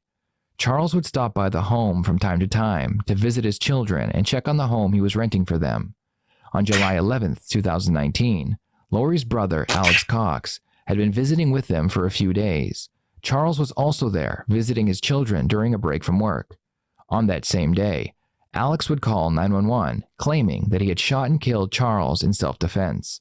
911, where is your emergency? Pizza. It's at 5531 South Four Peaks. I got in a fight with my brother-in-law and I shot him in self-defense. He was just yelling at me. I don't have anything. Okay. What was he yelling at you about? About my sister, because I've broken up a tussle with them earlier. And he told me not to interfere anymore with them or I'd pay. And he came at me with a bat. So it's just you and your brother-in-law? Yes. Okay. And kind of go through it. So, say something like, hey, don't touch my sister, or... Yeah. Yeah. Okay. And then he picked up the bat. Where was the bat at? In the living room. And then he's coming back at me, and he's still got the bat in his hand. Like, what are you doing? And where are you at? Where are you both in the living room. Okay. And then I turned around, and he hit me in the back of the head with the bat. So I went to my room and got my gun. Your room. So I just went back to the living room. Like, what is your problem? With the gun in your Yes. And I said, I want you to put that bat down. And he wouldn't do it. And he's like, and he came at me with the bat again after he'd already hit me in the head. So I shot him to stop him. Lori would be brought in for questioning regarding the death of her soon-to-be ex-husband. At the time, the police believed that it was indeed a case of self-defense, as they could not find a motive that would lead to Lori or her brother Alex. It wasn't until much later that they would find out that Charles had a $1 million life insurance policy that would have gone to Lori if Charles was to die. Husband, who we were married for 15 years, switched his life insurance policy to her, right? To his sister, who got $1 million when he died, and we got nothing. So he's like, we had decided to separate or whatever. So he's like, well, pay for a house for you and for JJ and whatever, because he's all about JJ. He's never about Tylee, but he's all about JJ. Because we adopted him together. He's his great nephew. We adopted him as a baby. And so we adopted him as a baby, and so we've been raising him together. And he travels all the time for business, so he's used to just going back and forth. So he's always gone like Monday through Friday. So he came when we first moved in and brought me stuff from Houston, like a U-Haul, and then he hasn't been back. But it's all these threats on my phone all the time, you know, like whatever, all these things. And then he told me... What kind of threats? Just, but he's always mad at me, right? Okay. And he doesn't want a divorce, but I don't like him and don't want to deal with him, so that's just how it is. Like, so we married for 14 years, we dealt with it for 14 years, of him being horrible to her. Like, he gets in huge fights with her.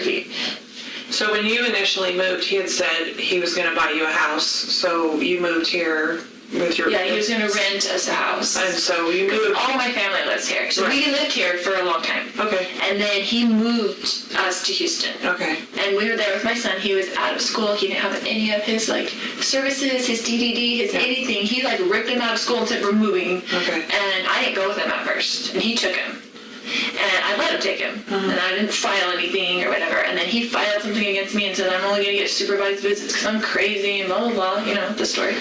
And so I just didn't talk to him for like 30 days and let him take care of him and let him see what I've been doing for the past 7 years, because men need to do that. You know, I have 5 kids. I have grown kids. I have grandkids. Like, okay, you're going to threaten me that you're not going to let me see my child without supervised visitation? Okay, do it for 30 days and see how long it lasts. You're begging me to come pick him up. Yeah. But she did. Lori had kept a secret from everyone during her marriage with Charles, and it was because she had met a man named Chad Daybell. Chad wrote books that talked about the end of the world. He claimed he received visions from God that would show him things from the past and the future. Lori became infatuated with Chad after meeting him during a religious event. Chad would tell her that they had been married in 7 previous lifetimes. Just like Lori, Chad had also been married, but his wife would mysteriously pass away in her sleep only a few months after Lori's husband was shot and killed. He hasn't been here in a couple weeks since we moved in. He came. He was very nasty when he was there, but he travels for business. So he went back to the Houston house, and he's like, I'm coming on Wednesday night, and I'm going to come pick up JJ and take him to school Thursday, pick him up Thursday, take him Friday, whatever. And I said, Casey wanted to come to the house, and I said, you can't come stay at this house because you can't get along with Tylee. She's a minor, and she has to live here. Yeah. So Casey gets in huge fights up there. Okay. And she hates him.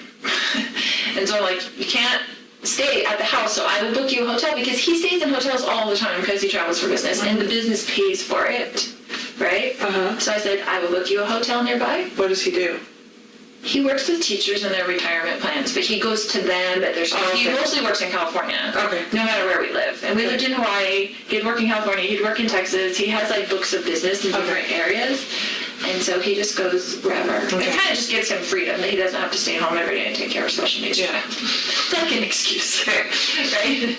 So I've done that myself for the past 7 years anyway. And I was a single mom before I married him with my 2 kids. And he had 2 kids. We got married, tried to make a family. You know, how it goes. Anyway, he says, come and get JJ. And JJ's like, I don't want Dad, because he knows Dad took him away. So he was freaking out, right? So I didn't tell him he was even coming, like Dad's going to come take you to school or anything. So he didn't bother me last night, which I was surprised. I was expecting kind of an ambush for him to kind of like come over or be just mean. And say, it's my house, I'm on the lease, I'm going to stay here, kind of thing. Because that's kind of his macho attitude.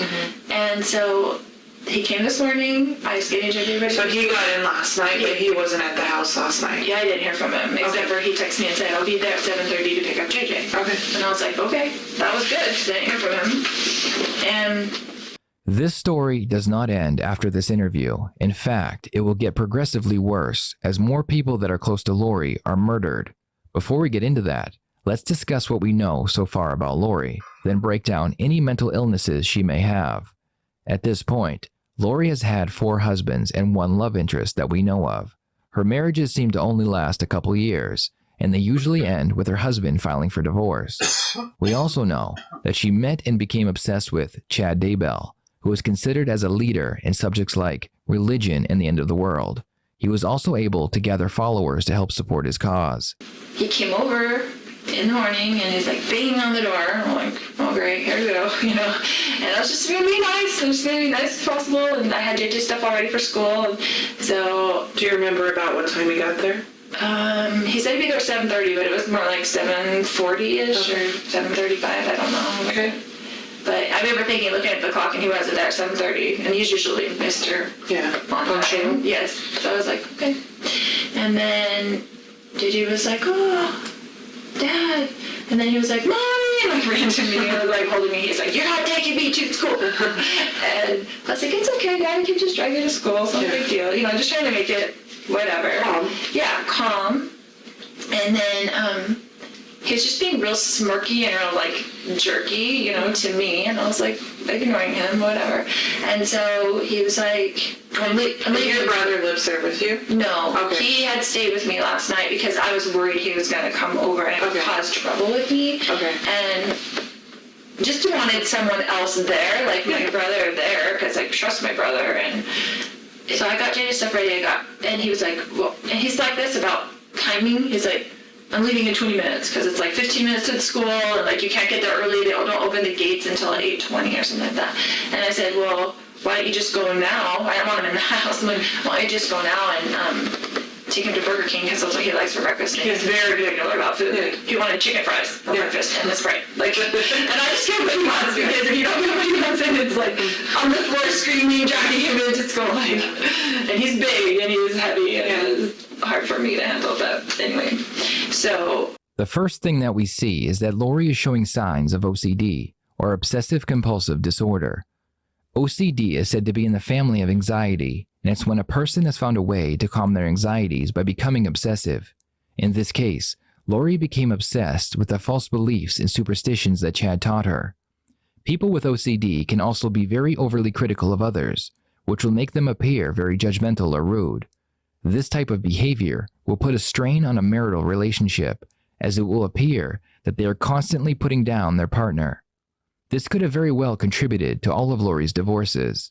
Her previous marriages always failed, while her relationship with Chad seemed to bloom.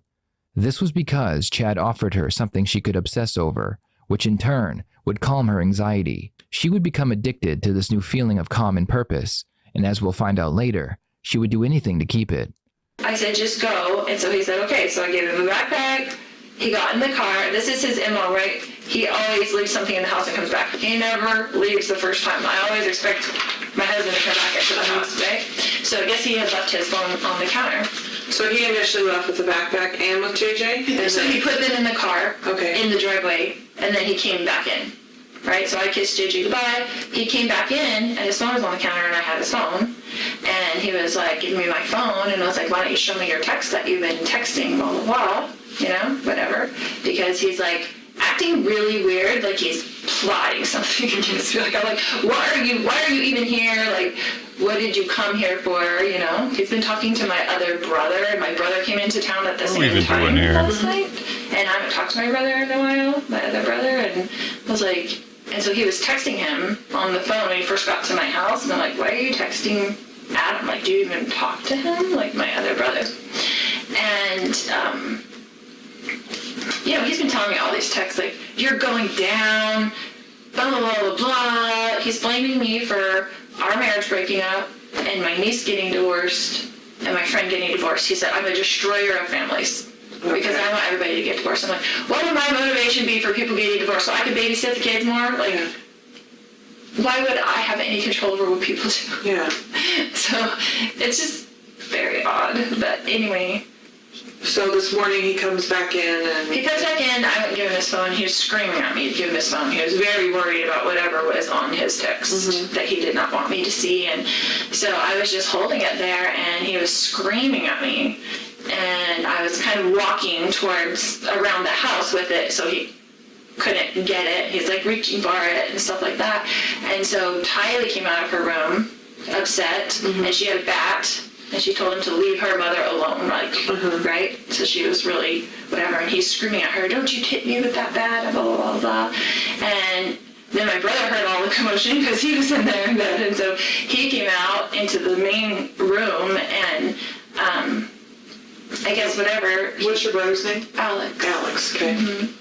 And then he just started, he was screaming and he was super upset and whatever. And Lori is showing multiple psychopathic traits during this interview.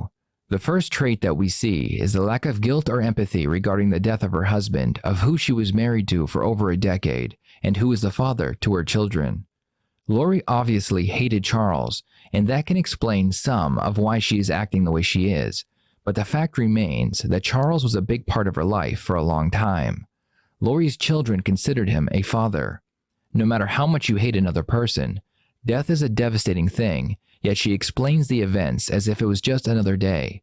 She is more concerned with watching to see how the detective reacts to her, rather than the fact that Charles is now dead. He's yelling at Tylee, don't you attack me with that bat, and blah, blah, blah. And so Tylee, I guess, I don't know if she swung at him or what, but he like grabbed the bat from Tylee and then went to like hit Tylee with the bat. It was, and I was right there, they were right there, and my brother grabbed him from behind, like just to stop him from hitting Tylee. You go like this, like he grabbed him like... Yeah, from behind, like just kind of to pull him back. And then they got into the thing, and he's hitting him with the bat, and they're on the ground, like grappling around or whatever. And then, I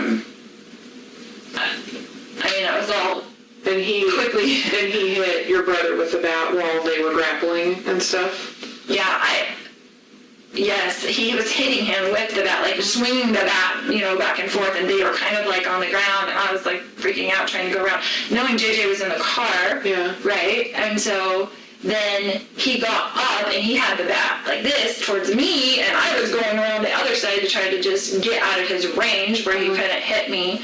And then I had told Tylee, because she was on the ground, because after he took the bat from her, she fell back. And so I told her, I was like, go get in the car with JJ. Like, I don't want JJ coming in to the house, and I wanted her out of the way. I wanted the kids out of the way, whatever this fight was going to be. And then... Another trait that we see is what is referred to as superficial charm, and it is basically a wolf in sheep's clothing. A psychopath with this behavior will be emotionally shallow and will express no feelings for the people around them. They will seem to have a fascinating personality without being the least bit shy, and will usually speak their mind. They will say things that you want to hear and watch how you react as they try to persuade you to give them what they want. Lori continues to smile and laugh with the detective as she does her best to get the detective to like her. People like Lori will find it easy to find a partner because they initially will be irresistibly charming as they lure in their prey. Lori's ex-husbands fell for her charm, but then realized that she was in fact a wolf in sheep's clothing. But by the time the marriage papers were signed, it was too late. Do you remember what your husband or your brother were saying or yelling during all of this? If they were at all? Just kind of... get off me, ow, or whatever, you know, whatever. They were like, don't talk to my niece about it, whatever. Like, it was, I don't remember specifics, but they were kind of both, they were kind of in the heat of it. I don't think there was many words that I remember. So Tylee goes outside. Yeah, she was outside. And then what happened? Then they got up from that, and my brother had, like, stepped back, I guess, and, then Charles was coming with me to that and yelling at me to give him his phone still, because I had it in my hand. It was all really quickly. And then when I went around kind of in the circle, then my brother was there. When you said when you were going around and he was coming at you with the bat, how was he holding the bat? Just like that. Like backwards. Almost in one arm. Like he was swinging it backwards? He would have done like he would have swung it backwards at me, not frontwards. Okay, yeah. He was a professional baseball player. Okay. So it wasn't a good idea for Charlie to get out of that. Probably not the... I mean, he played semi-pro when he was young. But, yeah, and then I was kind of turned around, and we were all right there in that room, except for the kids had been outside by that time, and I heard the gunshot. And a third trait that we see is an impulsive disorder. A person suffering from this is often unable to resist the urge to do something, even if it may violate the rights of others. For example, after meeting Chad, Lori decided to tell Charles she did not care for him, took thousands of dollars out of their bank account, and left for several months without any warning. Every time Lori would meet another man after a divorce, they would impulsively get married within only a few months of knowing each other. Without even looking into the crimes that Lori committed after this interview, we can already see major signs of a psychopath. So you heard the shot? Mm-hmm. Did you actually see How's it going, dude? see the shot, or did you just hear it? I had gone around to the kitchen to get away from him and so back around. So I don't know if you went in the house. I didn't, so I'm a little bit of a disadvantage. Yeah, so I didn't see the shot. I heard it, and then I came back around and I saw that he was on the ground. Okay. And was freaking out. Yeah. And so I was just freaking out, and it just went into mom mode. I'm like, I've got to go to get JJ to school. I've got to get to the kids. I just felt like I got to get to the kids. And so I just went outside and to see if they were in there okay. I didn't want them coming back in the house when all that was going on. And got JJ in the car, and he was trying to come in. And Tylee was like looking at me with like the crazy eyes, like what just happened. And I told her to get in the car and we're going to take JJ to school. And I just left. When you came back in and you saw him on the ground, where was your brother? Did you see him where he was at? Yeah, he was right in front of him. Okay. Like, it all happened very quickly. That was, I mean, I feel like I was there because I was right there, like, a second later. Like, I just went around the kitchen to get away from him. Did your brother say anything to you at all? Do you remember? No, we were both just in shock. Okay. Like, it was just Chad and Lori would get married in Hawaii only 2 weeks after the death of Chad's first wife. Lori lived in a townhouse in Hawaii, and things seemed to finally settle down when friends and family realized that they had not seen or heard from both Tylee or JJ in quite some time. They would ask Lori how her children were doing, but she always seemed to have an excuse as to why they were not home. This went on for some time until finally, Lori's family would request a welfare check on her children, and the police would get involved with their disappearance. I didn't say anything. I went out with the kids just to check on them first, and I was going to come back in maybe, but I didn't. I was like, I just have to get him to school and call the police, come back, you know, whatever. Did anybody say did you or your brother say anything at some point about calling the police or calling 911? Do you remember? Yeah, he called me. Okay. And he said, are you taking JJ to school? And I said, yeah, we need to call the police. And he said, okay. Okay. So he called you when you didn't come back inside, basically? Right. Okay. Because I was like in the car for a minute, and then I was like, what do I do? And then, I didn't want JJ to go inside, and I didn't know what to do, and Tylee was freaking out. I was trying to get them away from the scene. Understandable. The police began to look into the disappearance of Lori's 2 children and all of the people that seemed to die around her. Strangely enough, after Lori realized that there was an investigation going on into her life, her brother Alex would suddenly pass away after collapsing on the floor of his home. Alex had been the last remaining person who could have possibly shed some light not only on the disappearance of Lori's children, but perhaps on all the mysterious deaths as well. What is the emergency? I have a older male here named Alex. He just passed out here on my bathroom. And you may not know this, so, because I know you heard the shot, do you know at what point your brother had the gun? Do you know if he had it when they got in their first fight, or did he have to go get it, or do you know that at all? I don't know. Okay. I don't know. And do you remember if you ever heard your brother? I didn't see him ever leave the room. Okay. So, it was so fast. All that was so fast. Like, him on the ground, rolling around, and I'm screaming. And this probably happened in a couple seconds. Yeah. I mean, it was like super fast. And I don't know if you know this or not, does your brother normally carry a gun? Like, I carry a gun everywhere I go. Right. Like, I know he's a gun person. Like, he has guns and things. Okay. He's good with guns. Did you know that he had one with him? No. When he came over? No, but I wouldn't be surprised if he did, because he's very, very professional with guns. Proficient? professional. Responsible is usually a good. Right, responsible with that. Lori continued to dodge family and friends as they asked her about her children. In early 2020, after a year of investigation, Lori was finally arrested in Hawaii and charged with 2 felony counts of desertion and non-support of dependent children. She was extradited back to Idaho to face these charges.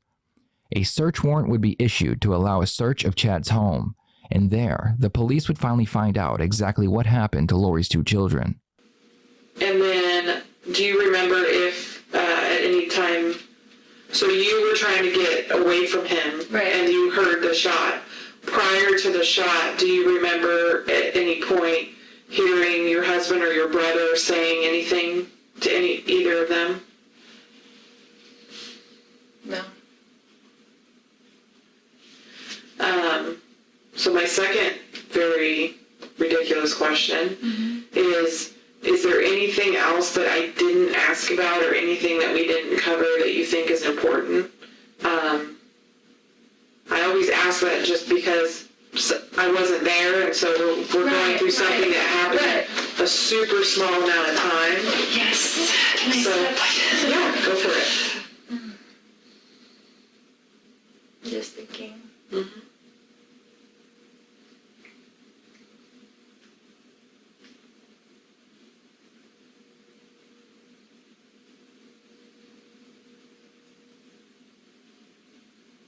Just that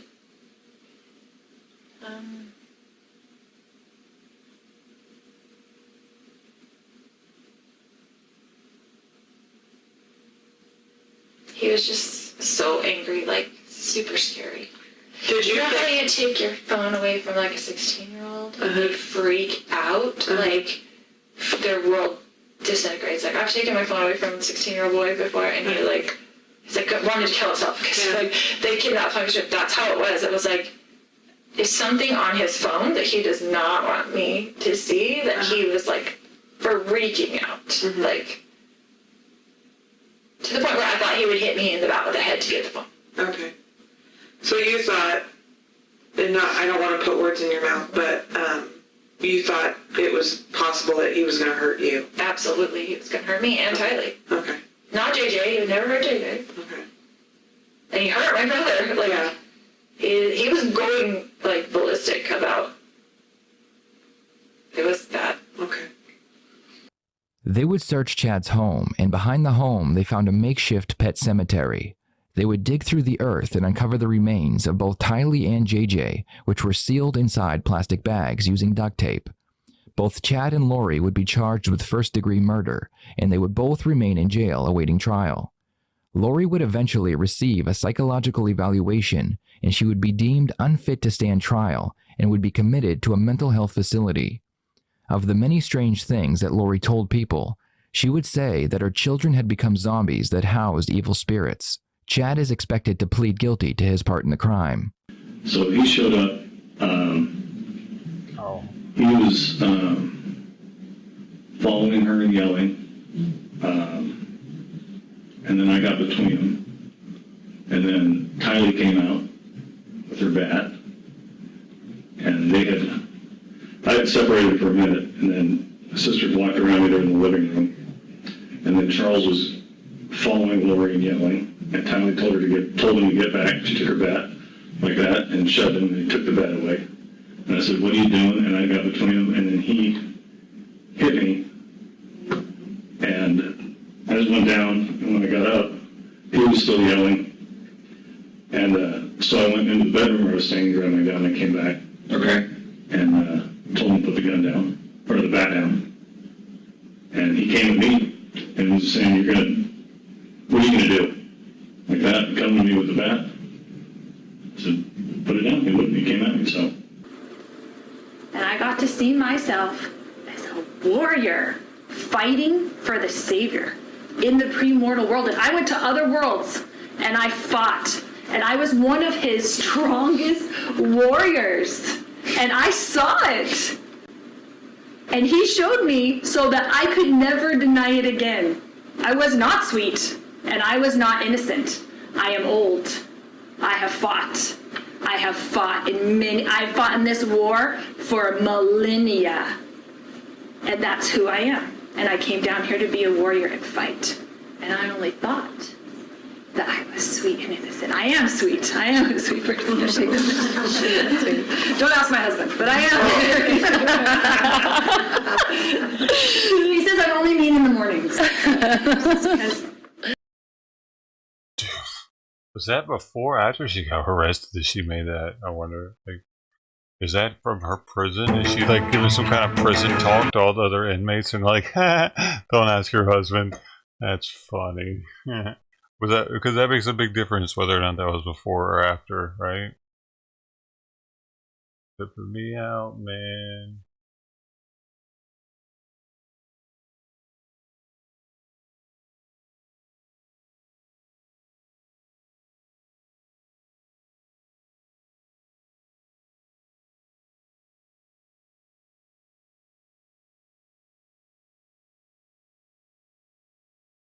Yeah, I think France is over too. One of them just ended.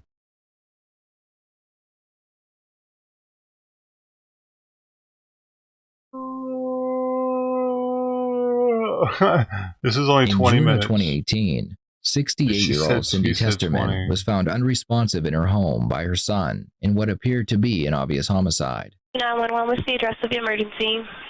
My mother is dead. I just walked into her house. I haven't heard from her in 2 days, and I came over to check on her. She is lying on the floor in the kitchen. I believe she was either assaulted or murdered. I didn't get close to her, but there is a gun on her kitchen table. Her door, it was unlocked when I came in, and her car is missing. She has a home security system on her door, and the last thing I saw on the home security system was a man getting into her car and driving it away. The police were unable to ID the man from the surveillance footage. However, they knew that Cindy's car had been stolen, so their search for the vehicle began. They would start by asking Cindy's neighbors if they had seen or heard anything. One neighbor explained that a woman named Judy Slubzik lived across the street from Cindy, and she had not been seen by anyone in almost 3 months. The police would get a warrant to search Judy's home, but they would come up empty-handed. They knew that Judy was a known drug addict, and she had a stepson named Ryan McGuire. From there, they searched through old police reports and found a mugshot belonging to Ryan, so they compared it with the surveillance footage. They knew immediately that the man in the video footage was Ryan, so the search began for the murder suspect. The police eventually found Cindy's stolen car, but unfortunately, Ryan had sold the vehicle to an unsuspecting buyer, so that was a dead end. They knew that Ryan was a drug addict, and that most likely he would remain in the area so he could continue to purchase the drugs he needed. Several days would pass, and Cindy's son would notice that his mother's purse was missing, so he checked her credit card statements, hoping they might help in the search. Sure enough, Ryan had been using the credit cards all over town, and according to the statements, he was living at a local motel. After checking to make sure that Ryan was still there, the police would block all exits out of his room and make the arrest. Ryan's hotel room was not only filled with drug paraphernalia, but he also had the IDs and credit cards of both Cindy and Judy. After his arrest, Ryan would be put into an interrogation room and be given McDonald's while he waited for the detective.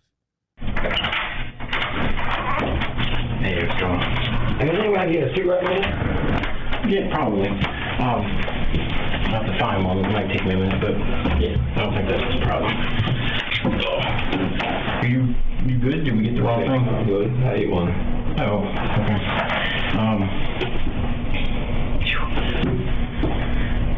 Anything else you need? I just want a cigarette. You give me a cigarette right now, I'll tell you everything y'all need to know. Okay.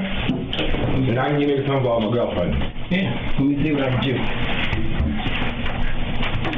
You got a preference? I don't know. I don't give a fuck about anything. Really? Yeah. Cigarette. All right, man. This is not Ryan's first arrest. In fact, he has an extensive criminal history. The detective expected to have a difficult time interviewing Ryan because he was a seasoned criminal. When he hears that Ryan plans on confessing to everything for a single cigarette, he leaves the room to go find one. Of course, we're empty, but I got a fucking working on it. We should have a cigarette soon. Let me do this real quick. What's your last name? Guire. McGuire, right? Yeah. Ryan Michael? Yeah. How old are you? 32. 32. And your date of birth is? 485. 485. Where are you living? Nowhere. Homeless. Say homeless? Yeah. Okay. What was your last address? No, that's one. No. The last place you were laying your head? The hotel. Okay.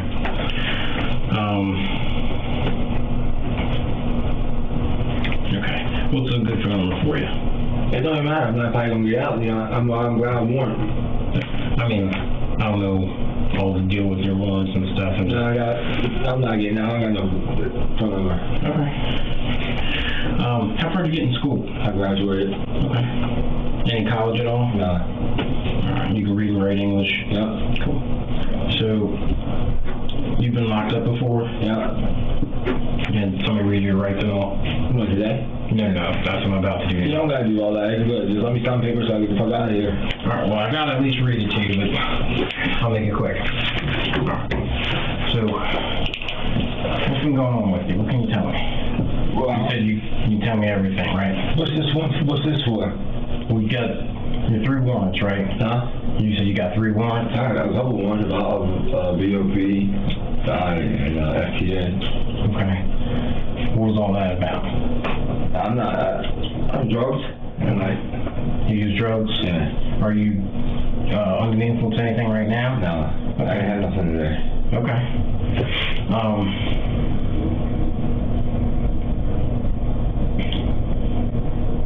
Well, you said you've been staying at the motel there? Yeah, I stayed there for a couple of days. Okay. What about before that?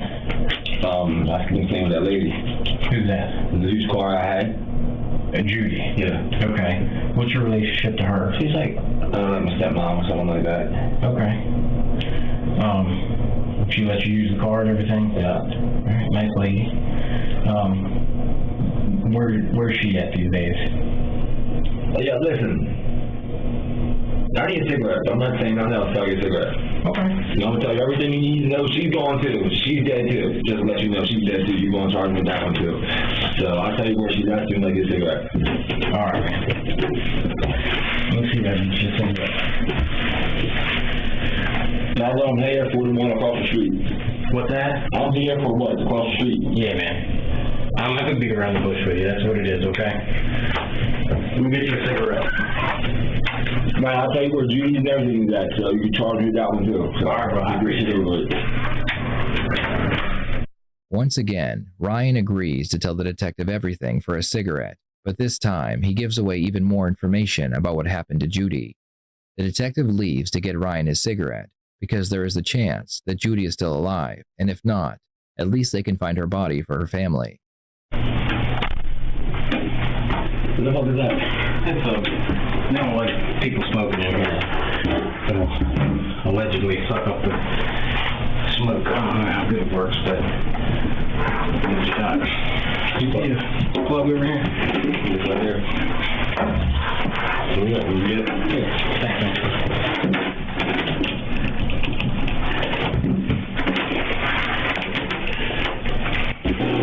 Y'all not gonna find Judy without me telling you where she's at. Where's she at? She's still in her house. Okay. Y'all take me there, I'll show you where she's at.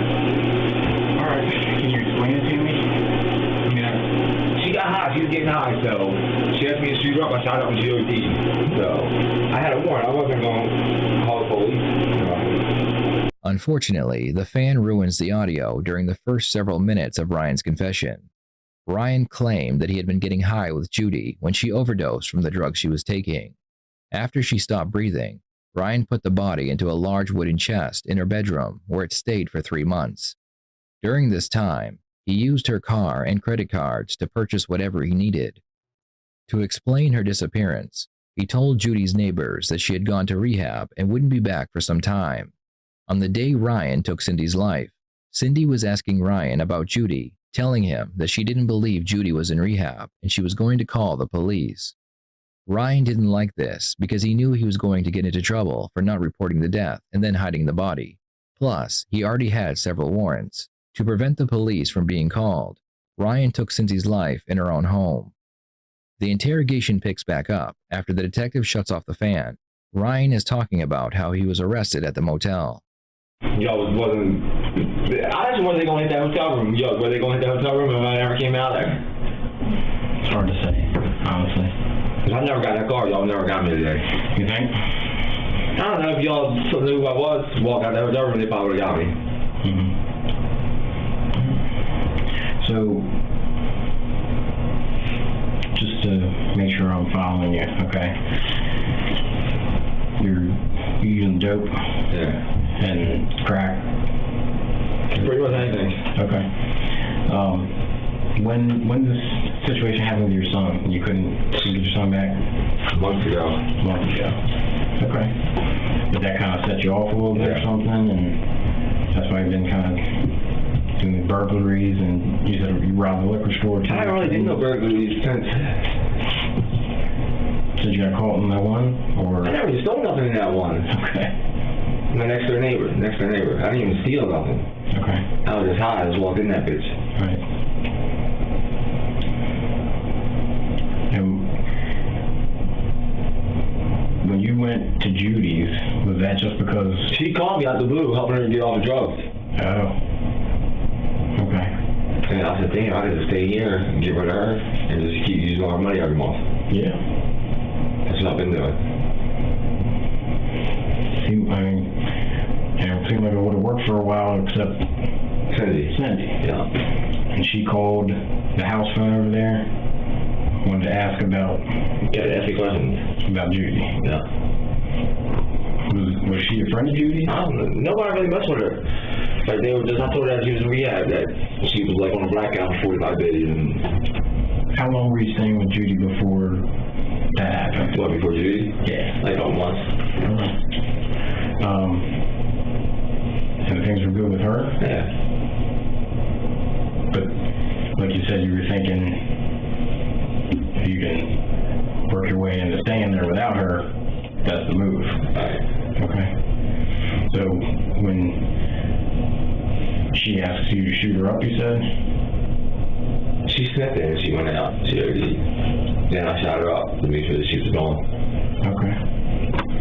So, she was snorting? She was doing whatever, snorting, shooting, snorting, and smoking crack. So what did she do when that happened?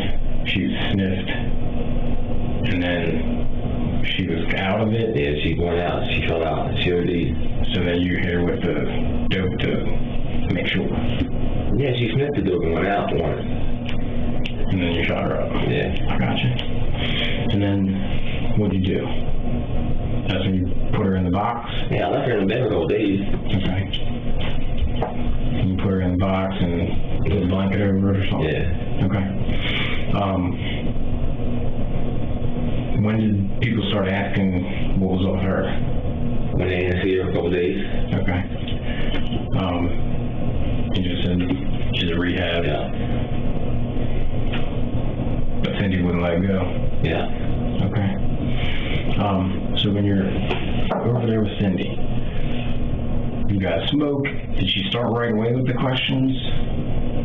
She was asking questions as I came over there. Mm-hmm. Now, when you take the call from her, did you? I already knew I was going. If she had anything, I already knew I was going to get rid of her. Yeah. Because you didn't want to take a chance of getting caught up. Yeah. Okay. So you go over there. I drove past her just the other day and there was cops down there. I was one shot, they didn't see me. Mm-hmm. Where were you driving? Cindy's car. Really? Okay. Where's that? I gave it to somebody. Really? Where? In the city. So it's floating around somewhere? Yeah. Who'd you give it to? One of my homeboys I deal drugs with. Okay. You just got a nickname or something? You got his real name? I'd like to get the car back to her family. The only way I can do that is give my cell phone and I call and I tell them to put it somewhere else. I'm not trying to get him in trouble. I gotcha. As far as cases go, this one has almost everything a detective could ever want. Plenty of evidence, including DNA and a signed confession. But the one thing they don't have is the murder weapon. So, you used 2 knives when you were dealing with Cindy? One that was on your belt? And a different one, where'd the other one come from? I bought them, like from the gas station. Okay, so they were both knives that you had on you? Yeah. What did that one look like? The one you said is not around anymore? It's like a regular knife. Yeah, it's like a folding knife? Yeah. What color? It's like black with camouflage. Okay. And where do you think you tossed that? You ain't gonna find it. Okay. So it's probably somewhere in the fucking dump somewhere now. Okay. You know that you put it somewhere specific that's taken to the dump? I threw it in a trash can. Where? The gas station. Which one? On Urban Avenue. Okay. Across the BP. Carroll Fuel? BP? BP right there across the street from Farmstead Gardens. Okay. When was that? The other day. So that's why I stopped there every day and shoot up. Okay. You remember what time that was? No. Which was it when you say the other day that you I did. When did I do that shit? Friday? The murder? Yeah, Friday. Was Saturday. Saturday? Mm-hmm. Yeah, like 11, 12 o'clock. So then, when do you think you get rid of the knife? I think it was Friday. You sure it was Saturday? Yeah. I think I got rid of it. The same day or the next day? The next day. Okay. Because I stayed at Judy's house that night. Saturday night. I parked the car around the corner and I walked to Judy's house. Alright. How about your clothes? What? The clothes you were wearing? I ain't no blood on me at all. No? Okay. Did you take that stuff with you to the motel? I had a pair of shoes, I threw them away. Where was that? I don't even know. Ryan has confessed to taking Cindy's life, but his story about how Judy ODs could go either way. The detective needs more information about how Judy died before charging him with murder. They need to show that Ryan did in fact intentionally overdose Judy. Did Ryan provide the drugs? Did he use the paraphernalia on her? Did he do so knowing that she already had a large amount of the drugs in her system? And let's not forget that he hid Judy's body for 3 months, lived in her home, and stole all of her money. There is a good chance that if Ryan had just called the police after Judy OD'd, he would not be facing 2 murder charges. Still thinking, that at some point you're gonna get rid of her and just stay there yourself? Yeah. Okay. And then when she sniffs, you said she goes out. Yeah. But then she came back? Yeah, the next day. Okay. So you thought she was dead already? Yeah. And she wants some... I left and I came back to her house and she was awake. No kidding. And she's asking for more? Yeah. Okay. So did you just have some? Or she I had some because I took $500 out of her check. So how much do you think she got? I mean, when you injected her? Just a pill. Just a pill. But you're pretty confident that was gonna finish things off? Yeah, she was a little. Yeah. All right. That dope was good. Yeah. I wish I had some now. Yeah. Okay. Anything else I need to know about? Any other dead people in around? That's all. That's some work. Okay.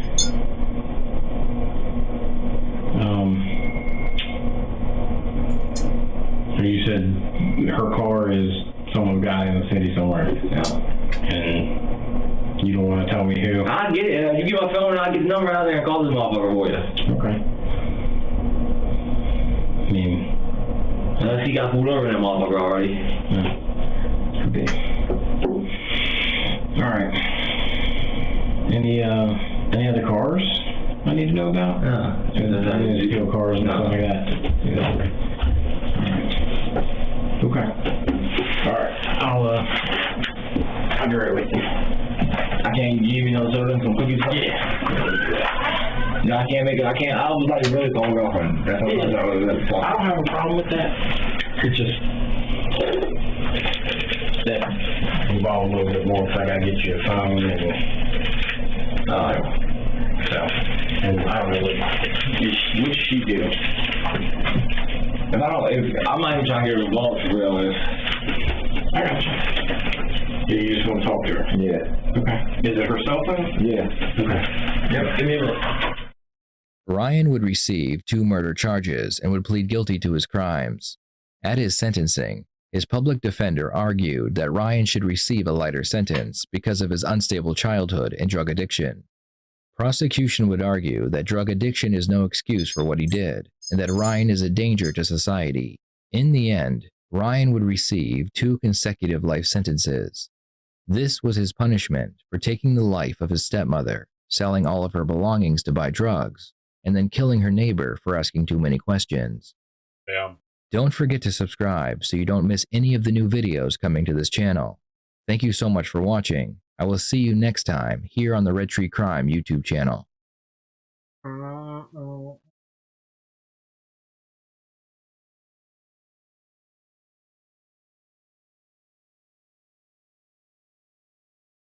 Yes. Okay. Who was in the car?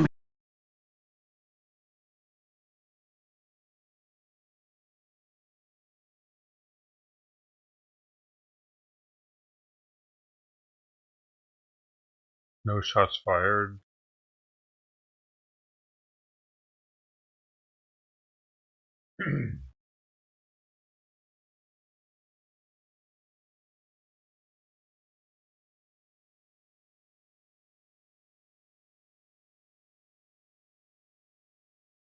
Scenes potentially also looking for it, but this is just an early report. It prompts that lockdown there at Joint Base Andrews. Is in Prince George's County, is an active shooter near base housing. According to their Facebook page, an armed individual was spotted around 2:50 in the afternoon near the base's housing area. Of course, this coming in from their official Facebook page. So post says people are asking people to stay away from the base housing. They also show a description of a individual white male wearing a purple sweatshirt, black shorts, carrying an AR-15 style rifle there. I want to put up this post in tag board right now so you can see it from what we can see. Of course, just no information, little information, carrying an AR-15 style rifle with no orange tip. So this is something we're going to keep an eye on as our helicopter overhead there in Washington, D.C., in the nation's capital. We're going to take a quick 2-minute break. Dude, I've stayed at that base before. And the security there was not like, dude, that's one thing I've noticed. Like, if you have a military ID, there's not much, like, yep. You know, you get passed through the gate and that's it, dude. And I remember when I was on that trip, I went on a 10,000 mile road trip across the country, up and then back across and back down with my girlfriend at the time. And I remember thinking, like, dude, if somebody wanted to do some crazy shit on airport, but I even like, dude, it's scary, actually. I don't want to give anybody any ideas or anything. It's just like really kind of scary how like they don't, you know what I mean? They don't. It's not like they search your car and put mirrors underneath it and see what's in your luggage or anything. You know what I mean? As long as you're vetted to be on base, you're vetted. And I don't know, man. It makes it so that shit like this. They just went offline. It kind of makes it so shit like this is more possible of happening. Right? But yeah, it's like it across the nation.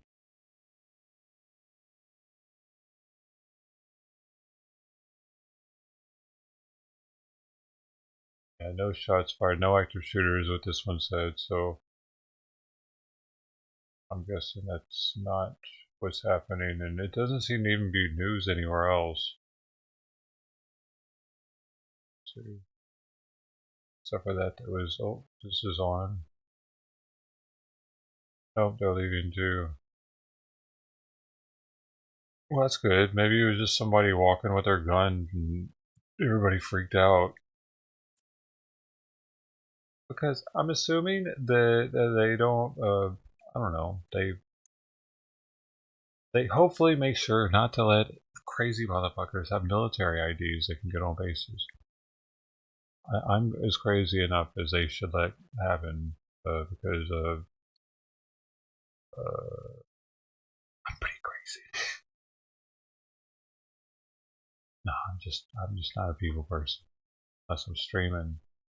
I'm always streaming.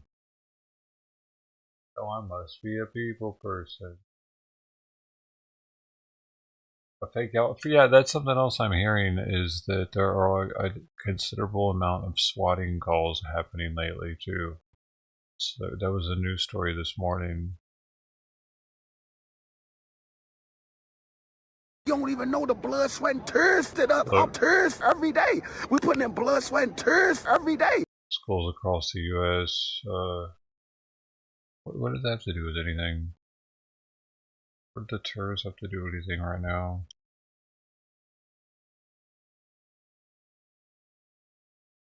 So yeah, schools across the U.S. hit by swatting calls.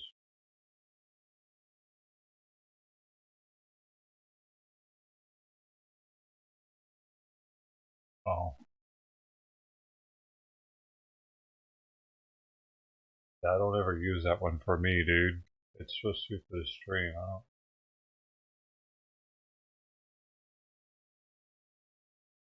Not a black man.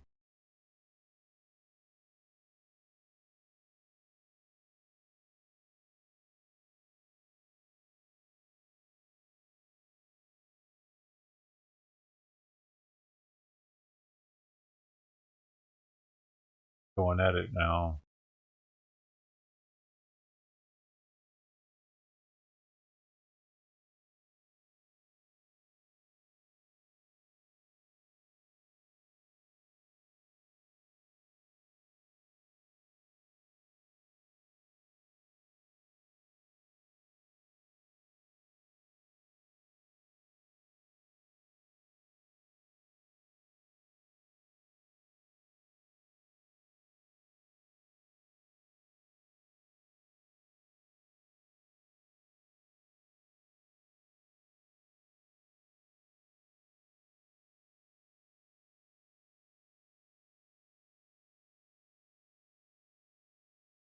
It's 44-year-old Zach Borton.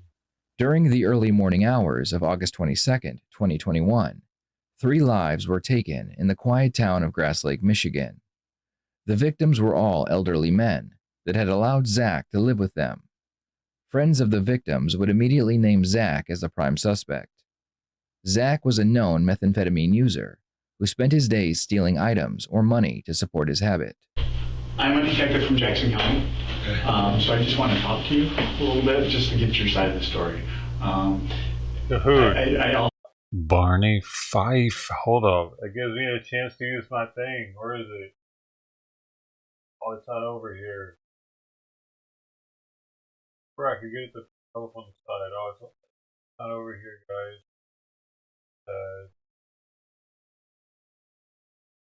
Been too long. I never have a reason to use it, dude.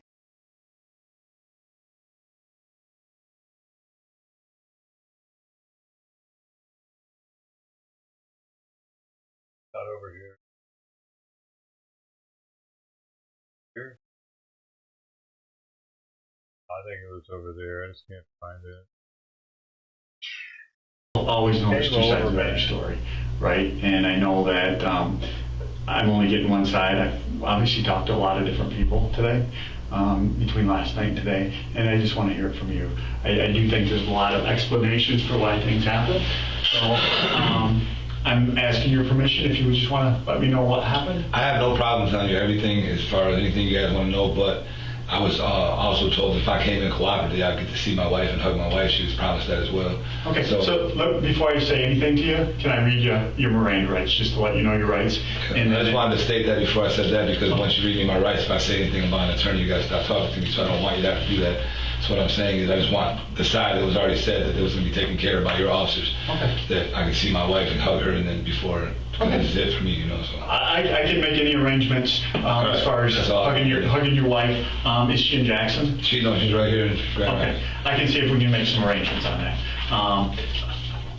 I'll have to get Grand Rapids to cooperate in that. They're the ones that told her that if she could get me to come in cooperatively, that they would let us hug. Well, that sounds like that's something we can accomplish. Right. Okay. So before I ask you anything, I do want to read you your Miranda rights. Okay. Just want to let you know what your rights are. Yeah. Zach reminds the detective about the promise that was made to him that he would be allowed to hug his wife. He says that he will tell the detective anything he wants to know if the promise is kept. Because the promise was made as a favor because Zach was cooperating with the police, if he confesses, it would still be admissible in court. Yeah, as long as I get to see my wife. I mean, I'm not going to talk. I'll do as long as Grand Rapids cooperates with that. I have no issue. All right, I'm not going to talk until I hug her, though, because I know how that goes. Like, I mean, she could say, you could say I can try to do whatever I can, and you already got a statement. Well, where is she at right now? She's in Grand Rapids, not too far from here. Okay. We talked, so I mean, the detective, or not, I don't know if it was an officer that was sent by the detective, told her that that they can make sure that we can hug and we can say bye to each other and stuff. Can you take my word on it if I talk with them? No, I'm not going to confess to nothing until I. I understand that. Will you take my word that I'll get you a hug and get you to talk to her if I can get them to agree to it? I don't know that I can get her right this second here. Well, I'm just saying I'm not going to. I mean, how does that work? I mean, you can say anything. I mean. But you know what I mean? It's not, that's like we're at a standoff, because like I could say anything and then it's like, oh, well, I tried, or they said they were gonna, but they, you know what I mean? So that's the only thing that's important to me, is I know my life's over. Okay. So I want to hug my wife goodbye. I want to give her a kiss. I want to talk to her for a minute, and they already said I could do that. That was one of the reasons I came in cooperatively. Okay. So I mean, I just want that, and once that's fulfilled, so I know I'm not being bullshitted, because that's already been told to me. My wife's not gonna lie and say they said that I can hug you and see you with that. I totally 100% believe that, and I totally will tell you that I would let you do that. Well, I mean, I believe you would. I'm just saying, I don't think much. Let me see if I can get that arranged. Okay, thank you. Zach is very adamant that he will not talk with the police until he has seen his wife. He has already told the detective that he knows his life is over, so it's obvious they have the right guy. The detective leaves the room to find out if getting Zach's wife is a possibility. Hi. Hey. You're just talking to him, right? I'm Detective Zabriskie. I work for the Grand Rapids Police Department. Okay. I understand you want to talk to a young lady. Is that correct? Which young lady? It's a man that you got. Okay. Common law wife, married wife? No, we're married. You're legally married? Yes, okay. sir. I can tell you this. His partner and my partner, one of the guys that was already spoken to her today, is on their way there. Okay. Okay, but you know, it's not like we're just going to go across the street to McDonald's. Right? Oh, no, I know. It's going to be a minute. All right. Okay, so they're on their way. Okay. I'm not didn't do any good to lie to you, right? I mean, they literally just left, and so I just texted them. They're gonna, when they get there, they're gonna see if she's willing to come here. All right. Okay, that's where that's at. Absolutely. In the meantime, can we talk? I mean, I'll answer a few questions, let you guys know I'm not bullshitting, but I'm not gonna get a confession or tell you guys everything. That's fine. And as soon as she gets here, as soon as they get him, she gets here, he'll bring her in, even if we're no matter where we're at the questioning. Or well, I'm not gonna answer some of these questions until you know what I mean? I have nothing. You guys gotta realize this, and I'm just being 100. That's all I am. I'm not gonna lie to you guys. I'm not gonna bullshit you guys. Sure. I keep it shoot. I'm a straight shooter. You guys can make my life hell. You can't. Whatever. Say it doesn't do nothing to me right now. My life's over. You understand? Why do you feel your life's over? Listen, I'm not answering that question. Okay. I know my wife's over with. So all I'm saying is, there's one thing I want, because I won't be able to touch my wife again, is to give my wife a hug and talk to her. That's all. That's the only thing that's grounded me for this whole little process I've been going through. And then I had no problem going back until a year from now, telling you every little thing I've done and didn't do. It doesn't matter. One charge or a million charges, I'm over with. What's up? Okay. It seems like they're still working on that. Go ahead. Whether you guys charge me with one charge and I'm found guilty of it, or I get found guilty of 50 charges, it's the same amount of time, it's the same amount of thing for me. Sure. So it makes me no difference to confess to stealing a candy bar from Myers or to killing somebody. It doesn't matter. I'm going to do the same amount of time in prison. See what I'm saying? So that's all I wanted you guys to realize. Got text, like I told you, says, we'll see if she wants to come in. They're on their way there now. Okay. So only thing that Brian was thinking and that we were thinking is, we doesn't do, we're going to send somebody there. They're already on their way. Thanks, Ted. As soon as they get there, we'll have an answer. If she says no, what do you want me to do? She's not going to say no. Okay. But if she does, then I guess she needs to tell me that I can call her. Well, we can do it over the phone. We can do it over the phone. You can't hug her over the phone, but that's right. That's the only thing that's important to me. You guys understand? I'm going through a thing, and my wife and I have been separated for like 9-10 months now, and we're on that verge of probably divorce. Probably going to get divorced after this, and. We haven't been on good terms. We finally started talking and stuff, and that's the only thing that's important to me. I don't care if I can confess to nothing, pull a lawyer up, and I can just go through it like that. I have no problem with that either. I'm just saying if I could benefit out of it, because to me it's one and the same. Whether I get found guilty of a fucking stealing a candy bar at Myers 10 years ago or whatever, it doesn't matter. I'm going to do the same amount of time. I've got like 15 fucking felonies, so I'm definitely whatever I get found guilty. It doesn't matter to me if it's a murder charge or if it's a gun charge or if it's a shooting in my wife's house charge. I mean any of that stuff. It doesn't matter to me. I don't have a problem confessing all of it because to me it's just going to get it over with faster anyways. But at the same time, I got one thing. That's my wife. You know what I'm saying? I didn't get to hug her goodbye. I didn't get to kiss her goodbye yesterday, today. That's all I want to do. And make sure we're going to be all right. And that's it. And I don't care about any of the other stuff. All the other stuff's irrelevant. You know what I mean? After that, it's like, whatever. You know what I mean? It's all one and the same. I get it. I got the best lawyer in Grand Rapids, which is Frank Stanley. He's a good friend of mine. You can call him in a minute. He'll be like, shut up, don't say nothing. I understand all of that. I'm not a dumb individual, none of that stuff. But I also got a bachelor's degree in psychology, so it's not like you guys can tell me one thing and it's like convince me of it, and that's fine. And you guys might have the best intentions in the world and you didn't break your word because that's what you tried to do. But something can go wrong in the meantime, that will happen. I'll still call it hold it back. You know what I mean? I'm just not interested. Not arguing with anything you said. You did a lot of talking, you talk pretty fast. You had a lot of things you I know there's a lot of shit going on. I mean, you know what I mean? I'm nervous, I'm apprehensive. I know, he has a bachelor's? All I can tell you is they just got here. Literally, they took time to go to the bathroom and come in here. And the minute one of those guys went out with one of our guys to go see if we could scoop her up. They're on their way. That's all I can tell you. I appreciate that. The detectives realize that it's going to take some time to get Zach's wife and bring her back. They use this time to not only build trust with Zach, but also keep him talking. One thing you will notice is that the detectives are not using an aggressive approach when dealing with Zach. They aren't trying to intimidate Zach or scare him. Because Zach is already an aggressive person, this approach will help lower his guard and build trust with him. It will take almost an hour to get Zach's wife, so here are some of the highlights of the conversation between Zach and the detectives. So when I was my first 5 years here, I would have been just a jerk, and I wouldn't give you the time of day because I was just. You wouldn't get nothing out of me though. And I know, I get it. I learned the hard way. That's the wrong approach with somebody like me because I get it. Nothing to lose, nothing to gain. And I learned the hard way. This is why I think because it looks like a Wall Street Journal reporter has been arrested in Russia on spying charges.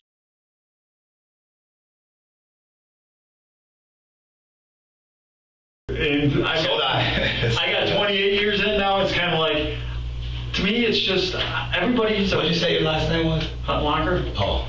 28 years in, and now everybody's equal to me. I just treat everybody 100%, no different than I would want to be treated, and that's how I'm going to treat you. How if I was over there, I would want to be treated fair. I'd want nobody to lie to me. I wouldn't want you to be deceptive to me because we're going to accomplish nothing. And I would be so angry at me if I were you if I lied to you. I mean, no, I think to tell you the honest God truth from dealing with police, you might be different. You could be the exception, but you're going to get lies. You're going to get I mean, that's your job is to coerce a statement out of me. It's your job. No, it's not my job. Well, I mean, it's your job to find out the facts. It's to find out the facts, but I can do it without having to lie to somebody. I don't have to lie to people because I have to live with myself if I lie to them. So now, today's day and age, we're allowed to lie to people. Right. But we can charge somebody for lying to us doing a serious criminal. How's that fair? It's not. No, it's not fair. So why would I want to treat you any differently than why would I want to lie to you when you can't lie to me? Is that fair? I like to play by the rules. I like that. I mean, but I also look at it like I'm just. You know the perception. You're not no ignorant guy. I can tell just by looking at you and talking to you. You're not an ignorant guy. So you know that the perception, and usually what it is, it'll take whatever I gotta do to get, if you gotta go get me a cheeseburger, what's a cheeseburger if you're gonna get a full confession, you know what I'm saying? And it would be like anything you need to do to get what you need to get, because it does make your job easier. It doesn't say it won't do your job for you, because, I mean, there's evidence, we got evidence for it, you got witnesses for it, you got all that stuff for it. And I understand that, but I'm saying it makes your job easier. And plus, you'd never know the whole story. I mean, you'd have suspicion, you'd have what the evidence shows, you'd have what your conviction or what you feel as if, what transpired or what happened, but I mean, I can tell you just because I was there, and you wouldn't know the whole story, you know what I mean? So who wouldn't want to know the whole story? I mean, even if you weren't a detective, you know what I mean? Like, just as a person, as a human, like, why would you want to be left out of some of the story? Like, why do you always want to be left wondering or guessing or knowing if there's other people out there, or if you know what I'm saying? Like, any of that stuff, you want to know. So I understand you have a motive to get to that, you know what I'm saying? And I have no problem giving that. I have nothing to lose at this point. I just got to make sure that what I'm asking for, that's not too far out of the realm. It's not like I'm asking, hey, I want $1 million in the helicopter here, and I'll tell you everything, you know? You know, the funny thing is, you can think it's funny, but I sat across from somebody at my department, and he basically the same thing. He goes, I'm going to tell you everything you want to know about this case. And the case had been old. I got it in like 17 or 18. It was a 2009 case. But he said, I just have a couple requests. I said, okay. He's like, I promise you I'm going to tell you everything you need to know. I want to see my family. I want to be able to hug them one more time. Right. He goes, he'd been in prison quite a bit for some other stuff. And the case happened before he went to prison, but he'd been locked up for quite a few years. He goes, my niece was born while I was in prison. She's 5 or 6. I've never got to see her. He goes, I know I'm going for the rest of my life, but can I see her? I said, well, yeah, of course. And I had to make some provisions at our jail because we don't let kids in and this and that. I said, he goes, I want to be able to...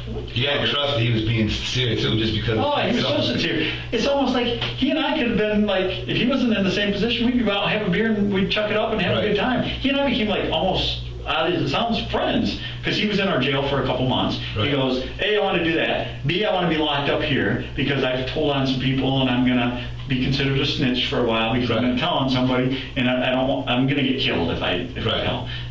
Okay, well, so I had a state trooper with me. He made the arrangements. Got that taken care of. Yeah, I'll take that. Thank you. Zach is brought a bottle of water and he's told his wife is about 10 minutes away. Even though the detective is seated across from a monster, he is able to engage in a dialogue with him, but there is more going on than just wasting time. The detective is manipulating Zach with his story about how a suspect kept his promise after the detective kept his. He said, I know, I told lots of people I know I'm going to be in trouble, people are going to out to get me, so can I be locked in your facility for 6 months or a year? I said, our facility kind of sucks, but yeah, you can. He's like, yep, I'll do that. And then I got with the state police to see if he could get, and once he got out, he needed to get to a new prison. And he said, can you guarantee me that? I'm like, well, that's kind of out of my realm. So got a hold of my trooper buddy. I said, hey, he goes, yeah, that's actually really easy to do. I just have to make a phone call. So he got that taken care of. And I don't remember the third request. It was something small. And so I said, I can do all that for you. And then he told me the whole thing, and I let him come in. And I think he wanted to hug his kids before. He's like, I'll tell you everything, but you gotta show me some good faith too. So I said, well, I can't get a hold of your family like this quick. He's not, I haven't talked yet. So I got a hold of his family. Got a hold of his mom. She's the one who told me he wants to come in and talk. So I got a hold of her. I said, can you bring your niece and or granddaughter in real quick? He did. Got to hug him. We got him some extra visits, so he got to have like 6 or 7 visits where they only get 1 a month or whatever. I don't remember what it is. Got him the extra visits. After 60 days, he sends a kite to me. He's like, can I get the fuck out of here? Your facility sucks ass. I said, well, we had an agreement. He goes, yo, you know what? You kept your end of the agreement, but I'm done with this. So I got him. We got him to a prison. He was going to be able to be at his prison for 3 or 4 years, my understanding. After that, they kind of sometimes move you about. He seemed content with that, and he had a co-defendant, and he agreed to come testify against her. And that case is actually going in November, whether he will or not. I won't hold him to it. Yeah, but still, just the fact that he did what he said he was going to do. He did. That's all it is. He told me everything that happened. These guys are assholes. I'm not going to lie to you. In my first 5 years, I was that asshole. And I learned the hard way many times. Like, nobody would ever want to talk to me. I'm like, why can't I get anybody to talk to me? Then I watched Experienced Detective. I just had to work a case with him, and I watched him, and I was like, also he treated people like a human being, and they're willing to talk to him. I'm like, well, that's easy enough to change. And it made me a better person too. You know, I treated my family better. And yeah, well, I mean, you just know if you go through life treating people with respect, or you 9 times out of 10 you get what you give. So whether it's like karma, you believe in karma, so you believe that, you know, if you put out good, good will come back, or if you believe in, you know, God, whatever it is, 9 times out of 10, what you put out there, you'll get back. If you treat someone with respect, they'll respect you. If you be courteous to somebody, they're courteous to you. And there's a lot of people be like, he's a dick, or he's this and this. Well, how do you treat him? You know what I mean? Like, what did you guys go through, or what did you treat him like to make him become a dick? Or, you know? Damn chair, it makes me feel smaller and arrogant. I'm gonna swap these out. These chairs, I don't know, they go down. Well, you're a tall guy. Well, how tall are you? Well, like 5'11". I'm 5'8". If I'm lucky.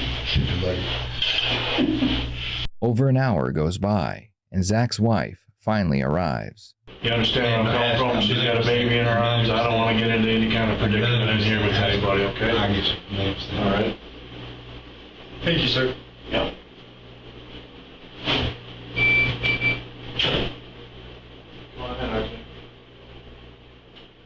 It's good, Stand up. man. Fucking master at his craft, dude. Old Barney Fife looking ass. I see you. Hi, Papas. Hi, Papas. I can't play it. Daddy have kisses. What? Oh, strike me, dude. I've already reached out to him, but thanks, man. Game? How you been? Hey, Bulgarian in the house. Is that a good hope? I asked him for permission already, dude. But thank you, so thank you. Hi, Papas. Aww. Yeah, Daddy. Bad daddy. Good daddy kisses. Thank you. Getting so big. Yeah. Loving our mommy. You loving our mommy? Can daddy get a little love? Thanks, man. I already asked him for permission on Instagram. He said it's okay. Daddy loves you. Look at that. Look at that. Look at that. Hello. I love you, silly guy. Alright, guys, I hate to break it up, but we gotta do it. Alright. Thank you, guys. Thank God, I finally asked a streamer for permission. Thank God it was the one that people are fucking getting stupid in his chat for. Who cares? That's hilarious, dude. You fucking trolls. Get a fucking life, dude. I actually did that. I have actually already reached out to that one specifically in France and asked him if it's okay if I show it to Americans on my stream. So if he does try me, all I have to do is like, hey man, it's me. I don't know if you forgot, but I'll show him the messages, and if he really continues to do it, that's a dick ass move. I don't know, but whatever. I think we're alright. You wanna... Okay. Go ahead. Bye, Papas. Bye. Bye, Papas. Thank you, guys. Here, I'll even sweeten it up by putting his link. He's a cute little dude. Everybody can leave. I gotta promote him a little bit at least. I forgot. That helps. I wish he had a thing on the screen. That would really help me more, but...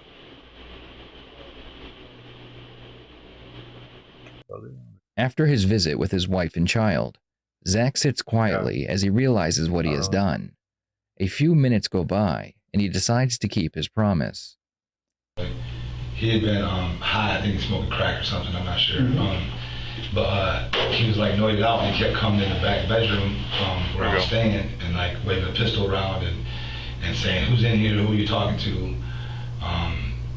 I know somebody's in here, and then like the second or third time, I mean, I kind of got insulted because it was more like, if I want to have somebody in there, I'd have somebody in here. Which bedroom are you talking about? If you go in the front door, there's a back right by the fireplace or whatever. There's a bedroom right there to the right.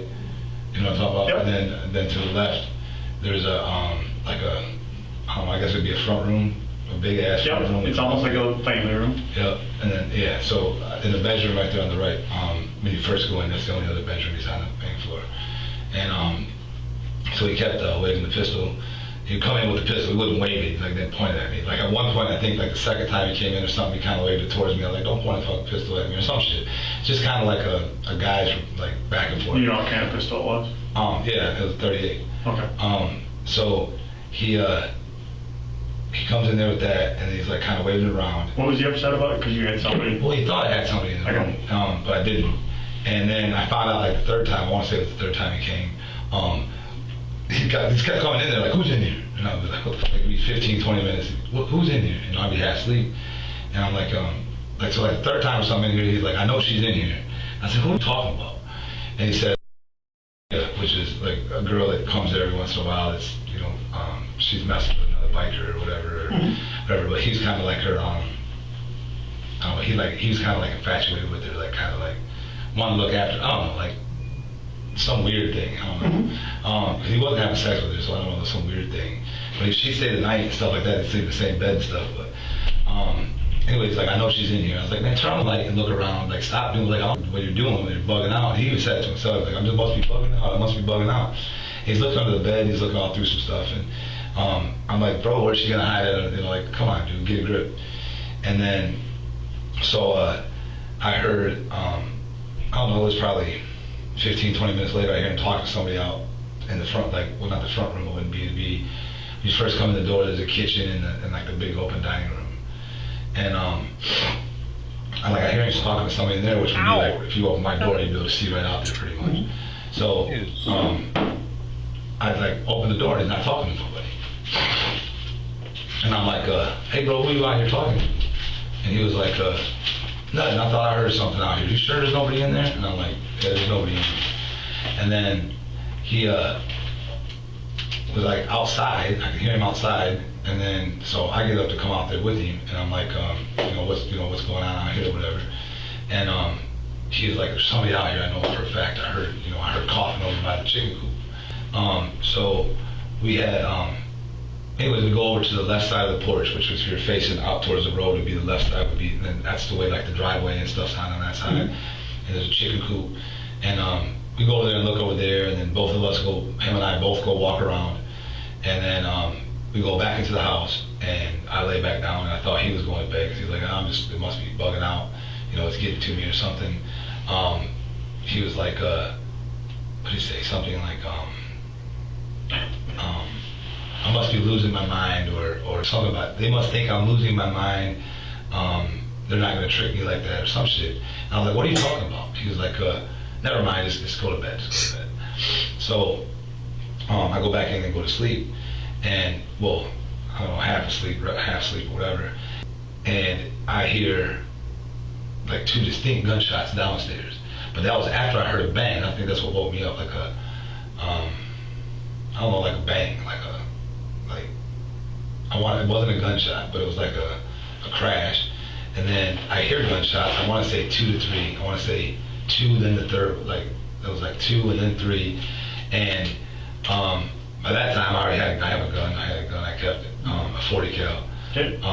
And I jumped out of bed with the 40 cal and cocked it. He had a pistol, he had a 38 in his hand, and he said, I'm gonna kill you. And I thought he was talking about me. So I shot him twice, or 3 times maybe. He was coming in the door? You shot, so he was coming in the front door. And he had the pistol like drawn up. And so I shot him, and then so 3 times? I'm not sure. I mean, I had him kind of fast and in slow motion, like at the same time, like it was all like kind of a blur. So I shot him, and then like he was coming out of the back, and so I turned towards him and shot him, or at him rather. I don't know if I hit him the first time because he turned, and when he turned to like kind of get away, I kind of ran back towards him. And then what he was trying to do, but I shot him again. That was the one that was in the doorway. And then but it was kind of like far, I don't know, I'm trying to make it make sense. Because it all happened like a blur, like so fast. And then now all my clothes and all that stuff were in the back room, but I didn't, like I was just thinking like, I was in a panic, like, so kind of like panicking, like, I don't know. And slashed keys or whatever off the table, and took his truck and just like drove away. And then after I got a little ways away or whatever, I called my wife and just told her that it was, just trying to talk to her and stuff. And I didn't tell her what I did. I just told her I did something bad and that I didn't know what to do. Crazy Bulgarian was here, man. That's pretty cool. Let's head this ended, by the way. He'd already shot somebody. He was gonna shoot at me, or he shot at me, or That's police stopped by. He's getting kind of famous over there. Popular. He's the most popular Bulgarian According YouTuber, to Zach's probably. statement, he had been using drugs with his roommates, and the drugs caused them to be very paranoid. They were so paranoid that they were searching under their beds for a person that wasn't there, and then they would go outside to make sure there wasn't anyone hiding on the property. Afterwards, Zach claimed he went to bed, then he awoke to the sound of gunshots. When he grabbed his gun to investigate the sounds, one of his victims approached him with what Zach thought was a gun, so he took his life. The shots would draw the attention of the other two roommates, who Zach shot as soon as they entered the room. From there, Zach stole a truck and was later apprehended by the police. Like I said, I wasn't there. I wasn't sure. I just know I heard a bang, but it wasn't a gun bang. Okay. And then I heard, for sure two, at least two. I want to say two and then a third, two and then a pause and then a third gunshot. Or do you think he was wigging out and thought it was someone who broke in? Well, he'd been wigging out the whole. You know what I'm saying? He'd been wigging out the whole night. Then I just kind of I seen that he was on the steps to go down to his house. So I left right. I went right back upstairs because the side door is right there, where they put you out to the driveway. I left the door. I went out to go check on him, and I seen almost immediately. You know what I mean? I seen that he was on the steps. So I ran back upstairs to see. So was he all the way up the top of the steps, or was he halfway up? I want to say mid-step. Okay. I don't think he was all the way. Was he conscious, or? No, he wasn't conscious. He had his face was opened up and stuff. You can tell he got shot close. I don't know. I remember just. So what did you take with you? You took his wallet? No, that was in the car. I didn't take his wallet. So that's the it? wallet was billfold. Is this going to get crazy or what? A chain kind of connector thing. Okay. So, so I guess I did take the wallet because it was on a chain to the keys, but it's not. But they got a string. They were a nice person? No. They was on the table. On the table, yeah. in the basement? Yeah, in the basement, okay. on the table. Right. So you took his wallet and keys? Well, yeah, they were connected together. It was one of the. Did you use the credit card? I used the credit card when I first got to Grand Rapids at Post Drive. What credit card? Is it the only one that was in there? No, there was a couple of them in there, but it was a debit card or something. I used it for gas. How many times do you think you shot? I don't know. What did he end up having in his hand? It was a pipe or something, I think. Okay. A weed pipe or something. I'm not. I just know it wasn't a gun. Sure. But I know he's got a 380 and he's got a revolver and he's got a couple shotguns. I knew he had guns, and that's what I was worried about. I didn't know what was going on. I dabble in meth once in a while too. I always have. So. Somebody had used meth recently because there was still in his bedroom. There was still some stuff. His bedroom, if you walk in, it's the first one on the left. Yeah, that's what we kind of figured. And then he had some more in a drawer.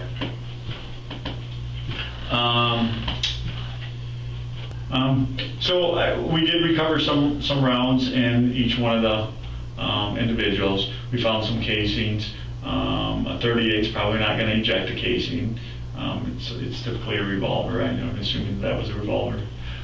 You said they were behind a blue, futon, both of them. Yeah. That's where they found at least the 40, and I'm assuming they said they found two. They were wrapped up together. So. Okay. So, anything else you can add, or anything you want to add? Not that I can think of right now. It's still blurring in my mind now. I'm just trying to replay that shit. It's just I bet. And pretty much everything you told me appears to be pretty accurate. Obviously, how many times do you think you shot altogether? I know I emptied the clip. Okay. Did you reload? No. Okay. Did you have additional magazines? No, I think I had the one bullet that's left in there. That was for me, and then that was it. Okay. So your thought was you were going to at some point use that on you, that last bullet? Yeah. For your son's sake and your wife's sake, more importantly your son's sake, I'm glad you didn't do that. Yeah, I know. Because your son will be able to see you he'll be able to come at some point. I don't know how prison works, but obviously you do. But I would think at some point he's going to be able to come visit you.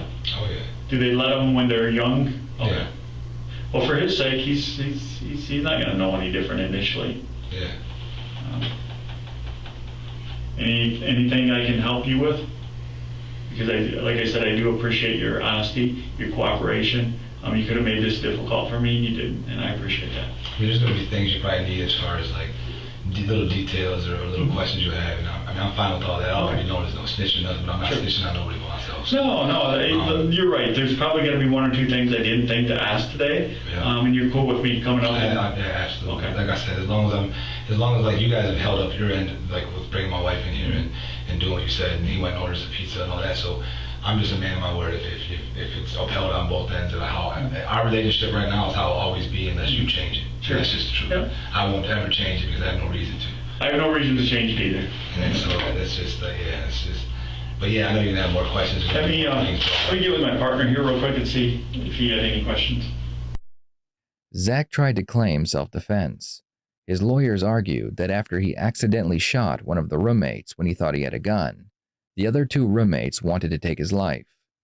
Prosecution argued that the evidence did not match his claims, and that after he took their lives, he stole a truck and used multiple credit cards. Zach would be found guilty, and he was sentenced to life in prison without the possibility of parole. Did your guys come up with something or anything? I mean, there's some questions that, I don't know, little stuff. Do you remember what you were wearing when you were down in Jackson?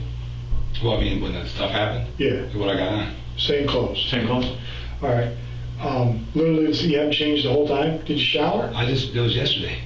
Okay, did you shower? No. You haven't showered yet? You can take gunpowder, you can do the gunpowder test and all that stuff. But my question is, if the same clothes, you guys may want jail greens, and we may take the clothes, or you may want to do it down there. Okay. We'll do it down there. Okay. Just eat in peace and sit tight. Thanks for clearing that up. I didn't think about that.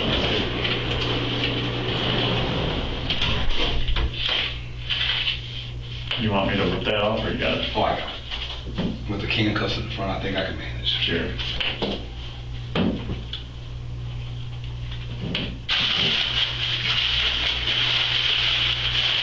Well, I have 86 emails, so while you're eating, I'm going to try to scan through a couple of these. Absolutely fine, sir. Well, it seems like you and your wife come to terms. Seems like she's supportive of you again, which is cool. Maybe. It's like you've mended that fence. I don't know. It's going to be a long process, I think. There's a lot of damage done. Oh. Been separated for like September, October, maybe 10 months now. Okay. But you're still married? Mm-hmm. Okay. Neither one of us filed. Well, it sounds like that she had some hope still, or she wouldn't have. 10 months is a long time to not file. Yeah. So I would guess she. Both of us. I worked as a desk sergeant for a while, so I didn't get out on the road much, but I was working an overtime assignment in a car, and I don't know what the hell I was thinking. And so I'm going down Michigan Ave, and I see a violation, so I do a U-turn in Michigan Ave, which is not unusual. You're supposed to check to make sure no one's in your other lane. I didn't check. I hit this car, or she hit me, I can't remember, but it's obviously clearly my fault. And the girl she kind of goes off on me, and I felt bad to begin with. And we go in the parking lot, nobody was hurt, and we go in there. It was probably 10 years ago. And I said, ma'am, I'm really sorry, my fault. Well, I'll be at fault in the report, and insurances, cover themselves, but your insurance can sue my insurance, so on and so forth. And she just keeps going off on me. I'm like, ma'am, I'm really sorry. And she goes, and after she settled down, she goes, it's not you. She's like, well, she said to me, you're the police. You're supposed to know how to drive. And so I said, I'm sorry. And she finally said, I just was having a bad day. She goes, I literally got my car out of the shop yesterday it was in some sort of crash. I get it, the first day out, you run into me. I'm like, other than sorry, I don't know what else to say. She kind of laughed at it at the end, but. Good? Yep.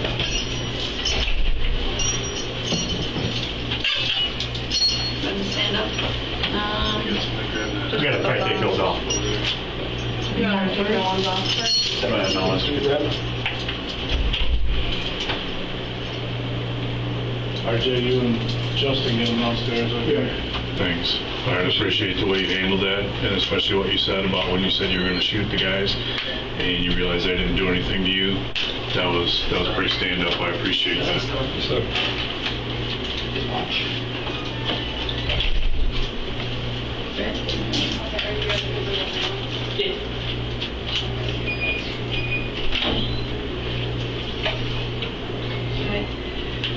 Follow me.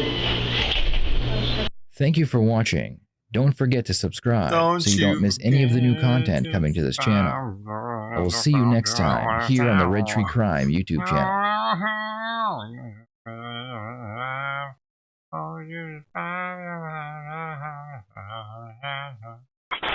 Southwest District.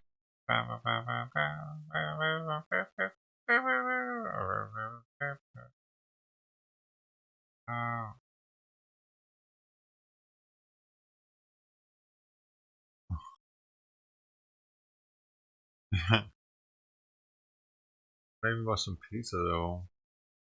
And he was eating that pizza like he didn't just murder 3 people the day before though. For the trip. It was like a Chuck E. Cheese's in his head.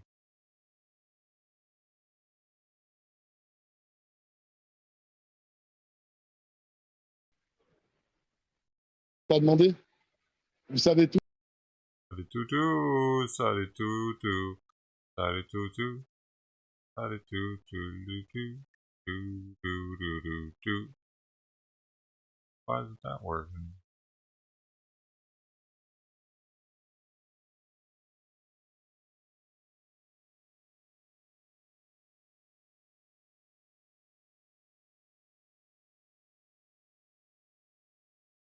Yeah. Oh yeah.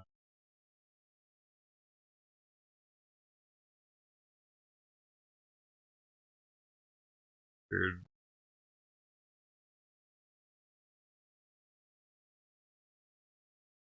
It's just not working. Oh.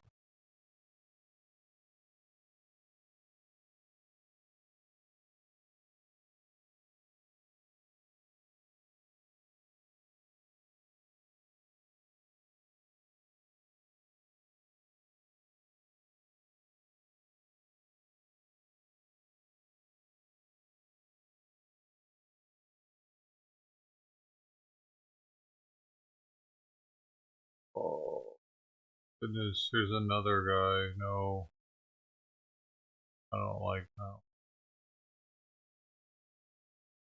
Do I?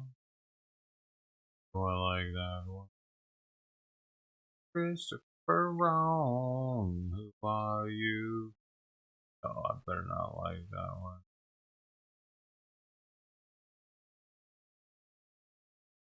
He's got a cowboy hat. Hey, come on in. Have a seat. How you doing today?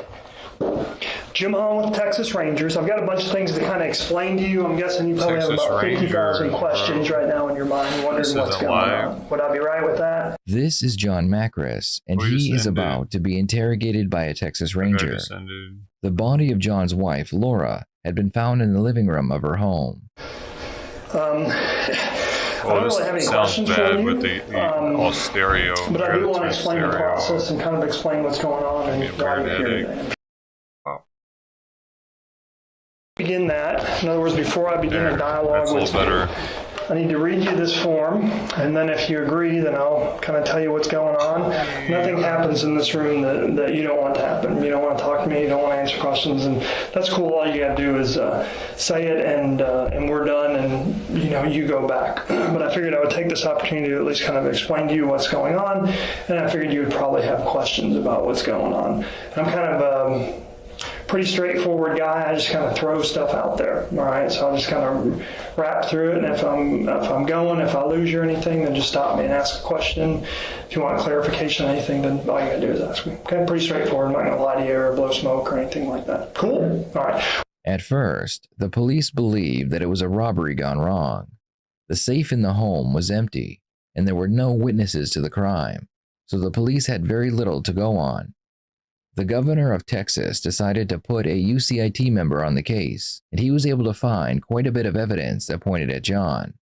We will discuss that evidence later in this video, but first, the Texas Ranger explains to John exactly who he is. Number one, let me tell you about me. I'm Jim Holland. I'm a Texas Ranger, but I'm not just a regular Texas Ranger. Do you know what Rangers do? Not really. Okay, you met a Ranger in this case already.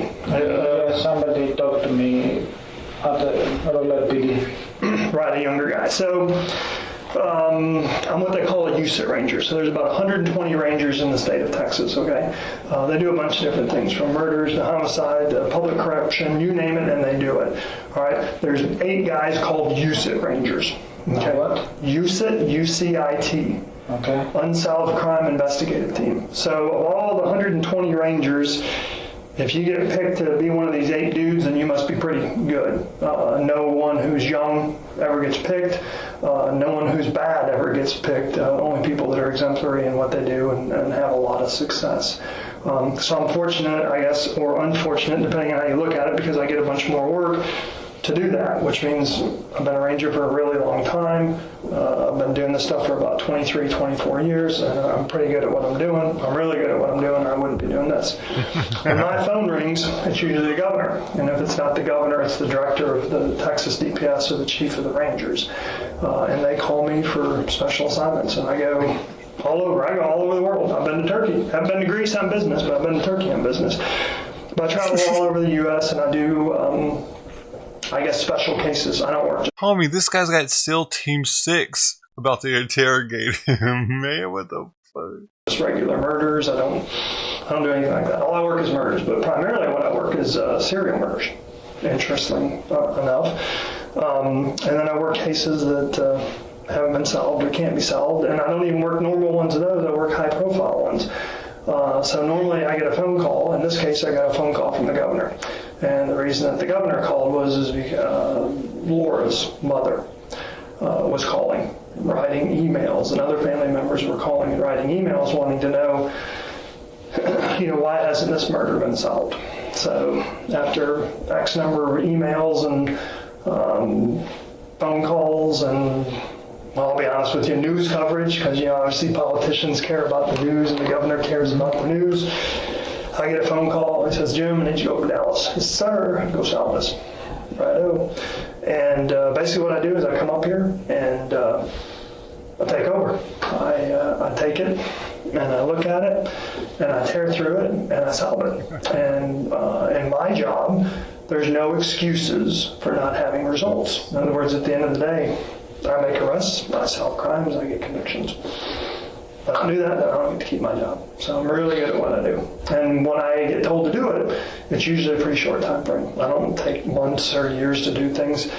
I come up here and I work for a week straight through. And everyone kisses my ass. They do what I want them to do or what I tell them to do because they know that I'm here to solve this. And they know that I'm working for the governor. So everyone bends over backwards. Dude, I've never heard anything like this before during one of these interrogations. Literally a Texas Ranger coming and yippee-ki-yay a motherfucker and be like, hey, I fucking get shit done. The government, no, this dude's real. Look at his hat. Dude, I'm pretty sure it's real. You think he's bluffing all this? He's got the cowboy hat. He doesn't even give a shit. He's just like, blop, shit. The governor called him. So a lot of times I look at cases and I look for... I bet he's for real, dude. Because that acronym he used, I bet it's a real thing that you can look up. And I bet you can look up that there's only so many of those in Texas even. All this shit seems real to me. Like... This is America, Kelly. We got this kind of shit. Well, Texas definitely has it. They're crazy out there. They want to be their own country. Me is if I find something that needs to be tested for DNA or fingerprints or whatever, basically I go back and look at forensics, look at evidence, and the things that would take 6 months or a year to review and get results on takes me an hour or two. And the forensics, whether it's cell phones or towers or the latest and greatest gizmos and gadgets in the electronic field that other people don't have at their access, I have. And I can have engineers and computer specialists and phone experts and all these different things mapping people do what I need done, usually in a matter of hours. Sometimes if it's complicated, a day or two. And if the government, normally that stuff does take a while to get the warrants, to get the information from these places. But if he's got some kind of pass from the governor, because he's one of 8 of these people that's got the governor's pass, yeah, he could actually expedite the shit out of all of it that would normally take weeks to, we'll get it for you, buddy. You're a detective. We'll get that for you in a week or so. So I have everything that anyone could ever want. I didn't know they had at their disposal. It's like and federal. I'm told to go up there and go solve the case. It's so like in this FBI, case, that's basically what I did. Almost. Like I said. And I want to explain to you, if you want me to, how I got here. Texas's version the of the ranger FBI. tells John that he is no ordinary police TBI. officer.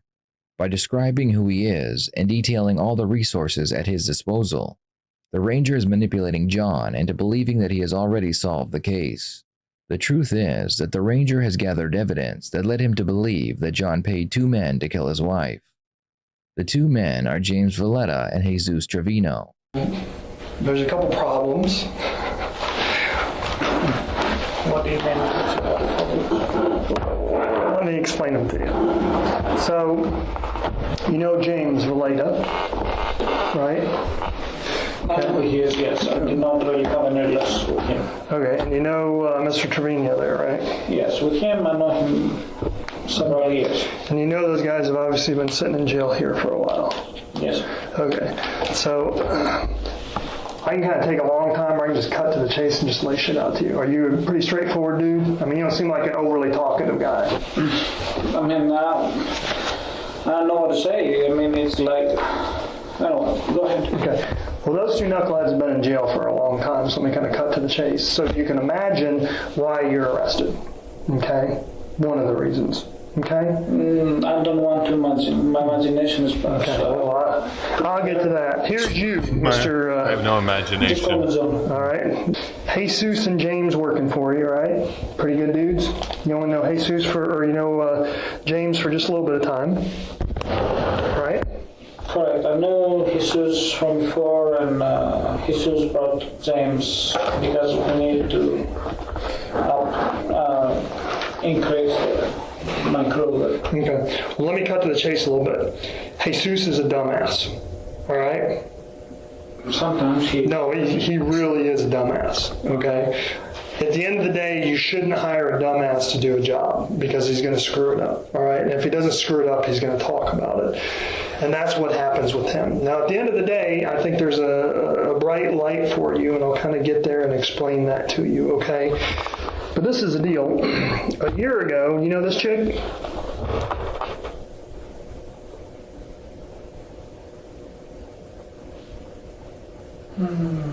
What's her name, Lorena? Lorena Elizabeth Rodriguez. 215 pounds. She ain't so small. I bet she weighs more than you. I'm about 215 now. Yeah, well, there you go. You guys can wear the same pants. I'm not 100% sure.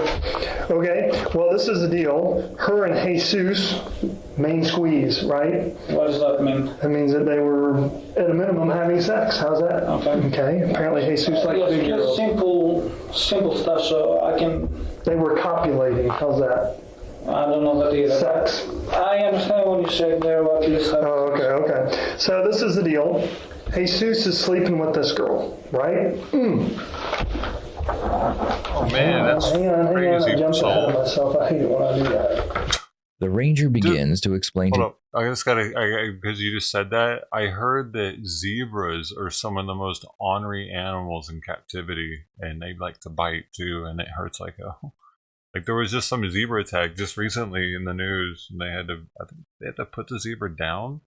I think they might have. John, how all the evidence led to him. It starts with a picture of Jesus' girlfriend, holding the same caliber of weapon that had taken Laura's life. So this is the deal. When this murder goes down, Laura, your wife, fiance, sorry, a couple months later, Janet is getting interviewed and questioned and everything like that, and she comes forward. Actually, they approach her after they find this. on a webpage, and this is her with a gun, which is a .40 caliber Springfield XD. The bullet that killed your wife was a .40 caliber weapon. Okay, this is Jesus's apartment, or where he was staying with the SpongeBob stuff. We went back and took some pictures. So she's kind of hanging out there with the stuff on the internet, so I'll give them their kudos when they deserve it. They go and they find her, and I have since gone back and interviewed her and spoken with her. And 6 months ago, 6 months before your wife was murdered, she claims, all right, I'm just going to, it's a claim, she comes forward and says that she was talking to Jesus. And that Jesus says that you offered to pay him money to kill Laura. And I think it was $4,000 or $9,000. No, the number mountain's all over from $9,000 to $15,000 or something. But she says this. And she says that Jesus not only told her that you hired him to kill your wife because you didn't want to get married and you wanted custody of the children. That's what she says. Come on, she's just some kind of gangbanger chick, right? Look at her. Do we believe this shit? Do you think she's credible? Oh, come on. You wouldn't listen to that, would you? So when I hear that this girl says that Jesus told her that he'd been hired by you to kill your wife, and was going to be paid X amount of dollars, I mean, I thought that was kind of bullshit. And then they show me these pictures. I'm like, all right. So you know what? I'm going to fly to Colorado, and I'm going to go interview her myself. And I'm going to give her a polygraph. And you know what she told me? And I believed her. And she passed the polygraph. But, look at her. Would you? So what? Right. You said, say to me again, what did you say? You know what did she told me? I didn't understand what you just said. So, I didn't believe this. I thought, well, she's probably not credible. So I went to Colorado and I interviewed her, and I'm an expert, right? I'm supposed to be one of the best, right? Okay. 100% solvency rate in every homicide that I've ever investigated. 100%. That's why I've got the job that I have, right? I understand. So I sit down and I interview her, and there's no indications of deception. She's telling the truth. There's no indication for what? No indications of deception. Deception, okay. She's not lying. She's telling the truth. I'm convinced of that, just in case I give her a polygraph. And she passes that. Okay. When you say she passes that, what do you mean? I'm not. I mean, she was asked those questions when she was hooked up to a machine, and she gave the same answers, and the polygraph showed that she was telling the truth. Now, I don't really give a shit what the polygraph says, other than the fact it's just something else to prove up, right? Shows that she's being credible. Maybe people think I'm an idiot and I don't know what I'm doing. I don't really think that, but sometimes I like to imagine that, right? All right, so, but you wouldn't think much about that, about this girl jumping out there, and maybe Jesus runs his mouth or something. Well, I'm not going to see how Jesus became. Yeah, it's not credible, right? I mean, you wouldn't buy that shit, would you? As I said, I wouldn't buy it. Doesn't mean anything, right? So then, we go back. We interview her. She steps forward and she says that a year ago, while she was involved with Jesus, she said that Jesus told her that you were going to pay Jesus $9,000 for killing your wife because you wanted to keep custody of the kids. I didn't have any problems with my wife. I'm just telling you what they're saying. I'm not here asking questions. I just want to tell you what's out there. You should know what's out there, right? I mean, you want to know, don't you? I mean, you're under arrest. I guess you're going to tell my lawyer, so yeah, difference, right? Yeah, you can tell them too. You can leave, you can do whatever. I'm just trying to explain it to you. If you want to hear it, then I will. If you want to leave, then let me know and we'll bring someone. So, I would want to know. If I was accused of something, I would want to know. I wouldn't want to know what's out there. I'm like, I didn't tell you. So, she says that a year ago, Jesus told her that he was going to get paid $9,000 to kill your wife because you wanted to keep the children and you didn't want to get married. Or you just wanted to keep the kids. And she goes into a little bit of detail about what he was planning to do and why it was going to happen. But, so you got another chick, right? She's probably some gangbanger. She's dating Jesus, right? You think she's credible? Well, Jesus was doing a lot of checks. So. Right. So he's just running his mouth, right? I mean, she's probably just making shit up. She's coming forward after the fact. She wants to be famous. She wants to be on Entertainment Tonight, right? Yes. Okay. Kind of maybe. But the problem is she says, no, I'm not making this up, and no, I believed it, and yes, it happened, and I'm so sure of this that I called up the Dallas Police Department. And I talked to a detective, and I gave him all the information. When? A year before the murder. Bullshit. No, I didn't. I called him. I told him every single thing. I told him what I knew. I gave him John's name. I gave him the wife's name. I gave him all of Jesus' information, what he drives, about the gun, everything. I told him everything. I said, okay, well, let us look for that report. We don't find it. There's no report. She never called Dallas PD. But guess what? A day later, they find the report. Not only did she call them, and not only did they take a report, but the whole thing was recorded, right? And then they handed off to a Department of Public Safety, State Police, CID agent who works intelligence hits. And he starts looking at it. I don't know, his wife got sick and his mom died and kids have scarlet fever. For whatever reason, he didn't really do shit with it other than open the file, ran your name, runs your wife's name, pulls up your house on Google Maps, and runs Jesus. A year before your wife dies. Now there's two people that are saying the exact same thing, and one of them is memorialized a year before. Is what? It's recorded. Okay. There's a record, there's reports, there's documents. It's not made up, it's not bullshit. How would she know this is connected? The ranger explains that not only did Jesus' girlfriend say that Jesus told her that John paid him to kill his wife, but she also knew it would happen a year prior to the incident. She even filed a police report because she thought Jesus would go through with it. You know this dude? Yes. How do you know him? Manuel brought him to help with some work randomly. Mm-hmm. And what did he do? Whatever, just helping stuff in the houses. How long before your wife's murder? It's been a while. Mm-hmm. So, brain surgeon, Mr. Trevino, reaches out to him and says, hey, this is the deal, dude. John's going to pay me $9,000 to kill his wife because he wants to keep the kids. And I need 2 drivers, and I want to see if you'll do it with me. The ranger is referring to a message between Jesus and James, where he tells James about the plan, and he asks if he would be the driver. The problem is, James would be brought in for questioning, and he would immediately tell the police everything. So we bring him in, doesn't necessarily want to talk. The problem is he get caught up in a conspiracy to commit murder if there's any chance he has anything to do with it. So he lays out this whole story. I mean, everything. Planning what was going on, why it was bothering him, why he wasn't going to do it, all this shit. He lays everything out. So it's getting interesting. Now we got 3 people saying the same thing. You know him? Juan Salazar. No, I don't know that guy. Another buddy, right? Mr. Trevino's got all kinds of buddies. Guess what he does with him? He goes to him and says, hey, dude, this is the deal. My boss is paying me $15,000 to whack his wife so he can keep the kids, and I need a driver. Would you be interested in doing it? Shit you not. Same thing. He comes in, he gives an affidavit, a statement, he swears to it.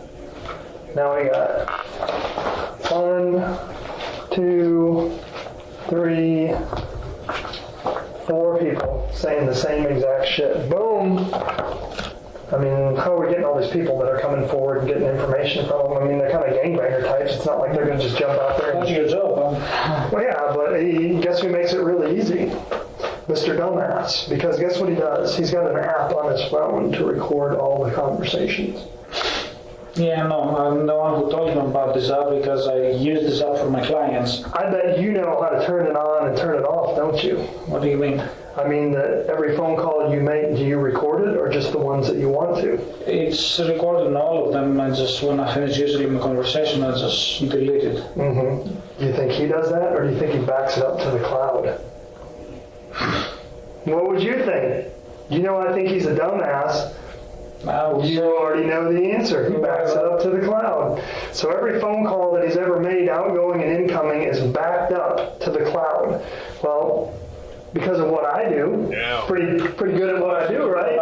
Dude, that would be illegal to do in California. I wonder if the phone would even let me do it here. Or I guess the app might. Maybe not.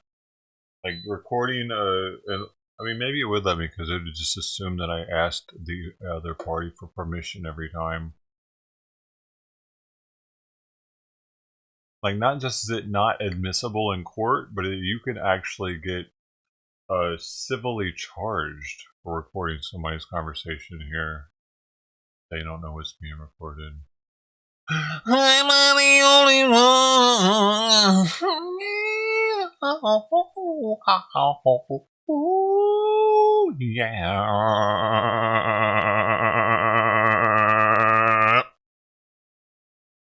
Oh yeah, do you think Rowlett thought about that shit? Nope. But you think I did? They said, yeah, he tossed his phone the day after. We don't have shit. It's all in the cloud.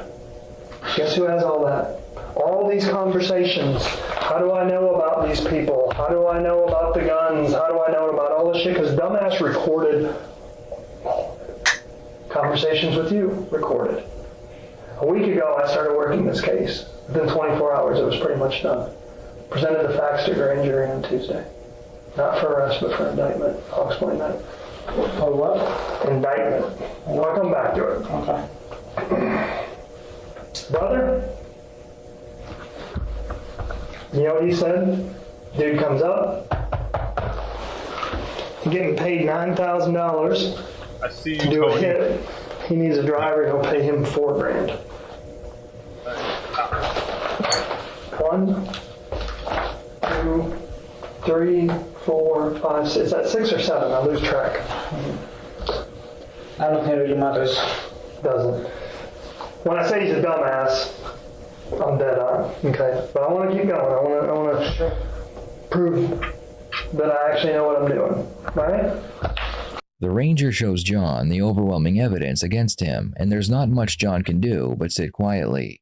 The ranger claims that he has recorded phone calls, witness testimony, and a picture of the murder weapon, but there is still more yet to come. Then, of course, if you're going to shoot someone, the Texas Rangers are badass, and you're smart enough to get rid of the clothes and the gun, all right, you should also get rid of the backpack that the clothes and the gun are put in. Because when you shoot someone, even though you don't see it, there's something called GSR, gunshot residue, and there's blood splatter because it's high speed. When you hit something, and even though you can't see, you watch CSI, Miami, any of those shows? So when you shoot someone at close range, the splatter comes back at you. And if you're wearing a black hoodie when you do it, all right, you're going to have the victim's blood on you. Now, if you get rid of the black hoodie and the black pants and the black tennis shoes that you're wearing, it can be pretty good, right? Because you can just get rid of it. But the problem is, if you put all that shit along with the gun that has blood on it into this backpack, do you know what the Lacard exchange principle is? Oh, it's fascinating. Lacard is this French scientist. He's an absolute genius, right? He comes up with this theory back in 1823. Same year, mind you, that the Texas Rangers came to be. And the Lacard exchange principle is fascinating. It's that when two objects touch, this table and that phone, there is an exchange. Part of that table goes onto this phone, and part of this phone goes onto that table. That makes sense, yes. Smart dude. French scientists, don't screw with the French, right? They're smart. So Lacard exchange principle, if you take the bloody black hooded sweatshirt and the black pants that you're wearing, and the gun that you shot this person with, and you stick it all in that person backpack, water, okay? right? And then you take out that stuff, and you take the gun, you put it in little pieces, and you dump it in one spot, and you take the clothes, and you dump it, let's say, at a job site, right? In a garbage can. It's much better than You're tap pretty water. smart for doing that, right? But if you put all that shit in this backpack, because of the Lacard exchange principle, And there's a transfer of evidence. So where do you think this backpack was found? I don't know, I'm trying to see the around. It was found in James's motel room. Okay? Okay. And who do you think James said this backpack belonged to? Jesus. Yes. Right? And who do you think that all these other knuckleheads, 7, said this backpack belonged to? From where it's going, I'm guessing Jesus. He's the dumbass, right? And what do you think they said that Jesus always kept in that backpack? His 40 gat. You know what gat is? Not sure. Gun. His pistol. Okay. How do you call it? A gat? You never heard that? It's like gangster shit, man. Gangster. I'm not in any gangster stuff. Mr. Trevino, he wants to be a gangster. His problem is he's not. He's in kind of a bind right now, and I'll explain that to you. He's got this thing. He likes to tell people that he's part of Mexican gangs that work for drug cartels, but he's really not. It's not a big deal when you do that, but when you do it and you're in jail, it's not so good. Because those people don't like people saying that they're them. And yes. You know, they're in a Mexican drug cartel gang for a reason, right? And if you're not, and you're saying that shit, they take that stuff personal. Anyway, back to Mr. Trevino's backpack, which is found in James's motel room. Take that out. Rowlett PD does a good job in secure that, but guess what they don't do? First ex-president charged with the crime. That exchange of the card exchange principle, right? But the Ranger. Well, we know what they're going to be talking about tonight on Timcast.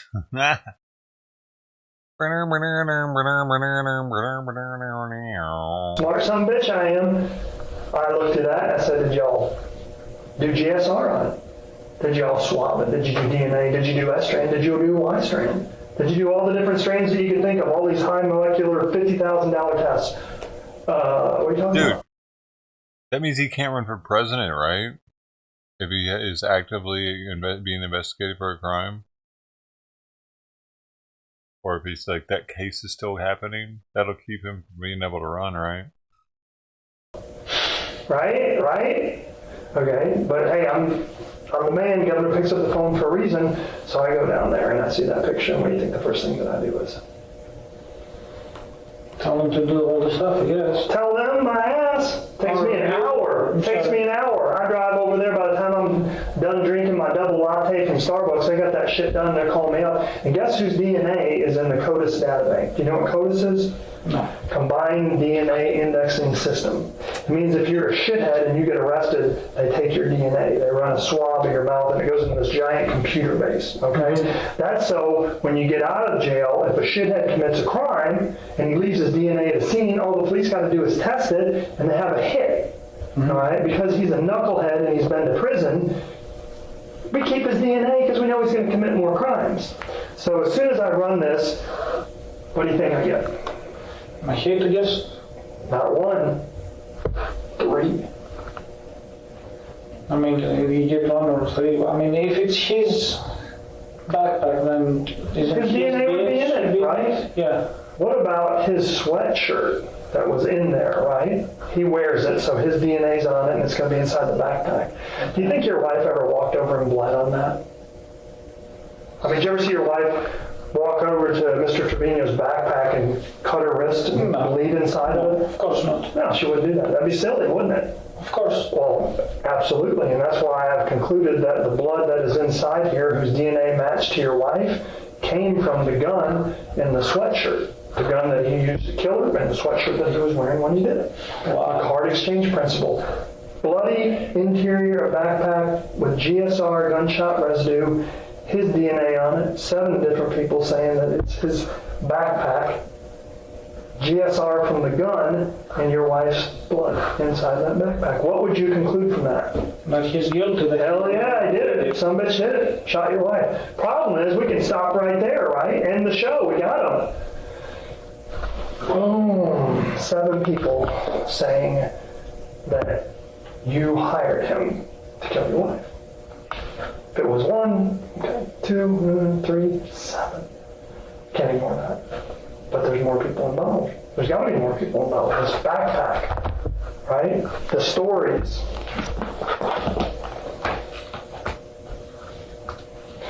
Your cell phone, okay? Another piece of advice. If you're going to tell someone to go kill someone else, all right, tell them to turn off their cell phone and wrap it in aluminum foil. No shit, right? Why? Because you have to be on your cell phone for it to be tracked. What do you mean? I mean... No, I didn't understand your question or your statement. If you have a cell phone, do you have to be talking on it for me, the police, Big Brother, to know where you are? I don't think so. Nope. Probably you can track it at any time without me being on it. Unless it's wrapped in aluminum foil. Okay. Pretty smart. That's the only thing that'll cut the signal off from the tower. But when you look at your phone, you see the bars, the tower bars, you know what I'm talking about? Yes. They go 1, 2, 3.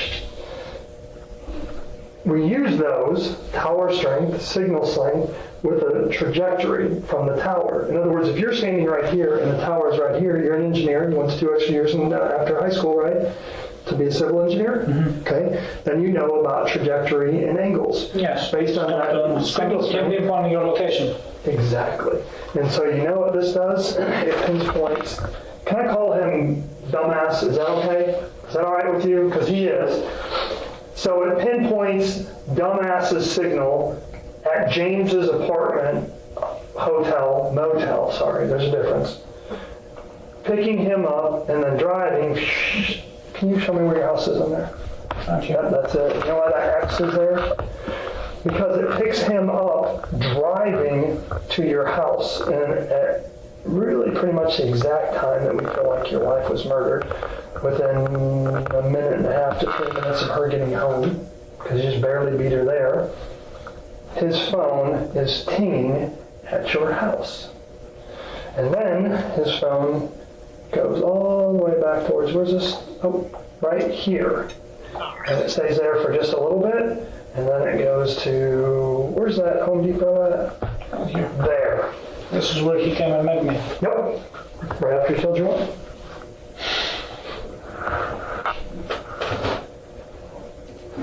So, if I know that he's at James's motel, what do you think that makes me believe about James? That he's an accomplice somehow. Bingo!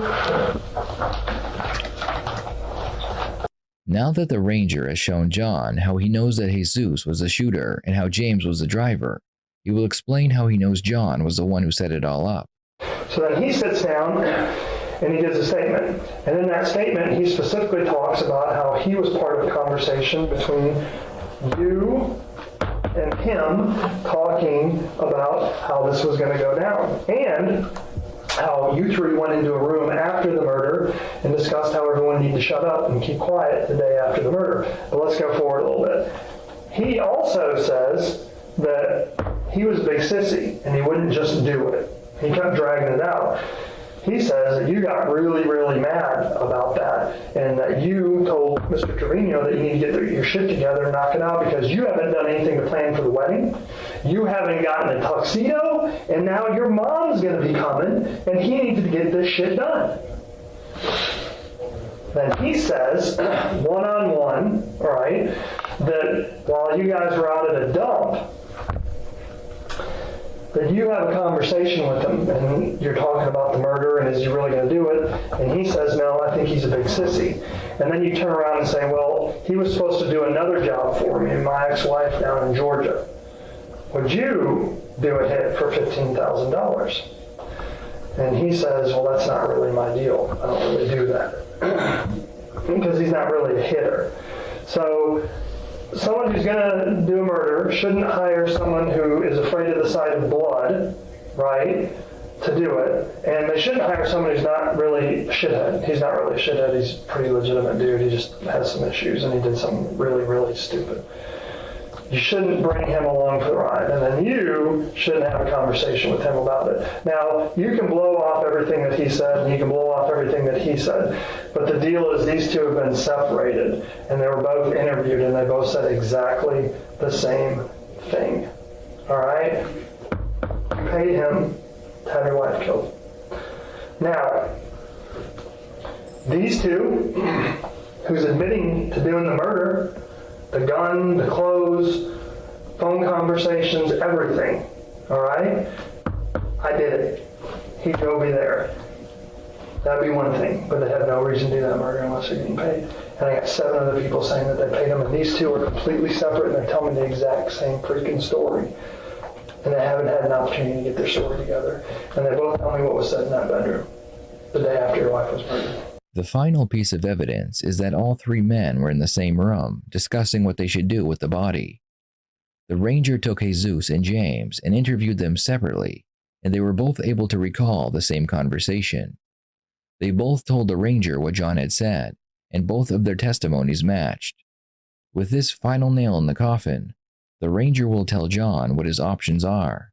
Okay, now, you have choices, my friend, okay? Because this looks really, really bad for you, all right? And that's why on Tuesday, this was presented to a grand jury. Do you know about the American legal system and a grand jury? I have no idea. Anyone can be arrested.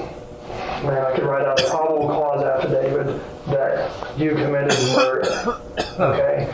And I could arrest you for it, just like that. I just boom, and the judge signs it, okay? But I'm guessing by now you know that I'm just not this ordinary cop, right? Mm-hmm. I'm different. I'm anal retentive. I'm ADD. I can't help it. All right? I go overboard on everything. So I grab all this shit, all my forensics, all my phone stuff, all my statements, all my you name it. I grab everything and I present it to a grand jury. When a grand jury does an indictment, all right, that means that one of 2 things is going to happen. You're either going to go to trial or you're going to plead guilty. Okay? On Tuesday, this was presented to a grand jury, and Tuesday I found out that the grand jury indicted you and him for capital murder. This is coming today. Okay? That means that there's no probable cause statement. That means that the grand jury issues the warrant, which means there's evidence to move forward. And at this point, you're looking at a long time in prison or the death penalty. Okay? Now, why am I telling you all this? Because I think it's right that you know everything. Okay? I think that's important. But you have a choice to make. And I'm going to tell you what the positive is. What the what? Positive, the good. Okay. Okay. I don't like him. All right? And he's killed other people. I wouldn't like him either. I just wanted to. All right. Well, he's killed other people. Okay. So in the United States, when you kill 3 or more people, do you know what you're called? A serial murderer. This wannabe has actually killed 2 other people. That means that he's killed 3 people total. All right? Which makes him a serial murderer. And a serial murderer needs to go to death row and die. He just never, ever needs to get out. Now, John, I know that you're kind of foreign to this country, and I know that I'm throwing a lot at you. But I'm going to give you an opportunity today. And it's really important that you understand this because I don't want to lie to you, and I don't want you to misunderstand anything that I'm saying. Okay? I'm not the decision maker. I'm not the district attorney. I'm not the district judge. I'm not a grand jury. I'm none of those people. Okay? I'm a Texas Ranger. Now, granted, I'm one who answers phone calls from the governor, right? Mm-hmm. I don't carry his bags. Just answer the phone. Do what he asks me to do. But I'm a Texas Ranger. I'm not a decision maker. Okay? After we meet today, I'm going to go upstairs because we're also in the criminal justice center here. And I'm going to go over, I'm going to meet with the district attorney, and I'm going to tell her exactly how this interview went. And she's going to ask me a bunch of questions about it, okay? And you've got to make a decision as to what you want to do or how you want to proceed with things, okay? This country is very interesting in that if people show remorse and if they're sorry and they beg for forgiveness, all right, and they tell the truth, things tend to go better for them. If they tend not to do that, all right, then this is a death penalty case, and that's what you're looking at. And if you're not afraid to die, I understand. Really, I'm not either. But the problem is you have to sit on death row for like 12 to 15 years, and it's a really, really horrible existence, okay? And I don't think that I don't know who you are. I've really kind of tried to figure you out. I'm honest. I'll be brutally honest. I don't know if you're a sociopath, if you're a psychopath. And I kind of looked into it some more, and I don't think you're any of those things. I think that you felt like your wife was cheating on you, and I think that you thought your wife was not a good mother, and I think that you were probably right, and I think you felt like she was going to leave you and she was going to take the kids, and I think that you were right because I think that she was going to. I think she was going to marry you so she'd give you half the business and she was gone. And you know that, and I know that. No, I don't. That's what I believe. No, I don't believe that for Laura at all. I mean, no, I don't believe that. I did not think that Laura will. I mean, the business was hers anyway, so it doesn't matter me getting married with her or not. So that's, I mean, I have no. Then why, John? Why? Because you just didn't want to get married? Because you want to? No, I didn't have a problem to get married. I mean, I tried to get married with her for at least 3 years. Mm-hmm. I love her, I still love her. I mean, it's, you know, I love my kids. When they took my kids away, it's like killing me. It's. Well, right now, you have an opportunity, because number one, you have an opportunity to ease the pain from them, okay? And there's something called consideration, all right? And I'm not, again, the deal maker, but I can tell you, you move forward with this stuff, and these people testifying against you and everything else, and you get the death penalty, okay? This thing about consideration, okay? The best thing going here, and normally you know how this works, it's the person who hires that they're really after, all right? But you don't have a criminal history. You've never been in trouble before. No, I mean, it's a pain in the ass, right? So,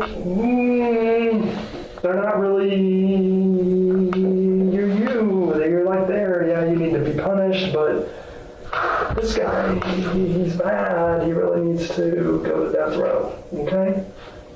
So, at the end of the day, I think that you have an opportunity, and your opportunity is to be honest, to ask for forgiveness, all right, and to cooperate with all this, and move forward and hope for consideration. And I'm not going to sit here and lie to you. I'll tell you what's going to happen with this stuff. If you end up going to a trial, you're going to get convicted, you're going to get the death penalty, okay? Period.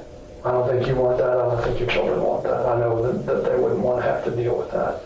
But if you are sorry, and I don't want to put words in your mouth, but if you're sorry for what happened and the way things happened, all right, and if you want to tell that story, then I will go to the district attorney and I will tell her that you cooperated with this investigation and that you made a really, really bad mistake and that you're sorry, but that you gave up the information about these two and specifically him, which is what she wants. And I think that gives you an opportunity moving forward. I can't promise you that. I'm not going to sit here and lie to you. But I think that gives you a really, really, really good opportunity moving forward. Okay? And it's your choice. It's what you want to do, but it's not going to be presented to you again. And I know that's a lot to be thrown at you. But I think you knew this. You're not surprised with this. You knew this day was coming. I mean, you're not freaked out. You're not nervous. You're nothing. I am nervous. I mean, it just... You know it's coming, John. You know it's coming. Now you got to make a decision. You know what mitigation of damages is? No. It's when you screw up and you try to make the best of it. Okay? You screwed up, all right? And now you got to try to make the best of it. And let me tell you something else. Greek Orthodox? Mm-hmm. How did I know that? Christianity, all right? Americans. The district judge, the jury, the grand jury, and the district attorney are all good Christian people, because in America, you really don't get elected unless you're a good Christian person, right? And what's a value that all Christians share? What's the number one rule of Christianity? Spread the word of God. Number two, you got to forgive. If you're a good Christian, you have to forgive, and it doesn't matter. I sat down one time, Catholic, right? I've got some Roman Catholic, some Greek Orthodox. I got a cousin who married from Chicago, a guy who's Greek Orthodox. Same thing, they just kind of left the boat, right? Yeah. Same thing. So, what's the difference between a good person and a bad person? Does Mother Teresa make mistakes? Everybody makes mistakes. I don't care who it is. Pope makes mistakes. right? Pope makes mistakes. Oh, I'm sure he does. What's the difference between a good person and a bad person?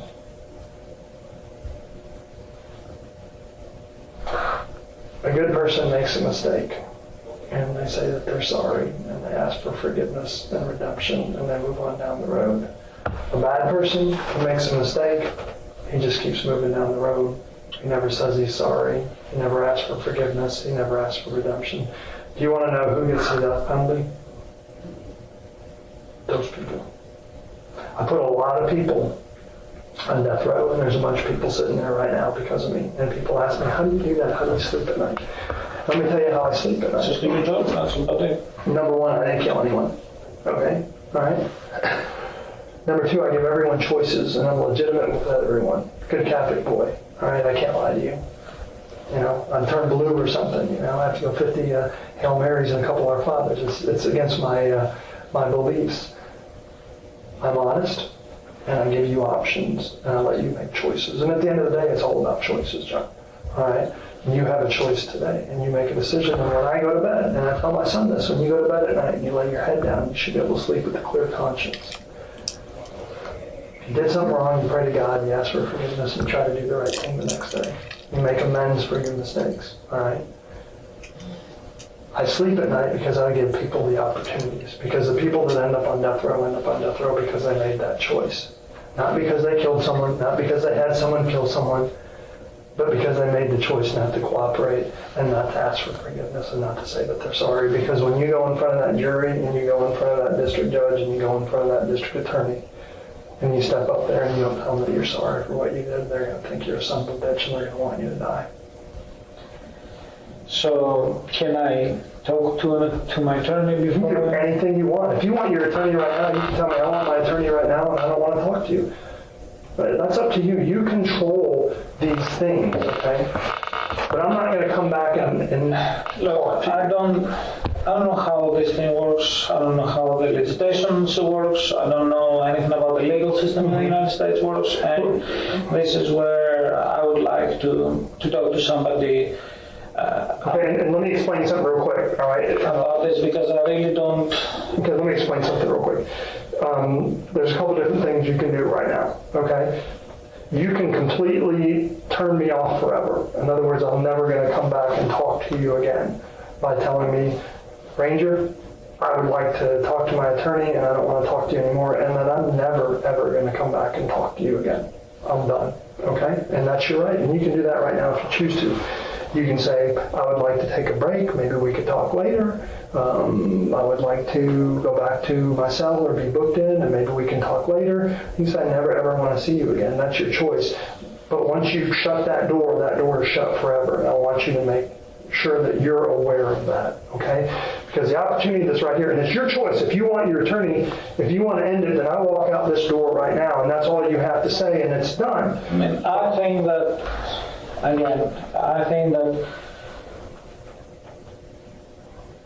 need to talk to the attorney, and because I'm like, okay, and then, tell him all the stuff that he told me, and, it's like, I'm not saying that, I don't know, I don't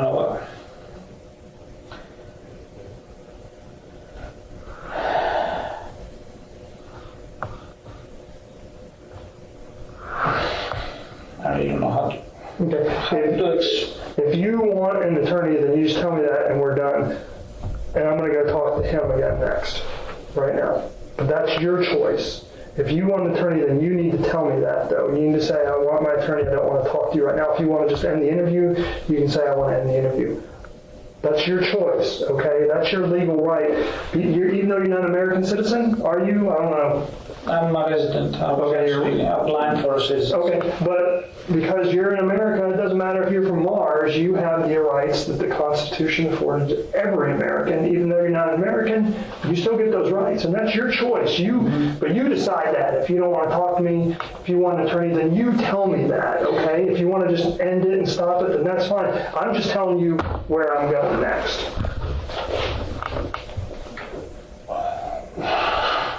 As much as John wants to talk to his lawyer, He knows that by invoking his rights, the ranger will go speak with his co-defendant, Jesus, and see what he has to say. John believes that the ranger wants Jesus more because he is a 3-time offender. He also believes that if the ranger walks out the door, he will most likely get the death penalty. Unfortunately for John, he can't have his cake and eat it too. In other words, I'm not coming back. I'm going to go talk to him, and I'm going to take his statement, and then we'll just keep charging down the road. But that's your choice. So I cannot have a choice of speaking with the attorney and... You can have an attorney right now. Do you want an attorney? I mean, I want to talk to the attorney and then get back to you to end. Okay, you want to end this interview right now? That's your choice. You just tell me that. I mean, you're kind of saying it like it's a big question, or you're throwing a bunch of things out there. So I'm not sure how to take it. I know it's a big deal, but I want to make sure that we're on the same page. Of course, it is a big deal. I mean, you're telling me that, basically admitting that I hired him to do the murder. That's what you're telling me. Am I telling you to admit that? No, I already know that you did that. I'm giving you an opportunity to tell the truth and come forward and to ask for some type of consideration for doing the right thing and for helping me to make sure that this guy goes to death row. That's what I'm talking about. There's not a question of if you did this or you didn't do that. I already know the answer to it. I already know that you hired him. I know that he drove. I know that he's an idiot. I know that he pulled the trigger. Okay? I already know those things. It's not a question, all right? I'm not asking you questions. Did you do that? I already know the answer to that. The question is, what do you want to do? If you want your attorney, then we'll end it right now. That's your choice. If you want to provide information and try to help yourself out, then we can do that too. It's up to you. I don't need you to do that, okay? This case is done. When I say I know what happened, I know what happened. That's your buddy's indictment for capital murder. That one's yours. It says your name on it. Okay? My case is done. I don't need anything from you. If you don't want to give me anything, if you don't want to talk about it, then that's fine. That's up to you. I don't care. But I'm going to go have a little bit to eat because I'm kind of hungry and get a cup of coffee. Well, I mean, then I'm fine with that. All I'm doing is giving you an opportunity. I told you, to me, it comes down to laying my head on a pillow at night and going to sleep with a clear conscience. I'm giving you a choice, man. That's all I want to do. Good Catholic boy. I want to get on with my life. I want to have a clear conscience. All right? You make your own decision. You just let me know what you want to do. Yeah, that's what I'm saying. It's your choice, okay? I'll be honest with you. I sat down and I had the same conversation with James. I said, James, it's your choice. I said, I'm going to do this. I'm going to tell you exactly what there's out here. Boom, I laid all this stuff out to him. I told him what Trevino said. I told him why Trevino said it. I told him I didn't believe some of it, and then we proved all it up. It was corroborated. I've got the forensics. I've got the blood. I've got everything. I don't need anything from you, James. However, James, you have an opportunity to help yourself out. I'm not making promises, just like I'm not making promises to you because I'm not that deal maker. I'm not the decision maker. I'm just a little wheel in the cog, but I relay messages, all right? James made a decision that he wanted to help himself out because he knew that he made a mistake. James laid out everything that happened, and then James ended the conversation with, I'm sorry, would you please express my remorse to the district attorney's office? I know that I made a mistake. James has got a pretty good outlook ahead of him. What? Outlook. Things are looking good for James. We're a forgiving society. We are, right? You kill your wife, but you know what? Or you hire someone to kill your wife, but people can still forgive you for it because that's who we are. A Judeo-Christian society. We have to do that. We have to forgive. No matter what you do, no matter how bad it is, we have to forgive. And I know that sounds corny and hokey, but it's the God's honest truth. Because we're Christians. You're a Christian. Right? I am. Yeah. Well, you made a mistake. You did. I mean, now it's damage control time, man. It's mitigation. If you don't give a shit and you want to go to death row, then go. Knock yourself out. I'm not going to lose any sleep over it. It's a bad deal. You know? I'm not going to feel sorry for you if they do that to you. But I mean, I'm not going to feel sorry for me. Well, I'm not. It's not going to happen. But I'm going to give you an opportunity just like I give everyone because morally I feel like I have a compass that forces me to do that. But that's up to you. You know, you did something really bad and now you have an opportunity to try to make things better. and to say that you're sorry.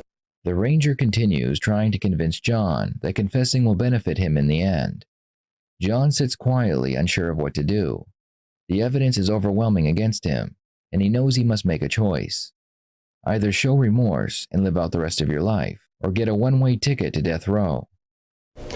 You know, if you feel bad in any way, shape, or form for what happened, and do you? I don't know. You probably don't. And maybe it's not so important to you that you do, but I'm going to tell you something.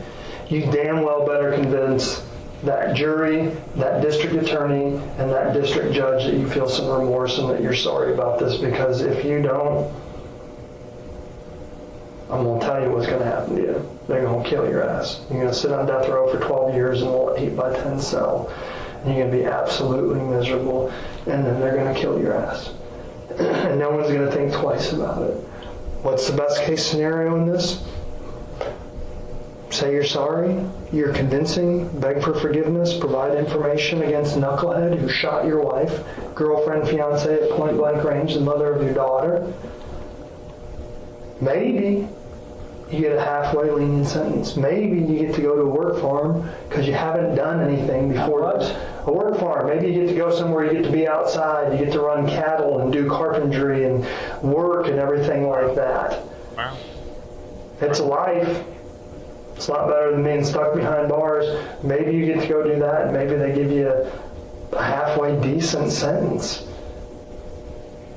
And in the state of Texas, you only have to serve about 50-60% of that sentence. So maybe you have an opportunity to actually see your daughter get married.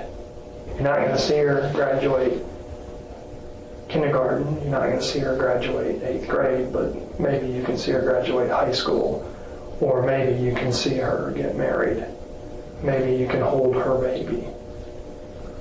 Those are the things that you have to look forward to. But you know what? It's a hell of a lot better than nothing. And it's 12 years of misery. And then you're going to put them through that. And if you ever had an opportunity in your entire life to think about one thing other than yourself, this is the time. Because let me tell you something. The path to true redemption and righteousness is the recognition that it's about others. It's not about you, John. It's about others. And until you put other people in front of you in your life, you're never going to recognize it. And right now, you know what? I know you're laughing. You think this is bullshit because you don't have remorse. No, I'm not. But if you don't put your kids in front of you right now and recognize that, you're going to put them through that misery of 12 to 14 years of you sitting on death row, them knowing the day that you're going to die. Either way, I'm screwed. I'm not going to do anything with my kids. I mean, hey, you have an opportunity to see your daughter get married. Might have an opportunity to see her graduate high school. Have an opportunity to hold your grandchild. Those are things that you have an opportunity to do. I'm not going to say it's going to happen, but there's definitely an opportunity for it out there. But what happens is determined right now by what you do in this room. And you walk out of this room, and you can do it anytime you want. I've told you 20 different times, I've admonished you. You can ask for an attorney, you can end this. You can do whatever you want. That's your decision, and I'm going to honor that. Okay? But if you want any opportunity in your life to see your children again and to live in a free world again, then it's laying in front of you, waiting for you to grab it. And if you don't, then don't waste my time.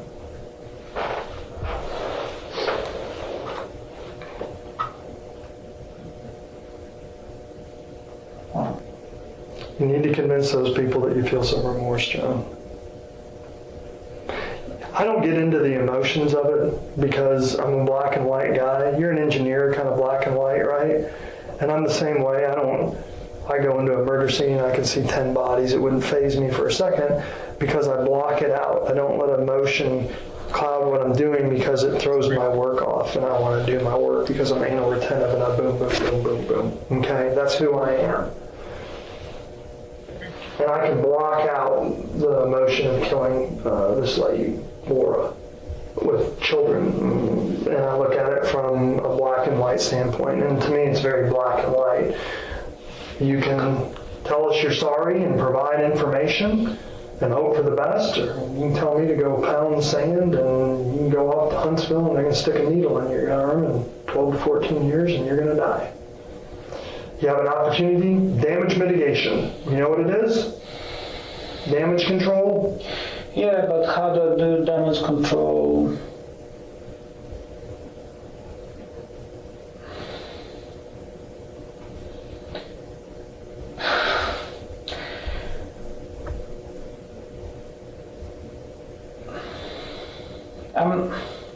I'm trying to.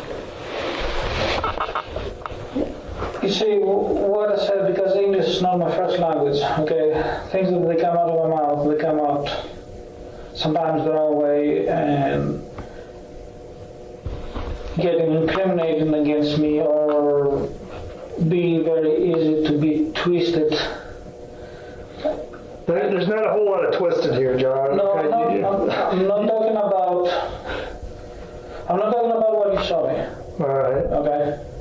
I'm pretty sure you did before. If you bring me to some old stuff, you've done your due diligence. I have, thank you. Okay. So that's not what I'm guessing or I'm saying or I don't know however you want to call it. You know what I mean? And that's not what I'm saying. I'm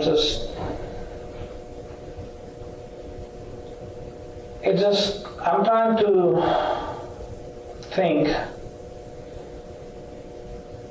If I say something to come out the way that I actually mean it, then say this. I'm sorry. Oh, I am sorry that my wife was killed. I cry so many times. I'm sorry that my kids are not with me. I'm sorry that my kids, they have to be gone to their biological dad, that they did not know them, they did not have any relationship with them. One of them was abusive towards Laura and stuff. The other one was a drug addict and alcoholic. I am sorry that my kids have to be there. I'm sorry that Maria does not have your mom. I mean, my biological. You know what it sounds like, John? It sounds like an argument that you discuss, all right, when they're offering you your deal or when you're going up for sentencing, and it sounds like a mitigation of damages to me. In other words, it sounds like it's probably better to have you outside on the free world taking care of your children sooner than later, okay? Yeah, but how do I know that I'm going to be out there on the free world? And I'm not the guy to guarantee it, okay? I can only tell you what it begins with. I'm going to tell you that there's zero opportunity if I walk out of this room, all right? There's zero opportunity. You're going to go down to Huntsville. They're going to kill your ass, okay? I can guarantee you that. What is that? What do you mean? The death penalty. You're going to go to the death row down in Huntsville, all right? You see it. Come on. You're not arguing with it. You're not even denying it, John. You're sitting there kind of nodding your head. Yeah. It's a done deal. We're past it. We're past it. It's done. It's about the decision that you want to make, John. There's no arguing this. I don't want to argue with it. I don't really want to discuss it with you. I just told you what I have because I think it's fair that you should know everything that's stacked up against you. And I think more than anything, what I wanted to tell you is I wanted you to know how much of a dumbass Trevino was, because if anything, it should motivate you to help make sure that he gets the death penalty. Right? He screwed you over. You go to hire this dumbass, and he tells 7 different people that you want him to kill your wife because you want custody of the children. He tells 7 different people that how much money you're offering. But I didn't hire the dumbass. That's my problem. Do what? I did not hire the dumbass. I did not pay him any money. That's my problem.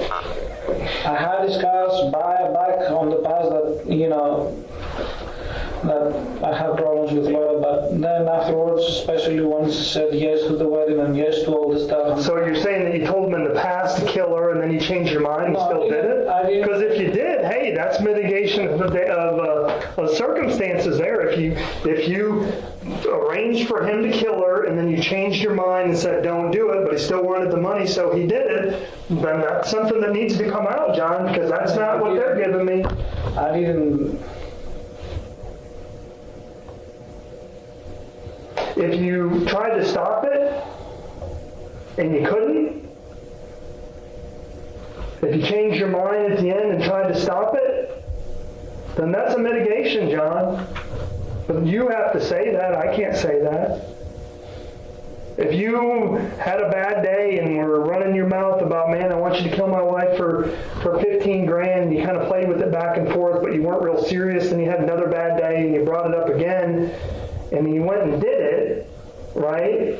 But you changed your mind and you didn't really want it to happen, then that's a mitigation. But John, at some point, you offered him money to go kill your wife, and he told him the reason why, because he told all these people, and it's going back a year, and he didn't make this shit up.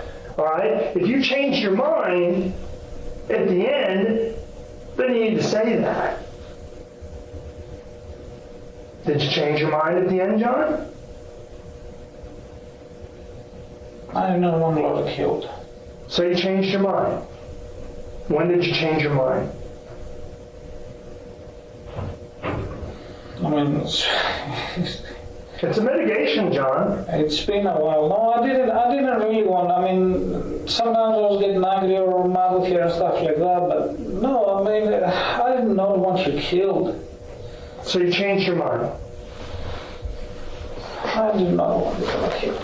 You changed your mind at the end, and it was too late.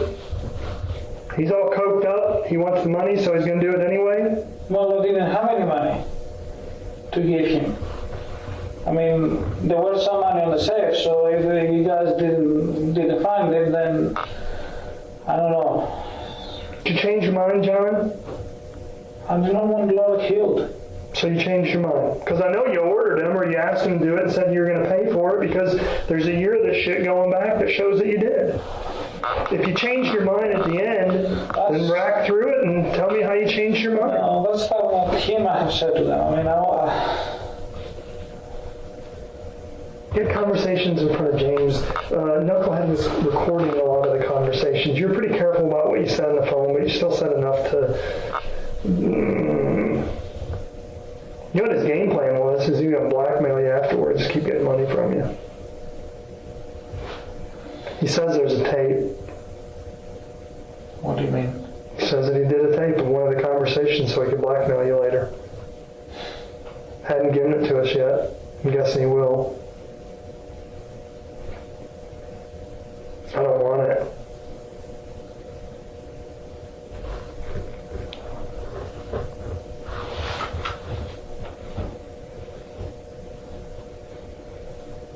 It's going to be pretty screwed up. He's going to step in here, give the rest of the information, provide this tape, and he's not going to get the death penalty.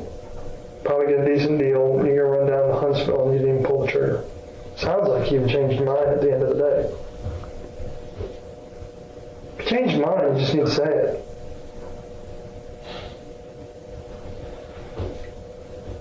He wants a deal for the tape. So what? He wants a guarantee. He wants a deal for the tape. I don't ever have to get that tape. I'd be a lot happier to send his ass down to Huntsville. Say that again? I would be much happier just to send him down to death row. Okay, you go wherever he wants. Well, it's not where he wants. Oh. That's what I prefer for him. You made a mistake, John. You fucked up.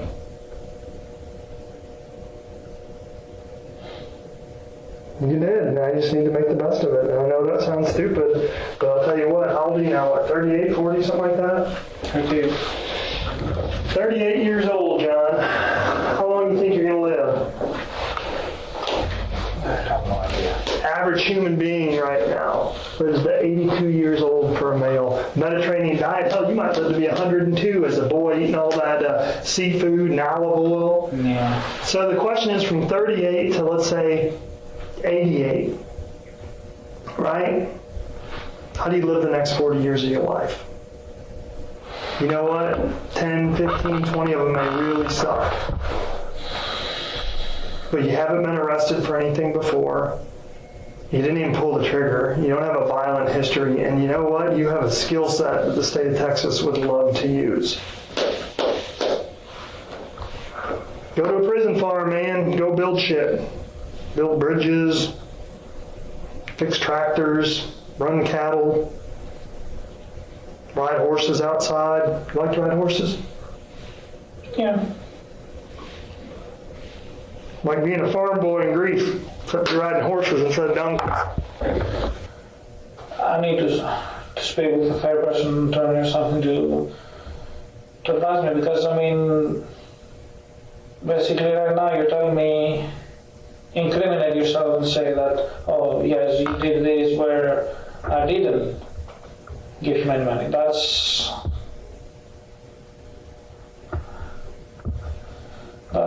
what it is. You know what I mean?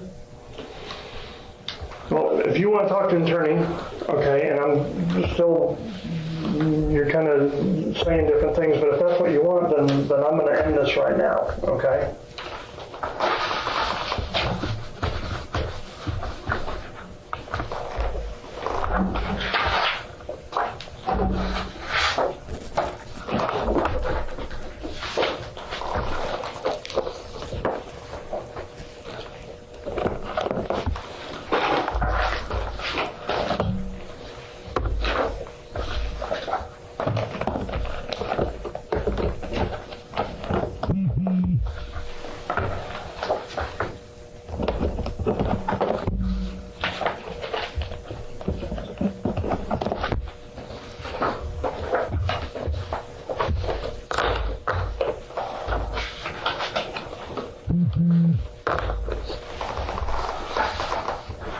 Okay, I'll take you back in the holding cell, and then probably in just a couple minutes they're going to take you over to what's called the North Tower, and then they're going to book you in and process you there, and then they'll put you in a cell. Okay? The ranger never got the confession he desperately wanted. However, John would be convicted of capital murder, and he was sentenced to life in prison without the possibility of parole. Jesus was also convicted of the same charge, and he too received life in prison. James made a deal with the prosecution. In exchange for a 25-year sentence, he testified against John and Jesus. Check the pinned comment for a link to the interrogation of Jesus Trevino, which has been posted on our second channel. Thank you for watching, and please share your thoughts in the comments below. I will see you next time, here on the Red Tree Crime YouTube channel. Check 5-year sentence. He testified against John and Jesus. Check the pinned comment for a link to the interrogation of Jesus Trevino, which has been posted on our second channel. Oh. Been 15 years. Oh man, that dude'd be lucky to get out of prison if he got 25 years after telling on somebody. He's saying maybe 15 years. That dude's asshole is going to be inverted.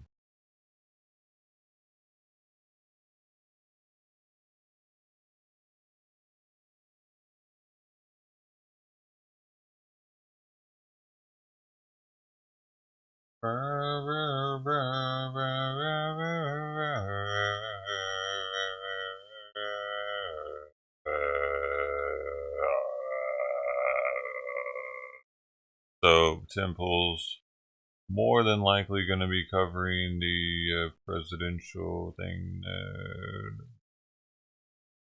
Oh, really? Fault a cause of Terry Sanderson's harm. This has come to...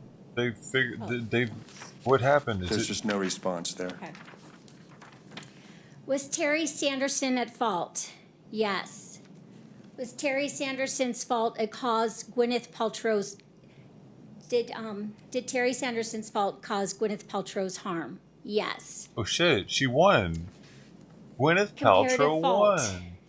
What percent of the fault do you assign to Terry Sanderson? 100%. Damages. What amount fairly compensates Gwyneth Paltrow for economic damages? She's gonna get paid. $1. What? She really only got the $1? Signed Damn! March 30th, She slapped him. She slapped that motherfucker, but she could have gotten paid right now. So to juror number 19, the foreperson, is this your verdict? Yes, sir. Thank you. And the attorneys have asked that I poll the jury, and so I need to ask each one of you if this is your verdict. This is not an unusual thing to happen. It happens quite often. So number 16, Like, she is could this have your gotten verdict? paid. Yes, Your Honor. Probably. Thank you. For Number 11, is this your verdict? Yes, Your Honor. her Number time, 8, her is this your verdict? to do all this and shit. Number 2, is this your verdict? But she was like, nah, I'm not I've trying to already do all covered that. Number 19. Number 28, She look is kind of this your sexy verdict? now. Yes, Your Honor. Number 29, is this your verdict? Yes, Your Honor. And number Face 32, looking is at this her. your verdict? Yes, Your Honor. Thank you. Oh, she's cool. So to the attorneys, is there anything She gonna further make a before I comeback now, discharge the probably. jury? Nothing for the plaintiff, Your Honor. No, thank you, Your Honor. She gonna make Okay. a comeback like Robert Downey Jr. now. Watch. Let me just read you the last jury Should instruction. be karate kicking. Ladies and gentlemen of the jury, this Roundhouse. trial is finished. Spinning Thank you turtle kick. for your service. The American system of justice relies on your time and your sound judgment, and you have been generous with both. Don't you think she's You gonna make a serve comeback now? justice by your fair Dude, she hasn't had an and impartial Academy decision. Award since I hope you found the 1999. experience rewarding. Before the You Prince may song. now talk about We're gonna this party case like with it's anyone you like. 1999. Yeah, before that. You may be contacted by crazy. the press or It's by literally the been lawyers. that long. You do not have to talk to them Oh, she does. or with anyone else, but you may. The choice is entirely yours. I hope I she turn does, now to the man. lawyers I miss her. and to the press and ask them to honor your wishes. That dude if just you tried say to that you fuck do her not want to over. talk about the case. That's her butt If you fucking the do shit out of her on decide the to talk ski about slope. the case, please respect the privacy of your fellow jurors. The confidences that they may have shared with you while deliberating are not yours to share with others. Again, thank you for your service. You may now retire. And if everybody else would please remain here, we've got some things to do. All rise for the jury.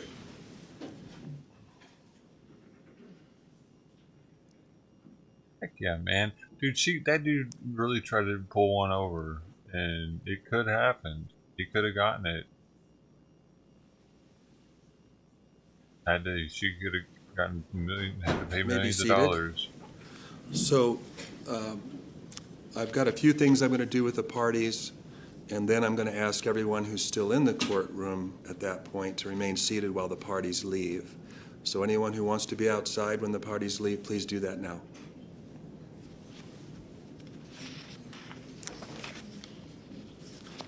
So, Mr. Owens, I'm looking to you to prepare a judgment on the jury verdict. Perfect. Will you do that? Yes. Okay.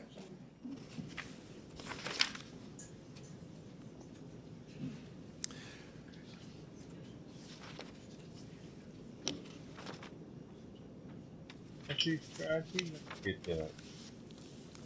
Get it. I want you to Mr. hurt Sykes, is yourself. there anything further for the court before the court adjourns?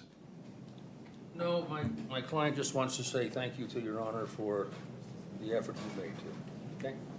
That's it. Thank you. Mr. Owens, is there anything further from the defense before the court adjourns? No, thank you, Judge, and to all your staff and the bailiffs. Let me just comment that I appreciate the professionalism that all the attorneys have shown and the parties, so thank you.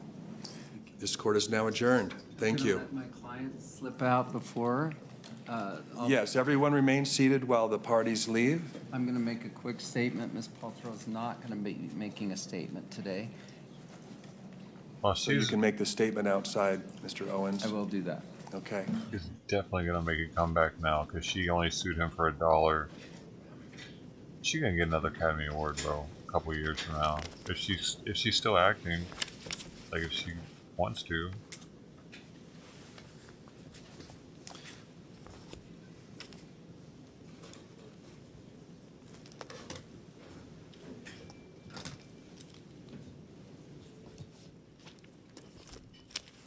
All right, we're now adjourned. Thank Be cool. That means they're gonna be outside right now. Hold up.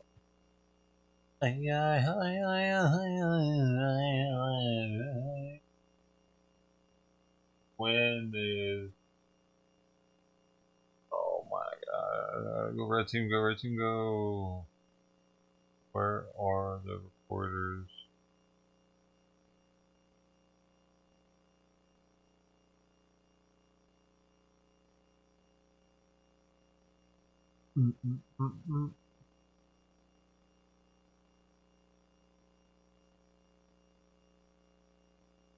They're not waiting outside, ready to go.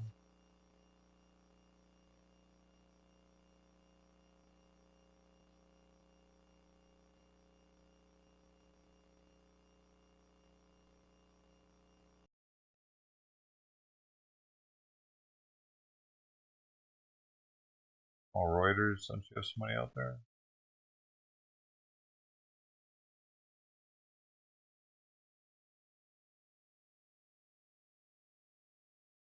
Oh, that was interesting.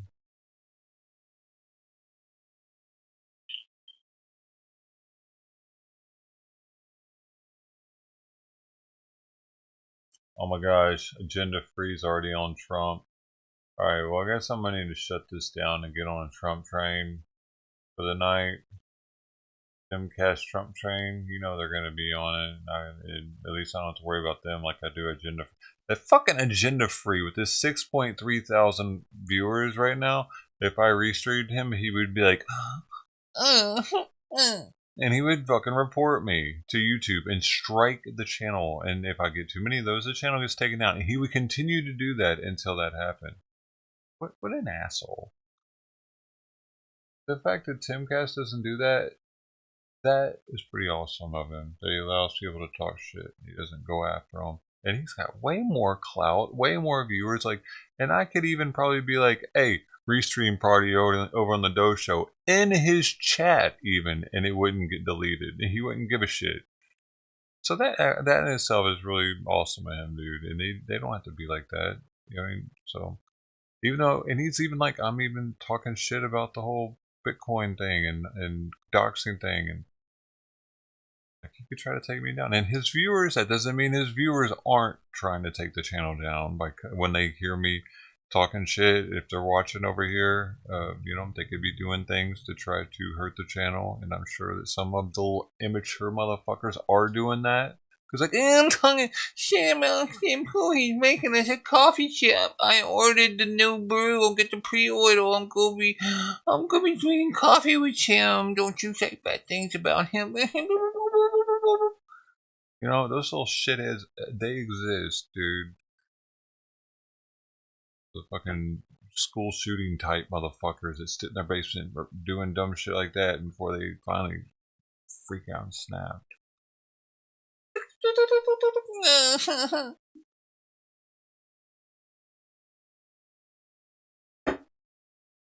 But yeah, I need to reset everything because we've already been on for 6:43, 6:46.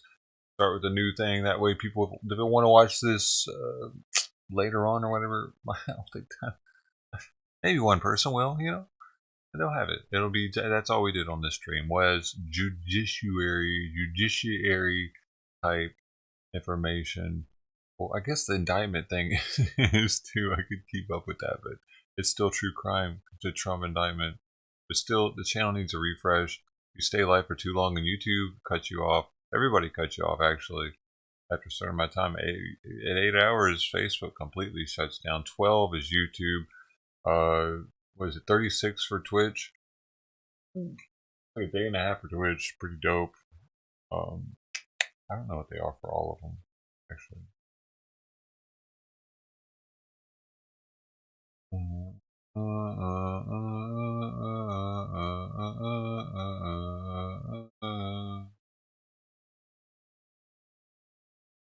Does love his nation. So should we do this every Thursday if there's not content? It'll be like a True Crime Thursday type thing where you just watch true crime stuff on Thursday. Maybe. And I'm thinking about doing like an MRE Monday because I have all these MREs they're about to start expiring, and we could watch like military stuff on Monday if there's nothing going on. I'll eat MREs. Like I said, dude, I got like, at least 2 cases of them that are unopened, and a bunch in a case that I've opened already. That I don't know if I want to eat too many of those in a day though. 2 at the most probably, and lots of fiber, lots of Metamucil along with it, maybe. Thanks for joining us, Jack, Bubba.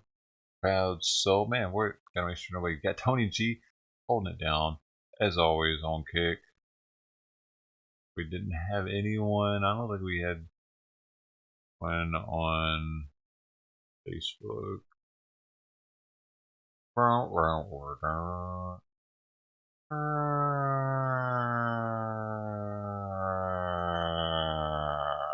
Let's see. Peak viewers 2. Oh, there were two. There were 2 viewers at one time. I can't. I don't really know how to read these things. 16 3-second views, 9 15-second views, and 5-minute views. Okay, so only 5 people watched for longer than a minute.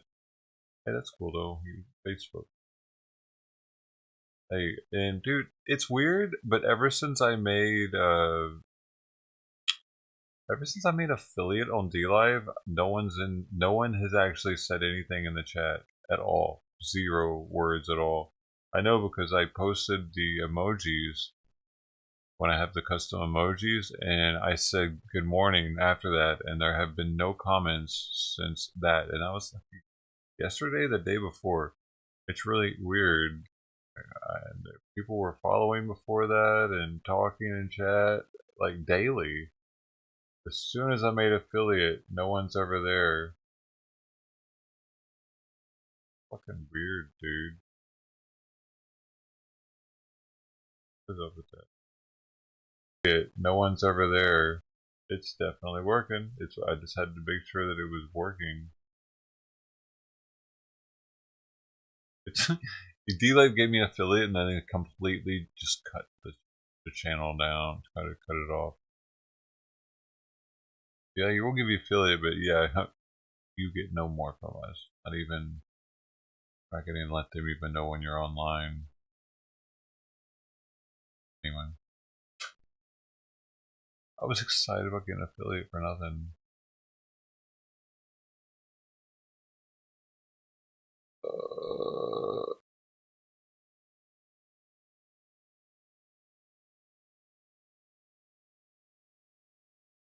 Dude, don't be saying shit like this in here. Okay? Are there a fucking hoax? Fuck off with that shit. There go all your words. This is fucking stupid shit. Don't say some stupid fucking Sandy Hook, Alex Jones shit up in here, dude. This ain't the place. They're all a hoax, right? Okay.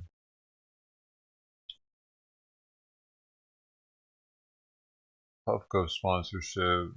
Is that what I'm gonna get? I don't think that's happening today. Dude, look at this. So you pretty much made it so I had to empty out all of your I feel like you almost do shit like that on purpose so that I'll do that. So I'll delete all your words. Is that why you do it? I don't give a shit. Fuck your content. Your words suck anyway if you saying some stupid shit like that. You gotta be punished. And not just by deleting that one comment, all of them. I know I could delete just the one. No, you gotta be put in the corner for that shit. Or YouTube will put me in the corner also. There's that too. You think they want a bunch of people like you saying shit like that? No, they want me to punish you.